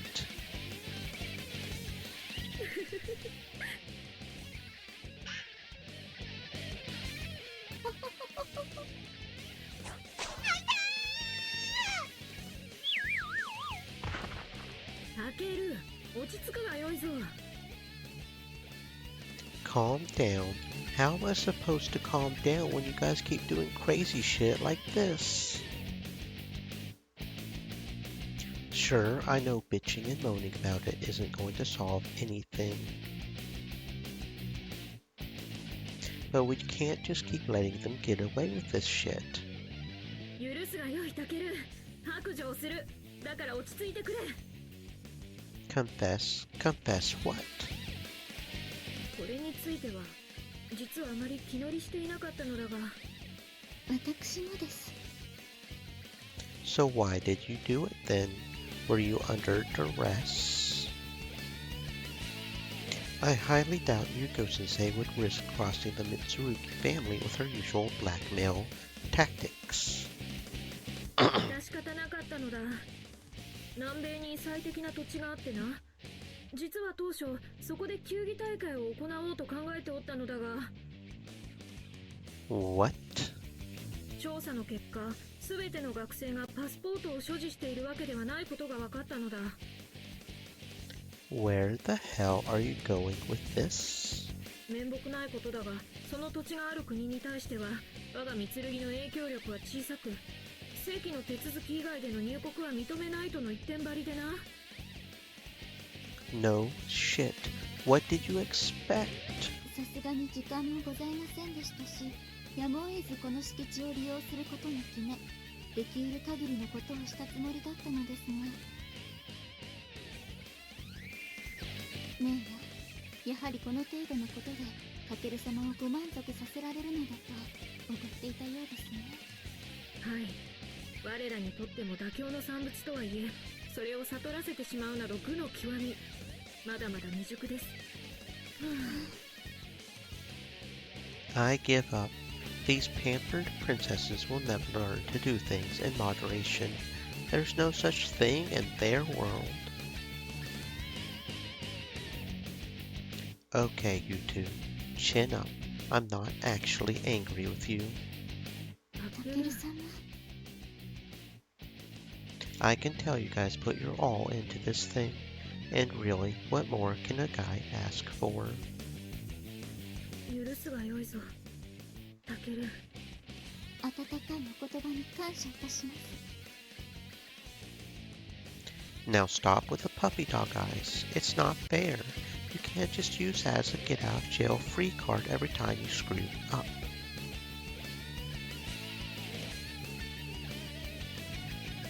大変だね、白金くんも。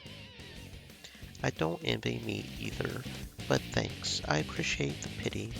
Maybe after this is all over you could try to gently explain to them what they're doing wrong. Probably have better luck than me.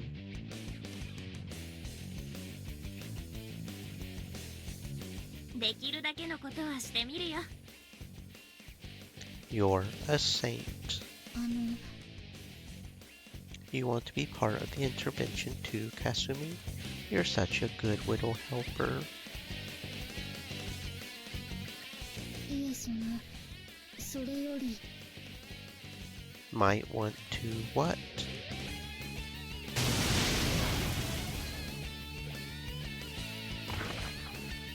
なんで私が叩かれなくちゃいけないのさ。はあ、かすみさん、もっとはっきり教えてあげないと。たけるってばもう鈍感だからさ。あんたがそれ言うんだ。決勝戦開始15分前になりました。各チームは本部に集合し、最終チェックを済ませてください。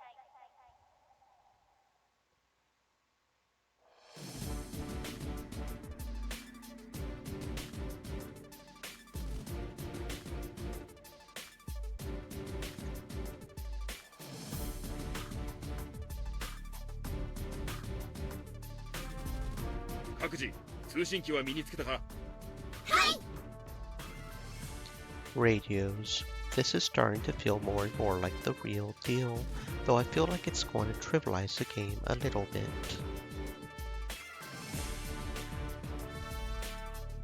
I guess it's necessary evil. Without them, it would be virtually impossible to effectively coordinate with our teammates in a big, dense jungle. We wouldn't know where the hell anyone is. There will be very little in the way of landmarks once we're inside. It will be easy to get lost, despite the fact that we're only ever going to be a stone's throw from our familiar campus. では作戦を伝達する。このフィールドはマップが公開されていない。したがって地形及び敵コマンドポストの場所は不明だ。密林であることに加え、起伏に富んだ地形を考慮すれば、作戦の第一目標として敵部隊の全滅を図ることは非現実的だろう。If they start camping on us, we'll be sitting ducks if we try to smoke them out. So better to just take the initiative and seek out their command post.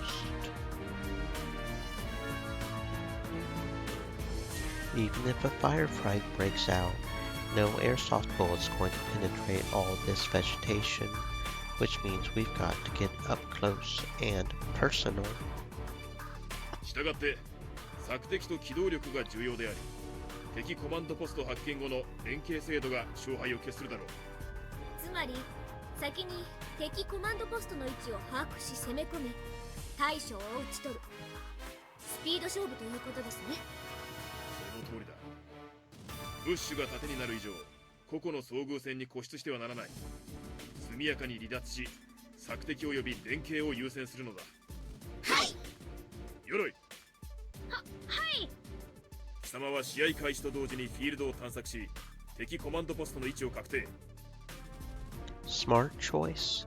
Who better to put on recon duty than the kid who has actual wilderness survival experience? どうだ、できるか？はい、問題ありません。いやー、実はこの間父さんと一緒にアマゾン川流域の…その話は優勝した後でゆっくり聞かせてもらおう。敵コマンドポストを発見したらすぐに連絡し、攻撃部隊を誘導すること。わかりました。光月先生にどのような策があると、鎧に匹敵する能力を持った者は敵チームには存在しないはずだ。先手を打ち、そのまま終わらせる。Hear that, Makoto? You're finally getting your shot in the limelight. 頑張るよ。以降、決勝戦の作戦故障はオベロン作戦とする。A code name. That's a first. Definitely helps make things feel more exciting. But wait, What does Oberon even mean? シェイクスピアの戯曲に登場する森の妖精たちの王の名だ。この森を滑るもの、すなわちそれは鎧さんを指しているのでしょう。オーケン先生、意外にロマンチストね。 Hey, Oberon, better look alive, cause you're our MVP. ちょっと照れちゃうね。では配置を説明する。当然だが一部をこれまでとは変更している。また無線の使用にあたり訓練の際に与えておいたコールナンバーを使用する。これは名前を隠匿し、各員の配置や動きから作戦内容が敵に露見することを防ぐための措置だ。各自覚えているな。Nice. We're finally busting out the call signs. This is going to be sweet. 作戦名であるオベロンに続けて各々のナンバーをコールだ。鎧。オベロン1です。三剣。オベロン2です。貴様は鎧のバックアップだ。可能なら2人でコマンドポストを制圧しよう。はい。白金、早峰。オベロン4。貴様たちは機動力を生かし中央で突出。攻撃部隊の注意を引きつけ足止めをしろ。仕留めることがマストではない。はい。榊。オベロン5です。貴様は白金と綾峰のバックアップだ。2人にいぶり出されたターゲットを片っ端から片付けろ。はい。ところで貴様、これまで一度も綾峰を誤射しなかったな。あれは別に本気では。私は本気だったよ。でも勝ちたかったし。やるならこれが最後の機会だぞ。覚えて柏木、玉瀬。オベロン7です。貴様たちは榊の両翼後方に展開。各々の判断でアンブッシュ。前衛を突破してコマンドポストに近づく敵を排除せよ。はい。鏡、社。オベロン9です。貴様たちは陽動だ。中央を大きく迂回し敵の防衛線をか乱せよ。ゆっくりでも構わない。常に動き続けるんだ。互いのバックアップを忘れるなよ。はい。大将はオベロン0。私を呼び出すときはコマンドポスト。いいな。はい。試合開始30秒前。総員出撃準備。 So how's Class D going to come at us? I don't like the sound of that trump card she was talking about, but it won't matter if we just finish this before she has a chance to pull it. 試合開始10秒前。 Make us proud, Mikoto. メイヤさん、よろしくね。任せるがよいぞ。後ろは私たちが見てるから安心して突っ込んでよ。That's the plan. Sumika, Kasumi, you guys ready? 5秒前。貸せなさいね、かすみちゃん。はい。頑張ります。3、2、1、スタート。 Let's do this thing.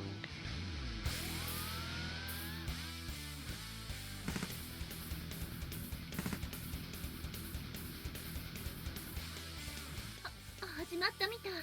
大丈夫かしら。神宮寺先生、落ち着いて。みんな頑張ってね。何？オベロン1、詳細を報告せよ。わかんないですよ。こちらオベロン2、武士越しの敵の攻撃が正確。まるで見えているかのようだ。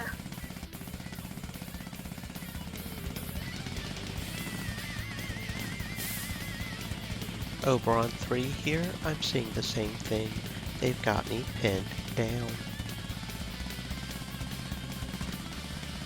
Shit. Mikoto, Maya. どうなってる？ Hell if I know.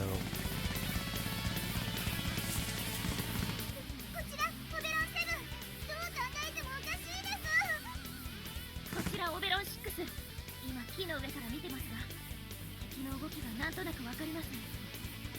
全然迷いがないんです。敵の動きや居場所が完全に知られちゃってますよ。バカな。一体これはどういうことだ。敵に鎧以上の能力を持った奴がいるとでも言うのか。たとえそうだとしても、いささか動きが速すぎるのではありませんか。オベロン6、状況から見て樹上は危険だ。至急オベロン7と合流し身を守れ。了解。コマンドポストより全ユニット、至急近隣ユニットと合流し防御態勢を取れ。核攻撃波の危険がある。まだ始まってから5分しか経ってないのに、どうしてこんなに的確に。この草ほんと邪魔。状況は？鈴宮、築地、高原、朝倉は交戦中。他の者も間もなく各ターゲットを射程圏内に収めます。ターゲットの位置は全部把握できてる？現在そう。鏡と社の位置特定しました。全ユニットに通達。コマンドポストより全ユニット J9 に鏡と社を確認。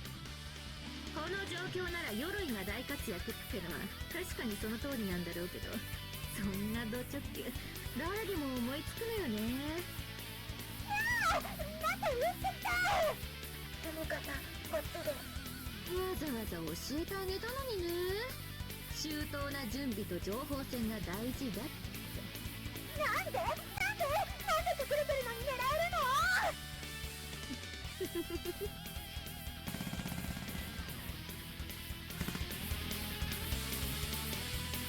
鎧どう考える？わかんないけど、どう考えてもおかしいよ。僕たちの居場所が全部知られてるとしか思えない。同感だ。問題はその方法だが。全然想像もできないよ。もしや。メイヤさん、心当たりがあるの？鎧、そなたに頼みたいことがある。それを確かめる意味でもな。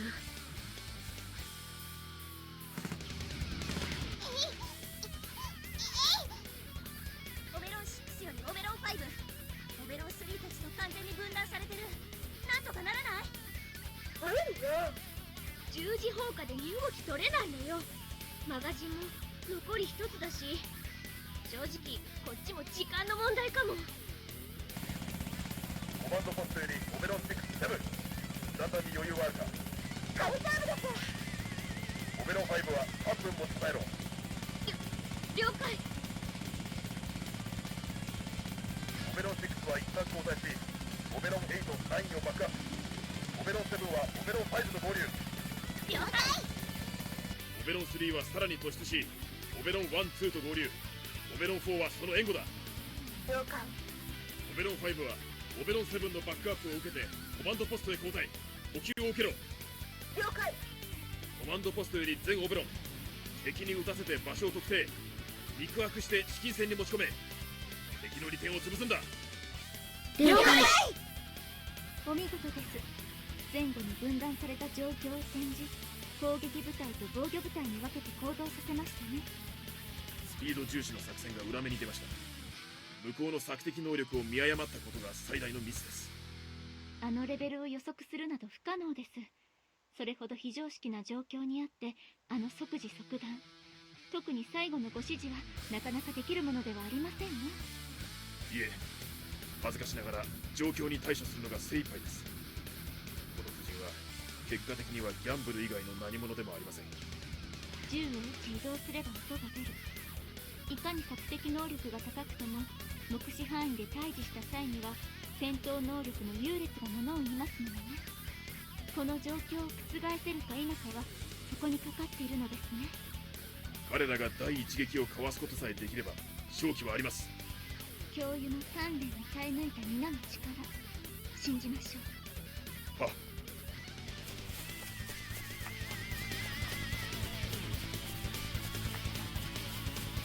Damn it. How are they so good? They've got to be cheating or something. This can't be possible. There's no way in hell they've got some master survivalist on their team who can see through the jungle better than Mikoto.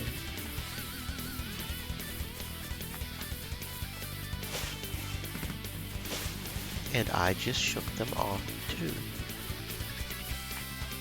Sounded like the shots came from there and there. Let's go. What's that? Can't move while I'm shooting at the tree you're hiding behind? How do you like the taste of your own medicine? Now I just have to weave around, close in on them from the side, and... That's right. Get your ass on the ground.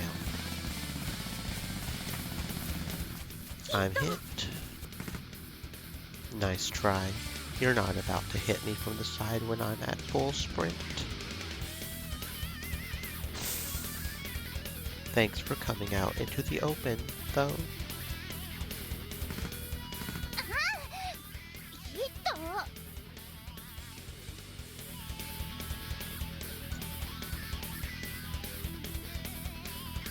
Hell yes, Walken's plan worked like a charm. Just goes to show how superior we are when it comes to physical conditioning. We can totally beat these punks. We just have to draw them out of hiding.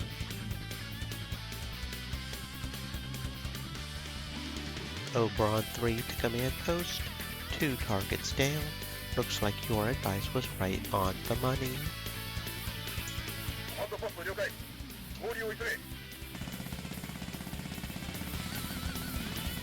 Reinforcements got here fast. Give me a second to breathe for crying out loud. Looks like it's time to get the hell out of Dodge.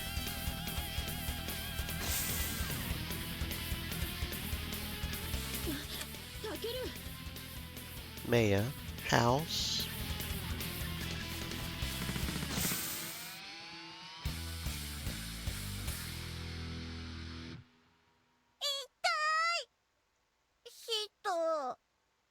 オベロン2よりコマンドポスト1名倒し、オベロン3と合流。コマンドポスト了解。ランダーチェックを怠るな。タケル、来い。や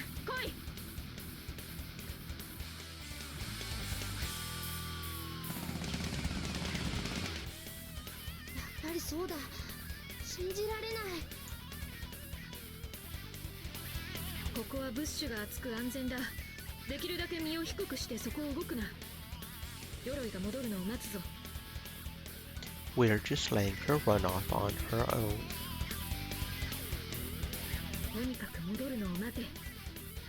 What the hell are you guys trying to pull? You could at least fill me in so I don't. メイヤさん、メイヤさ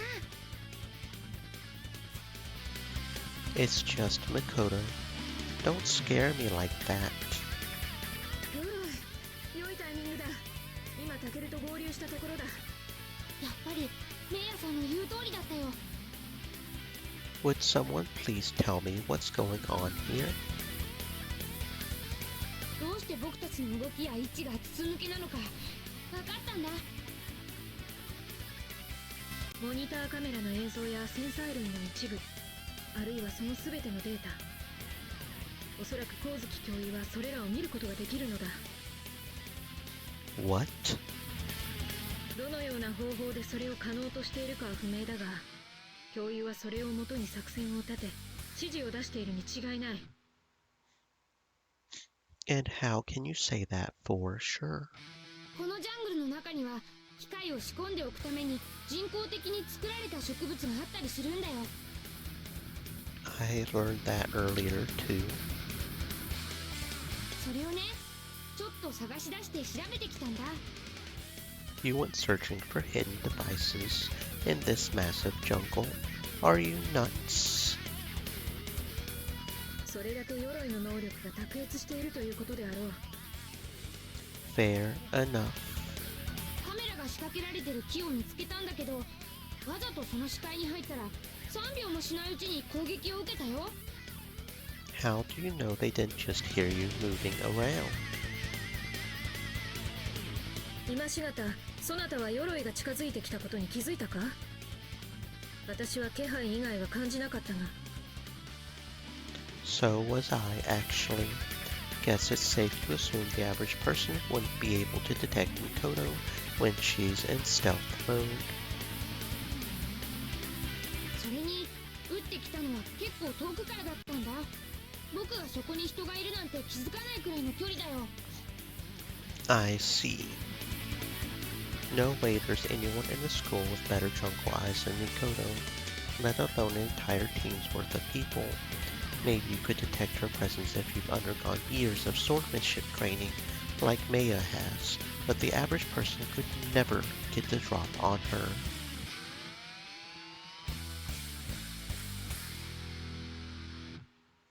それだけではない。そこまでする相手であれば、当然無線も傍受されていると見るべきだ。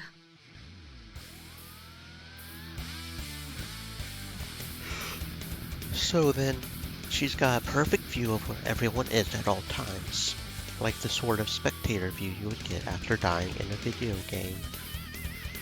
あくまで推測でしかないが、状況を鑑みるにそう考えて差し支えないだろう。さすがにリアルタイムで追跡できるわけではないようだが。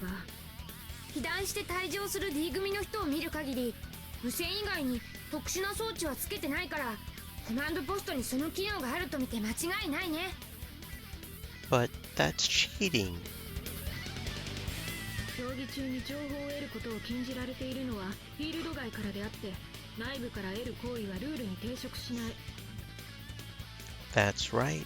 And the cameras and sensors are all inside the boundary lines. もしそれが違反なら、無線もダメってことになるもんね。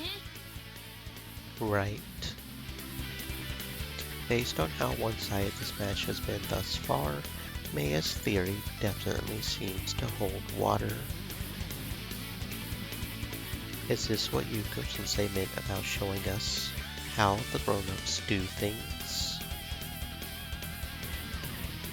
I mean, sure, we've got Mikoto and she's definitely a powerful asset, but at the end of the day, our whole game plan boils down to just wing it and pray she'll know what to do if shit goes south.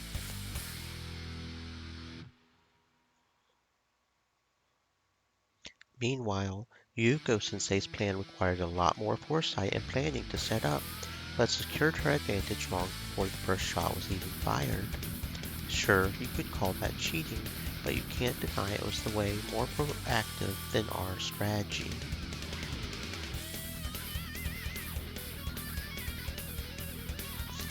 And that's a pretty big distinction. If Maya's theory is correct, then it means the other teams probably got some hacking software on that laptop of theirs, but nothing in the rules says you can't jack it into the main frame.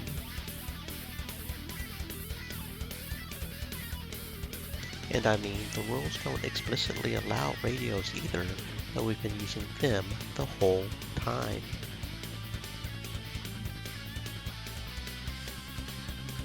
Guess it's our own fault for not taking full advantage of a rule set that is, by all accounts, pretty lax.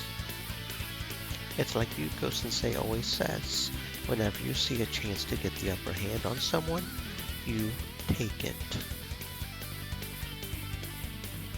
It's one thing to consciously decide not to abuse loopholes, but when you fail to take advantage of the tools available to you, you're just a fool.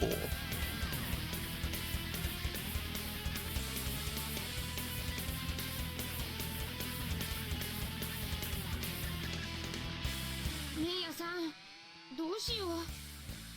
ミキさん。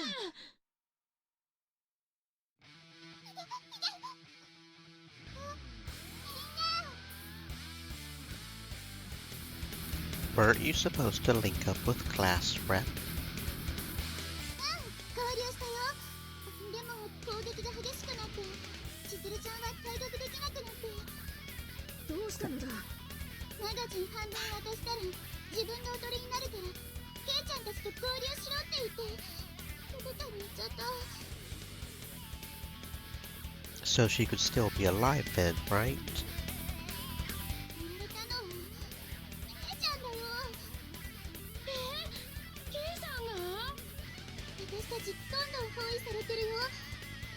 ちゃんは私を逃がすために自分から飛び出して。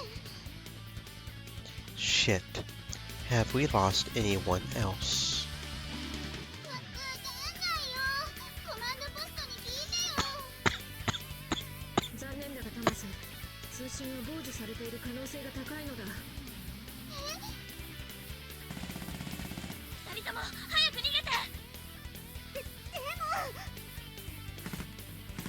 こんなところで3人まとめてやられたら勝ち目なくなっちゃうでしょ。早く行って。かすみちゃん。はい。おっと、足遅い。あいた。ヒット痛かった？ごめんね。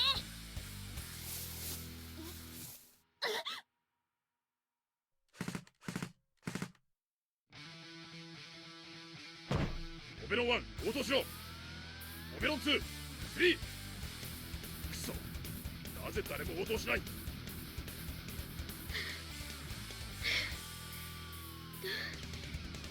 うなってるのよ。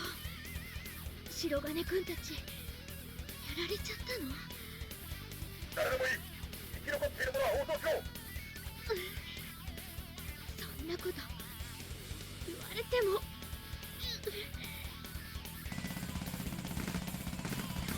こっちはそれどころじゃないんだってさ。誰からも応答がないとは。確かに変ですね。銃撃音は未だ続いていますから全滅したわけではないと思いますが、おそらく敵に正確な位置を知らせないために声を出すことができない状況なのでしょう。戦況は依然思わしくないようですね。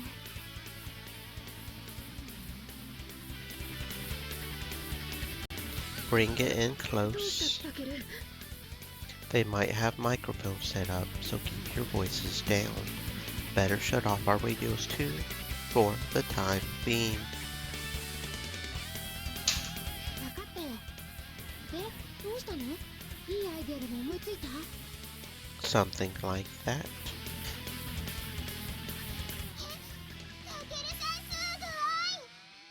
タマセ、声が大きいぞ。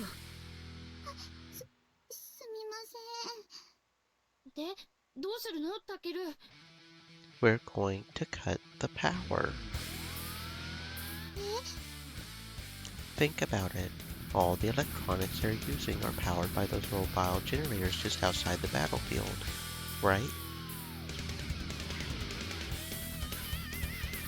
その通りだが、電源を落とすには電源車を操作するということか？ You got it. でもどうやって？フィールドの外に出たら失格になっちゃうよ。And what happens when a soldier gets disqualified? ゲームが終わるまでセーフティーゾーンにいなきゃいけないんですよね。なるほど。冒険教諭か。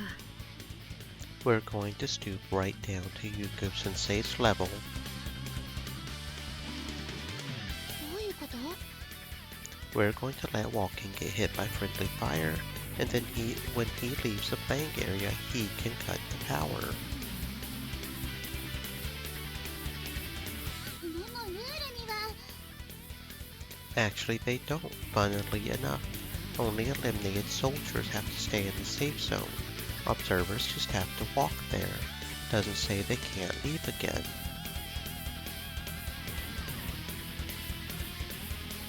Never thought I would be grateful that they drilled all those rules into our skulls back at boot camp. All that suffering is finally paying off. ついでに言うなら、電源車の電源を落としてはならぬとも書かれていなかったな。Also remember that these generators aren't being used for anything related to the core gameplay experience. Their only other purpose is to broadcast a match to the entire school and inflate Yuko Sensei's attention-whoring ego.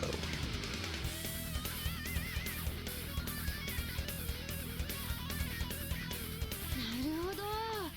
僕たちが中継を切ったとしてもゲームの勝敗には影響しないってことだね。 Nope. It'll piss off Yuko Sensei though. めちゃくちゃじゃないかな。 Because it is. But they're the ones who started it. We're just leveling the playing field. That's all. しかしそれをどうやって教員に伝える？無線を使えば予防策を講じられてしまうぞ。 I'll go back to the command post and tell him myself. 分かった。頼むぞ。 I'll radio you guys once the power's down. Until then, you guys are just going to have to hold out. Just remember Walken's orders and you should be able to keep them at bay.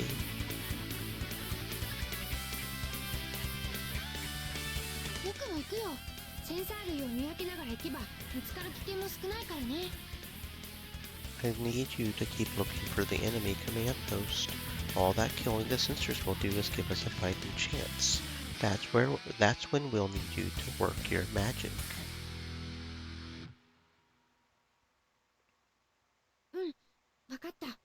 ではタマス、タケルのバックアップを頼む。Let's do this. Let's dispense with the radio silence. Try to report false information and confuse the enemy. Not sure if they'll take the bait, but hopefully it'll at least keep them off the scent.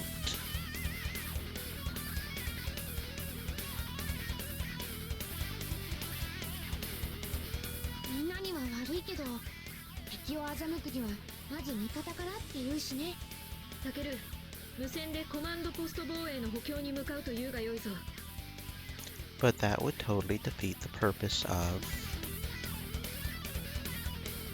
どのみちそなたたちが移動していることは光月教諭の知るところとなろう。むしろそうすることで安全性が高められるやもしれぬのだ。ミーヤちゃんどうして？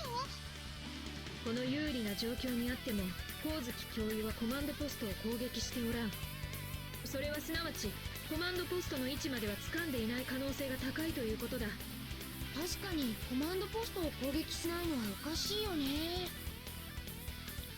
Though knowing her, it's probably just as she wants to savor every minute of our despair before finishing us off. That's just who she is. If all she cared about was steamrolling her way to victory, she probably would have pulled her trump card in the first round, just to get it over with. そなたがコマンドポストに戻ると聞けば位置を特定するために泳がされる可能性が高い。コマンドポスト暴露のリスクはあるがな。 Let's go for it. Even if she does sniff us out, Tama and I will protect the command post. Better than staying out here with our thumbs up our asses, at any rate.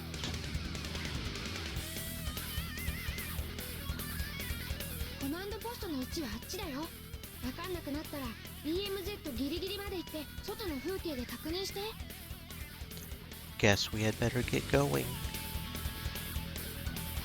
頼んだぞ。オベロン1よりコマンドポスト。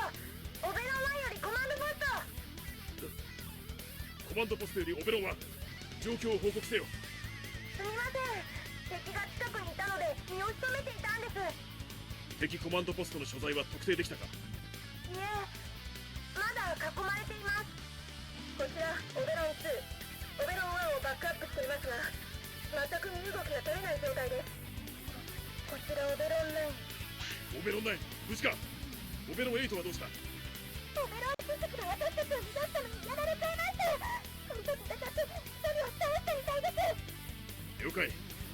貴様たちは現在位置を把握しているか？すみません、よくわかりません。よし、別名あるまで待機。防御に徹しろ。了解。オベロン5よりコマンドポスト。無事か、オベロン5。敵を一人倒しました。これよりオベロン1と合流を試みます。待て、まだ動くな。オベロン3、オベロン7。Oberon 3 here. I'm heading back to your location with Oberon 7.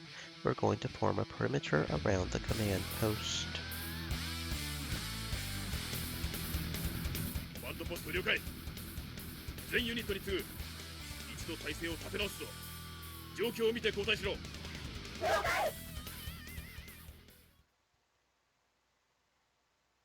Damn, Maya. Looks like your prediction was right on the mark. We're making a pretty brisk run for the command post and making plenty of noise in the process, but no one's fired at us yet. タケルさん、多分あと2、30メートルでコマンドポストだよ。行きに気になった変な形の木があったもん。 Sweet, then it should be right over.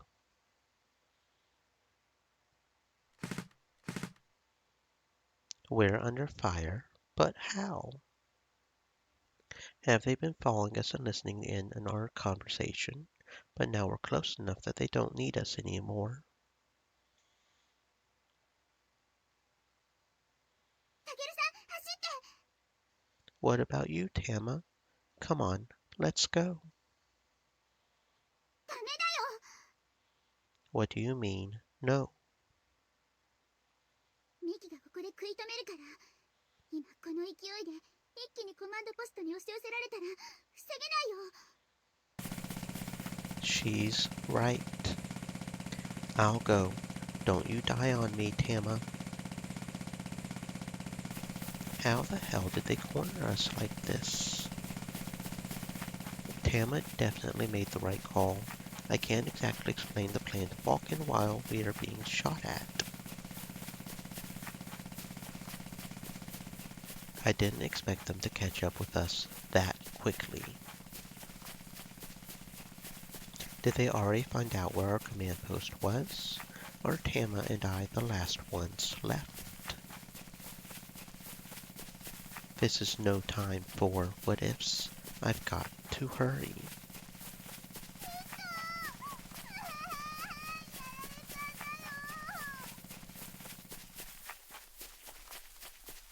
Thanks for buying some time, Tama.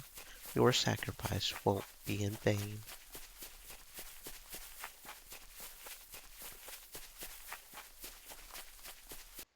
I haven't heard any gunshots or pursuers since they got Tama. What gives Yuko-sensei? Did you just want to whittle us down so you would have less resistance to deal with when I led you right to our base?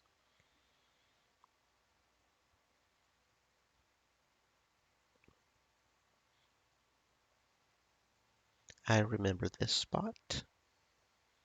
Almost there. Just a little further. Command post is right around the corner.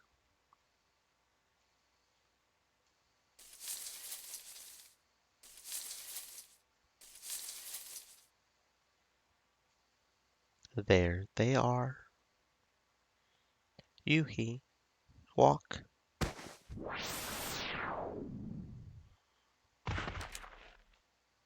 Damn it. Wait, Agent Sauber? なんだお前か。危うく殺すところだったぞ。こんなところで何をしている。I could ask you the Stay same thirsty, my question. friends. Hydrate. で、ノートは手に入れたか。Not yet. だろうな。実は奴が姿を消した。What bastard? オーケンだ。俺がお前と接触した直後だ。どういうことだ？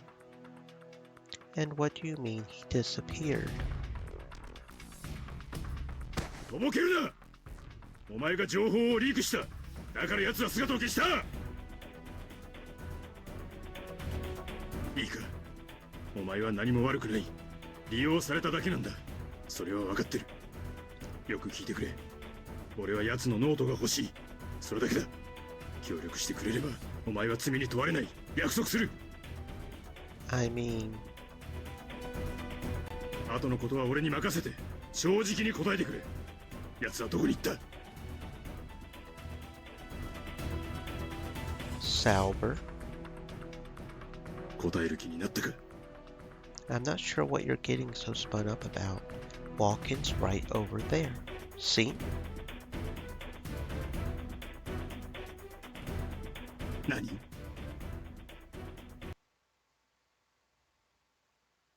Did you not notice? He's been there this entire time, as far as I know.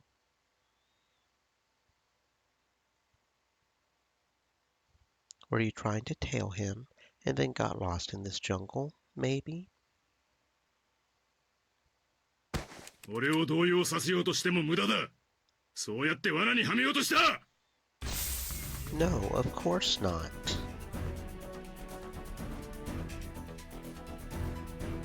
ならそれを証明しろ。今からお前があそこに行って奴からノートを奪ってくるんだ。 Why don't you just do it yourself? さっきも言ったはずだ。俺がここにいるのが知られるのはまずいんだ。 Then go home, you fucking lunatic. お前に選択の余地はない。お前しかできない。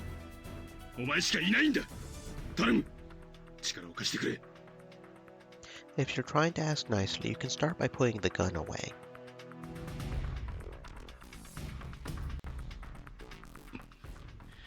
分かった。 I'll do it. But once I bring it back, the notepad, I want to know exactly what Walken's agenda is and what this catastrophe you're trying to prevent is.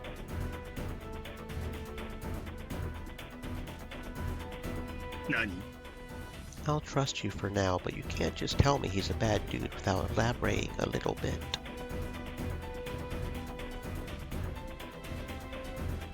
分かった。いいだろう。 I'll be right back. I have to go talk to him anyway, so I'll see what I can do. 感謝する。頼んだぞ。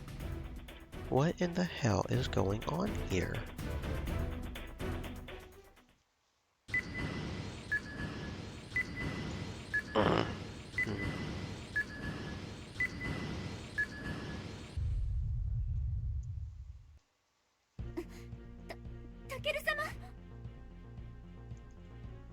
And for some reason that was a cutscene that cut off the auto read again. Yoo-hee. 貴様一人か。玉瀬3年生はどうした？ They took her out while we were on our way back, but we've got more important things to talk about, sir.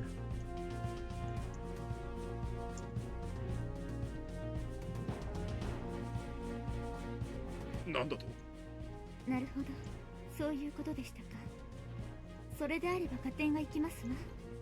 どうやら私は未だに光月先生を侮っていたようだ。 You've done nothing wrong. Not a man alive can predict what's going on in that woman's head.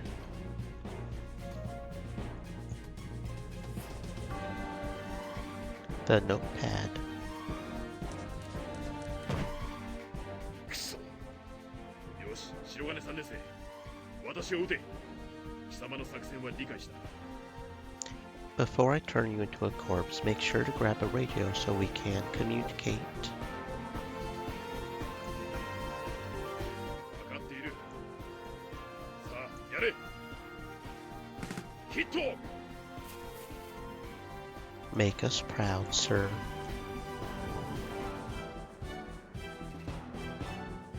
He was taking notes just now. I assume this is a notepad secret agent man is so obsessed with. Wonder what kind of military secrets could be lurking within. Couldn't hurt to take a peek. The hell? I don't know what I was expecting, but it certainly wasn't this. What's with these labels? Shogun, Cadet, and Kasumi's a fluffy bunny? He's completely scribbled out Yuko-sensei though. Must have done it just now after I told him about her little scheme. Looks like she wasn't given a title at all, or rather she was labeled not applicable. Why cross her off the list if she's already not applicable? Why include her in the first place, for that matter? I can't make heads or tails of this shit. Just looks like the scrawlings of a madman to me. Though it is kind of weird that my name's not on here, not to mention any of our other classmates. What the heck could Agent Salver possibly want this information for? タケル様、何をなさっているのですか？あら、それはウォーケン教諭がいつも持ち歩いているノートですわね。タケル様、勝手に人様のノートを見るのは良い趣味とは言えませんね。It just seems like he's always taking a lot of notes about us. I couldn't help it.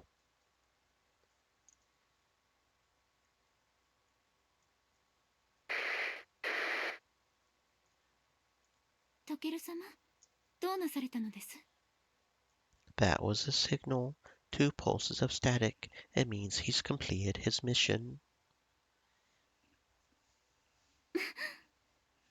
Oberon 3 to Oberon 2, you guys are clear to engage. I repeat, clear to engage. 聞いたな、鎧。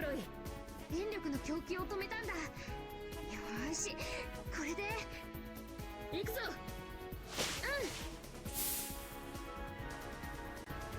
Now this should actually be a fair fight. I'll stick around and make sure no one gets close to the command post.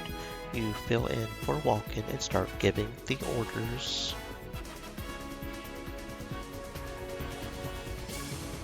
かしこまりました。タケル様、ご分を。Will do.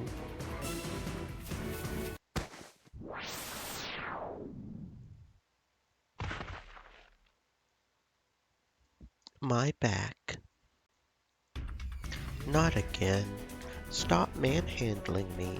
That shit hurts. Not everything has to be a scene out of a goddamn spy thriller. 騒ぐな。ノートはどうした？ He's so pushy and it's like he's talking to himself most of the time. I honestly can't tell if he's a real secret agent or just clinically insane. This NSA or whatever really needs to raise their hiring standards. I couldn't just make off with it. Weren't you watching? それどころじゃなかったんだ。何やってるんだ、白へ。衛星画像はまだか。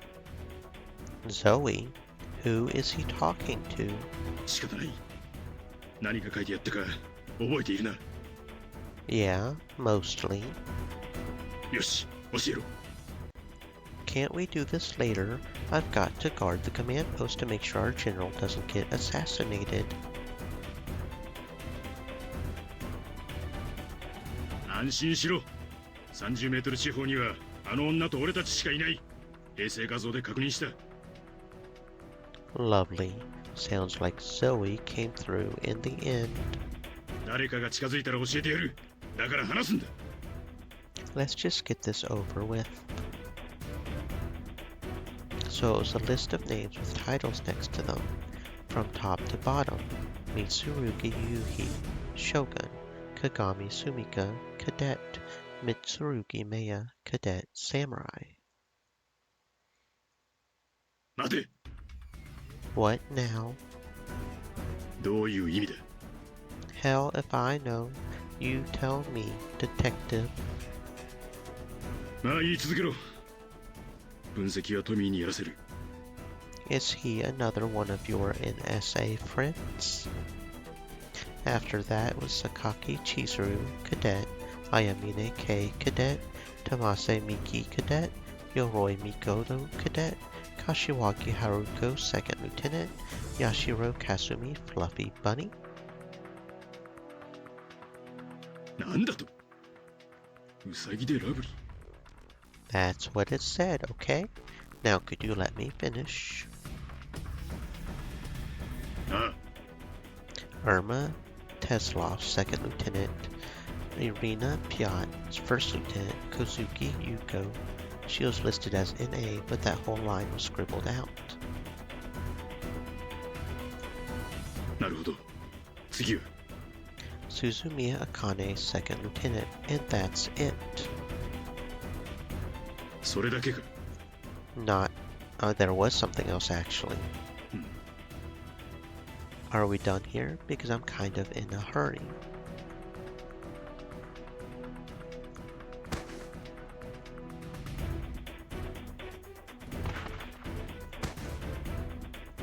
I told you to stop doing that. 待て。約束通りあいつについて話してやる。Maybe later I've really got to. 聞け。お前に選択の余地はない。Come on.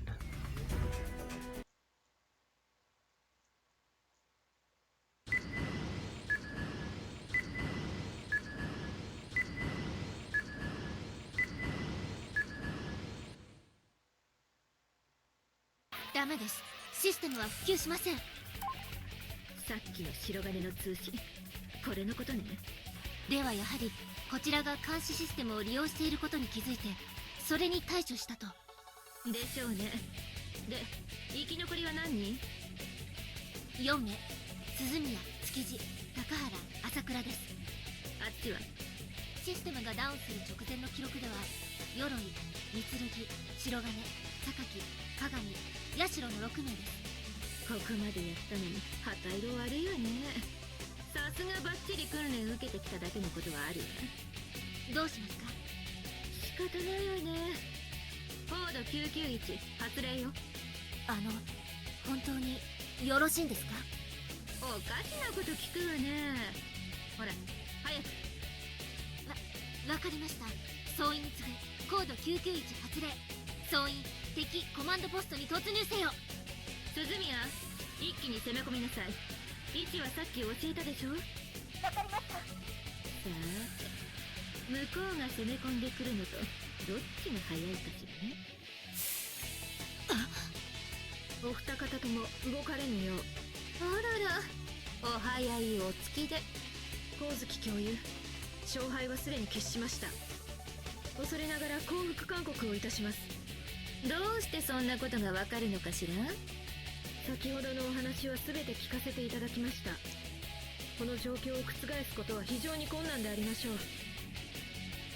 さあ、敗北宣言を。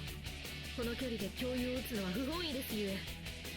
あんたたちがそうしたように聞かれていることを見越して話した可能性は考慮しなかったの？無論考慮いたしました。その上でなお申し上げているのです。なるほど、あんたらしいわね。私たちを至近距離で撃ちたくないからリスク承知で降伏勧告しに来てくれたわけ。恐れながら。で、その辺に鎧も潜んでいて私たちをバッチリ狙っているってわけね。さあ教諭、どうされます？どうしよっかな。これ以上は待てません。ご決断を。王道を行く者ってほんと大変よね。変な情けかけないでさっさと撃っておけばよかったのに。答えはノーよ。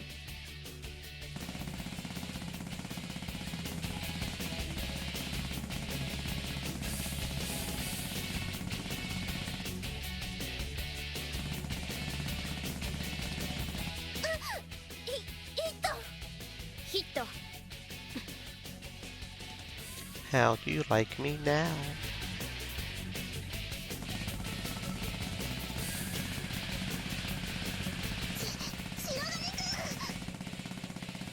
Tsukiji. They're all making a beeline for our base. Is this going to be the final showdown? Where's Suzumiya? Did she get taken out? If she's still in, then she and Tsukiji must be up to something. Where's class rep? Or Sumika? Or Kasumi? And what the hell is taking Maya and Mikoto so long? If they try to double team me, it's game over. I'm already on my last legs as it is. Shit.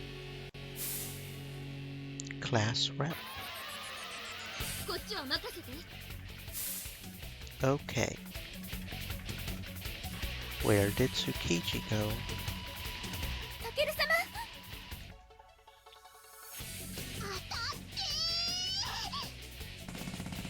No, you don't.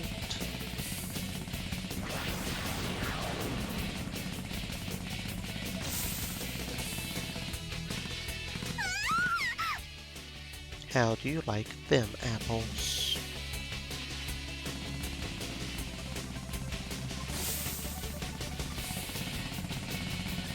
You're done. Out of ammo? Where's Tsukiji? Did I get her?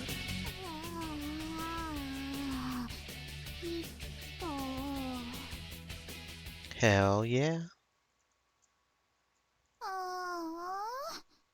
やられちゃった。 Now Suzumiya's the only one left. タケル様、危ないところでした。ありがとうございます。 Have you heard from Maya and Mikoto? いえ、未だ応答ありません。鏡さんたちも同様です。これは倒されたと見ておくべきでしょうね。 So that would mean that Tsukiji, Suzumiya, and the others were on the defensive line, but then went on the offensive after defeating the other two groups. At least they've only got one soldier left. We should be fine. Though I can't help but laugh at the poetic irony of this whole thing ending with a one-on-one showdown between Suzumiya and Class Rep.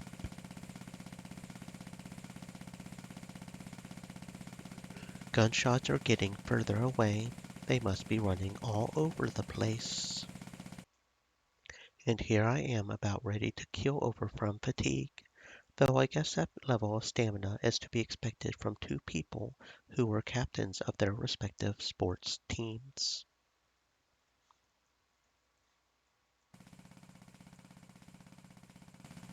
What am I thinking? This is the Suzumiya we're talking about. Not that I don't think Class Rep can take her alone, but we can't leave anything to chance. Give me a magazine, I'm going to back her up. What the? That sounds like a hell of a lot more than 2 guns. 時間がもったいないわ。さっさと終わらせなさい。了解。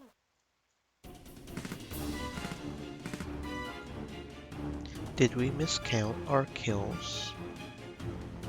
一桁の計算は間違いようがありません。むしろ報告に原因がある可能性が。 We only report kills when they call out that they've been hit and exit the battlefield with both hands in the air. I don't think anyone would have screwed that up.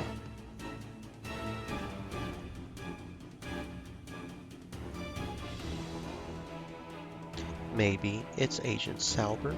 It seemed like he was heading off in that direction. Those were girl voices just now. いずれにせよ、今なすべきはこの状況に集中して対処することです。原因の究明は後にいたしましょう。 Good point. Here they come. We already took out their trump card. There's no way they can beat us in a fair fight. Over there. I forgot to reload. Yuhi, give me a magazine, quick.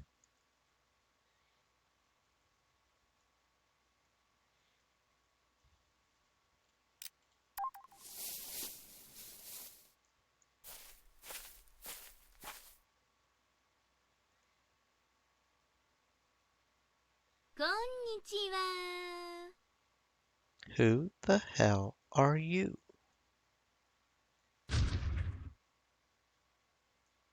Five minutes prior, command post D. さあ共有どうされます？どうしよっかな。これ以上は待てません。ご決断を。王道を行くものってほんと大変よね。変な情けかけないでさっさと打っておけばよかったのに。答えはノーよ。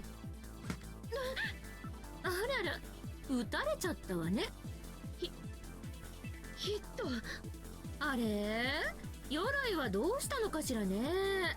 バッチリ狙っているはずなのにね。ああ、ごめんなさい。失格者は喋れないんだったわね。じゃ、さっさと退場してちょうだい。遅いわよ、いすみ。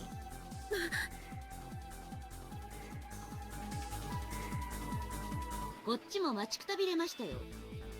このまま出番がなかったらどうしようかと思いまし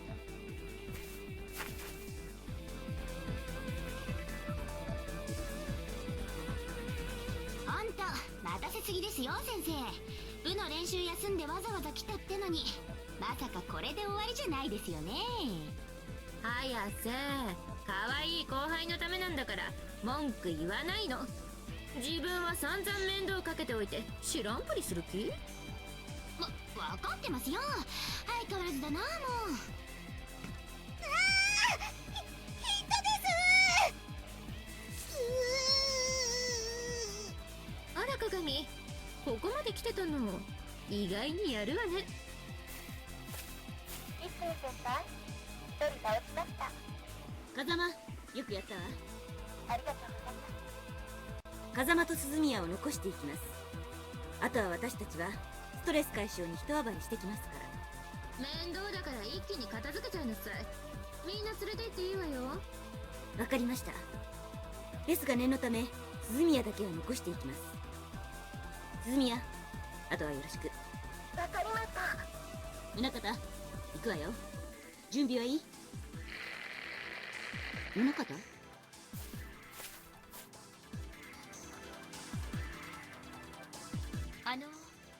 ミサエさんならもうコマンドポストに向かったと思いますけど。なんですって？あの子は。まったくしょうがないやつだな。先輩、早く行きましょう。君が噂の白金くん、モテモテなんだってね。 Who are you? What are you doing here? Is she one of Agent Salver's underlings? Zoe, is that you? あんたたちの先輩よ。球技大会でこんな楽しいことやれるなんていいわね。私たちの頃なんて。 Wait, you're a Haku Rio graduate, but あらら、見覚えない？あんた世界水泳とか見ないの？薄情な後輩ね。あんたたちが使ってる室内プール、誰のおかげで立ったと思ってんのよ。 wait, so she's the pro swimmer from a few years ago that everyone always talks about? まあいいわ。じゃあじっとしててね、白金くん。動くと撃っちゃうわよ。さーて B 組の大将さん。はい。どうする？降伏しちゃう？私があなた様に降伏しなければならない理由をお教え願えませんでしょうか。私たちは光月先生の指示で動いてるの。だから D 組の一員みたいなもんね。なるほど。 That's it. Just keep stalling for time. Not sure how we can get out of this one, but we've got to do something. If I could just find an opening and grab a fresh magazine. おっしゃることは承知いたしました。ですが今頃、我が組の者たちがそちらのコマンドポストを制圧している頃合い。ああ、その子たち。残念だけど、さっきコマンドポストの近くで3人片付けてから来たのよね。Maya and the others, they've been eliminated? 男の子っぽいのと赤い髪の子、それにあなたに似た子。確か双子の姉妹だっけ？ Shit, that means that Kasumi and Class Rep are the only ones left. Class Rep can hold her own, but Kasumi's kind of a liability, to be honest. If we can't come up with something quick, the match is as good as over. だからちゃった方がいいんじゃない？ I've got to get ammo somehow. Holy shit, dude.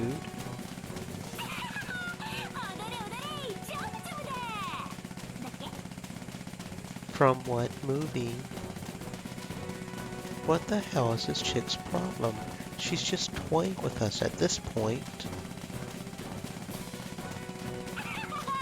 楽しい。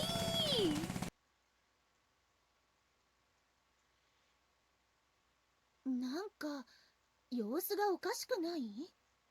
さっきから映像も来てませんからね。どうなっているんでしょう。もどかしい、もどかしいぞ。これもルールなのか。受け入れねばならんのか。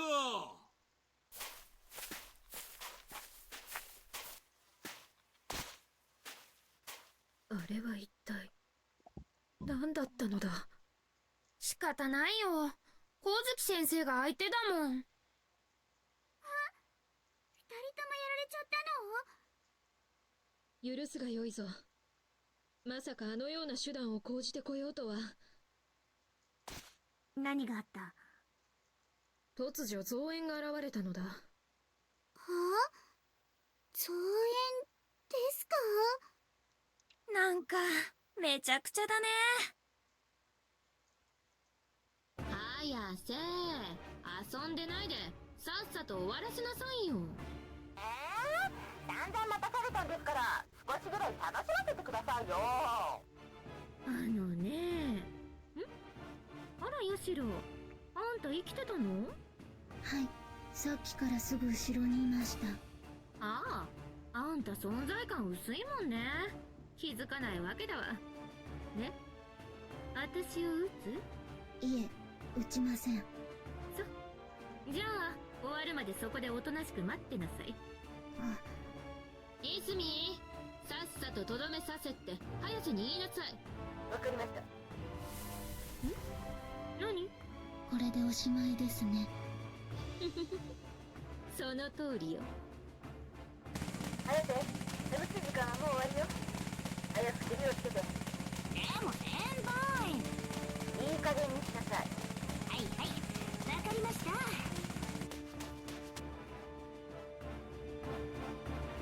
た。もう一度聞くけど降伏する？あらら、結構頑固なのね。じゃあ覚悟はいいかしらん？何よ、先輩に対してその口の利き方は失礼じゃない。 Seriously, don't do it. It's poor form to shoot an unarmed officer at point blank range. あらそう。じゃあ良い子は真似しないでね。 Is she for real? Watch out. タケル様。 I'm hit, I'm hit, I'm hit. That means stop shooting, god damn it.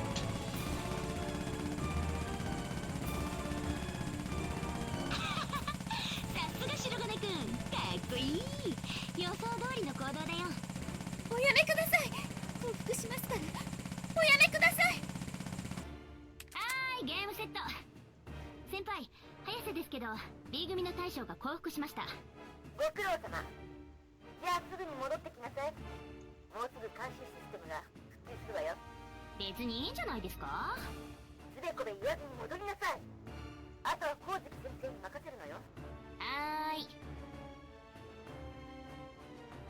それじゃあね、白金くん、男らしくてかっこよかったよ。まったく羨ましい。Was she expecting me to jump between her and Yuhi? タケル様、大丈夫ですか？ I'm good. Compared to the time you all took pot shots at me on our first day of training, that was nothing.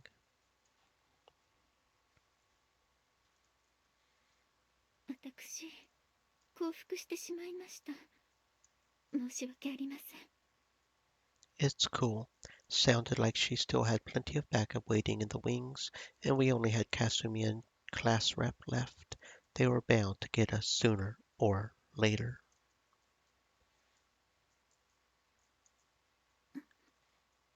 I mean, they brought in reinforcement soldiers who don't even go here anymore. There was no way.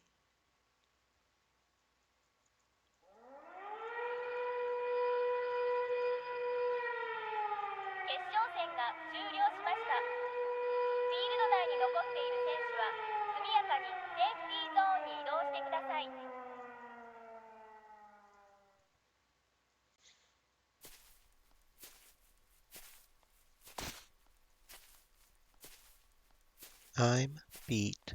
Give me your hand. ありがとうございます、タケル様。タケルち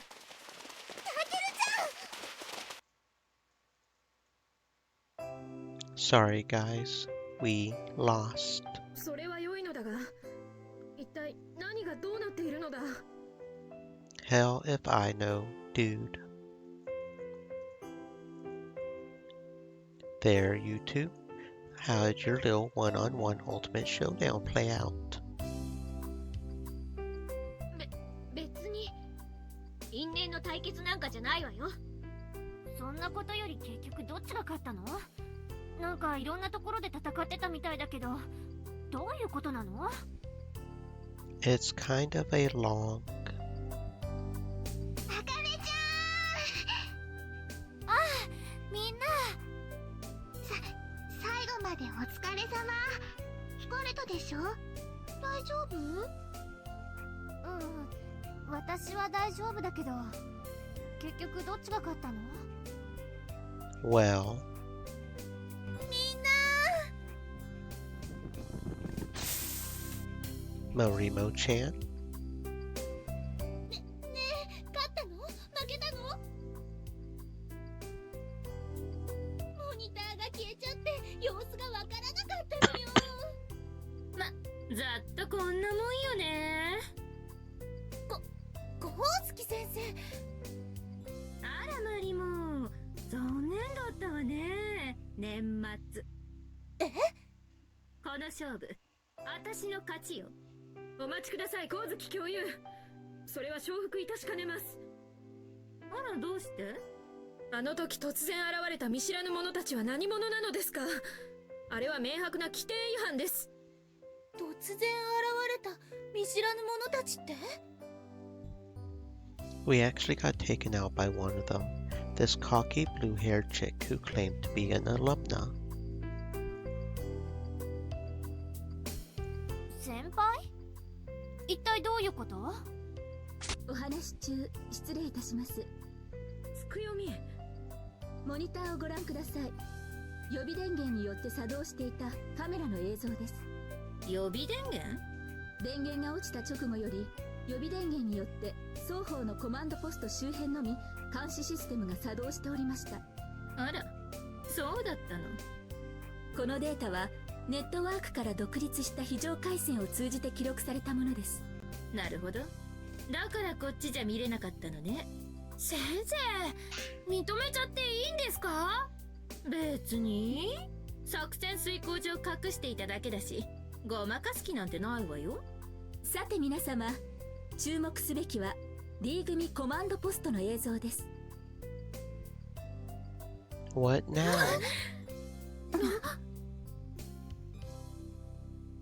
The one from our side shows the exact moment I dove in front of the bullets to be Yuhi's meat shield. ああ、白金くんを襲ってるの、あれ、美月先輩だよ。 I guess they would know each other, since they've both got connections to the swim team, after it all. それにあっちの映像、あの木の陰でノーパスをいじってるの、お姉ちゃんだ。 What? She has an older sister? あら、みんな元気そうで何より。って、優子、一体どういうこと？殿下の宝刀よ。 Wait a second, don't tell me this was another loophole. タケルさん。 I'm too frazzled to remember off the top of my head. Where's a rule book? Somebody get me one. こちらに。 Thanks.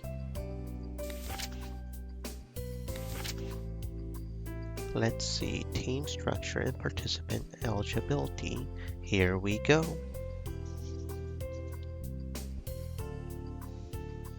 I knew it. It's not even mentioned in here. どうしたの？全然話が見えないわ。 There's nothing in the rules that says you can't bring in reinforcements during the course of battle, and while they do say that soldiers have to be students, it never says they have to be current students.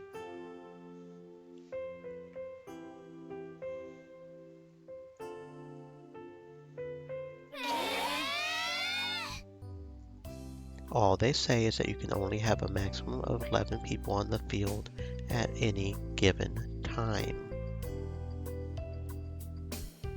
だけど、クラスからは2チーム、1チームは10人って決まりが。 Doesn't matter. 外部から3チーム目を出してはならないとは書かれていないわけですね。試合開始後に競技者がフィールドを出れば失格だが、逆に入ってはならないとは書いていないというわけか。 You got it. 全然意味わからないよ。そんなのめちゃくちゃだよ。 It's complete bullshit. That is what it is. There are more loopholes than rules at this point. What's to say we couldn't have just brought in one of the Mitsurugi SWAT teams? They aren't students or former students, that's what.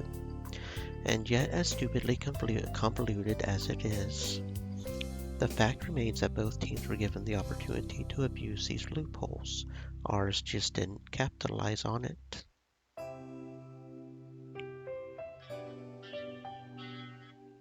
It's our own fault for not utilizing all of the resources available to us. And it is 1800, so... 待ちなさいよ。そんな話に惑わされちゃダメよ。常識で考えなさい。 It is time to end. We will start back again tomorrow with some more Muv-Luv, but for now, it's time to go get some Om-Noms. We have 2 people on Twitch, 1 person on VStream, so no rating. Stay safe, friends.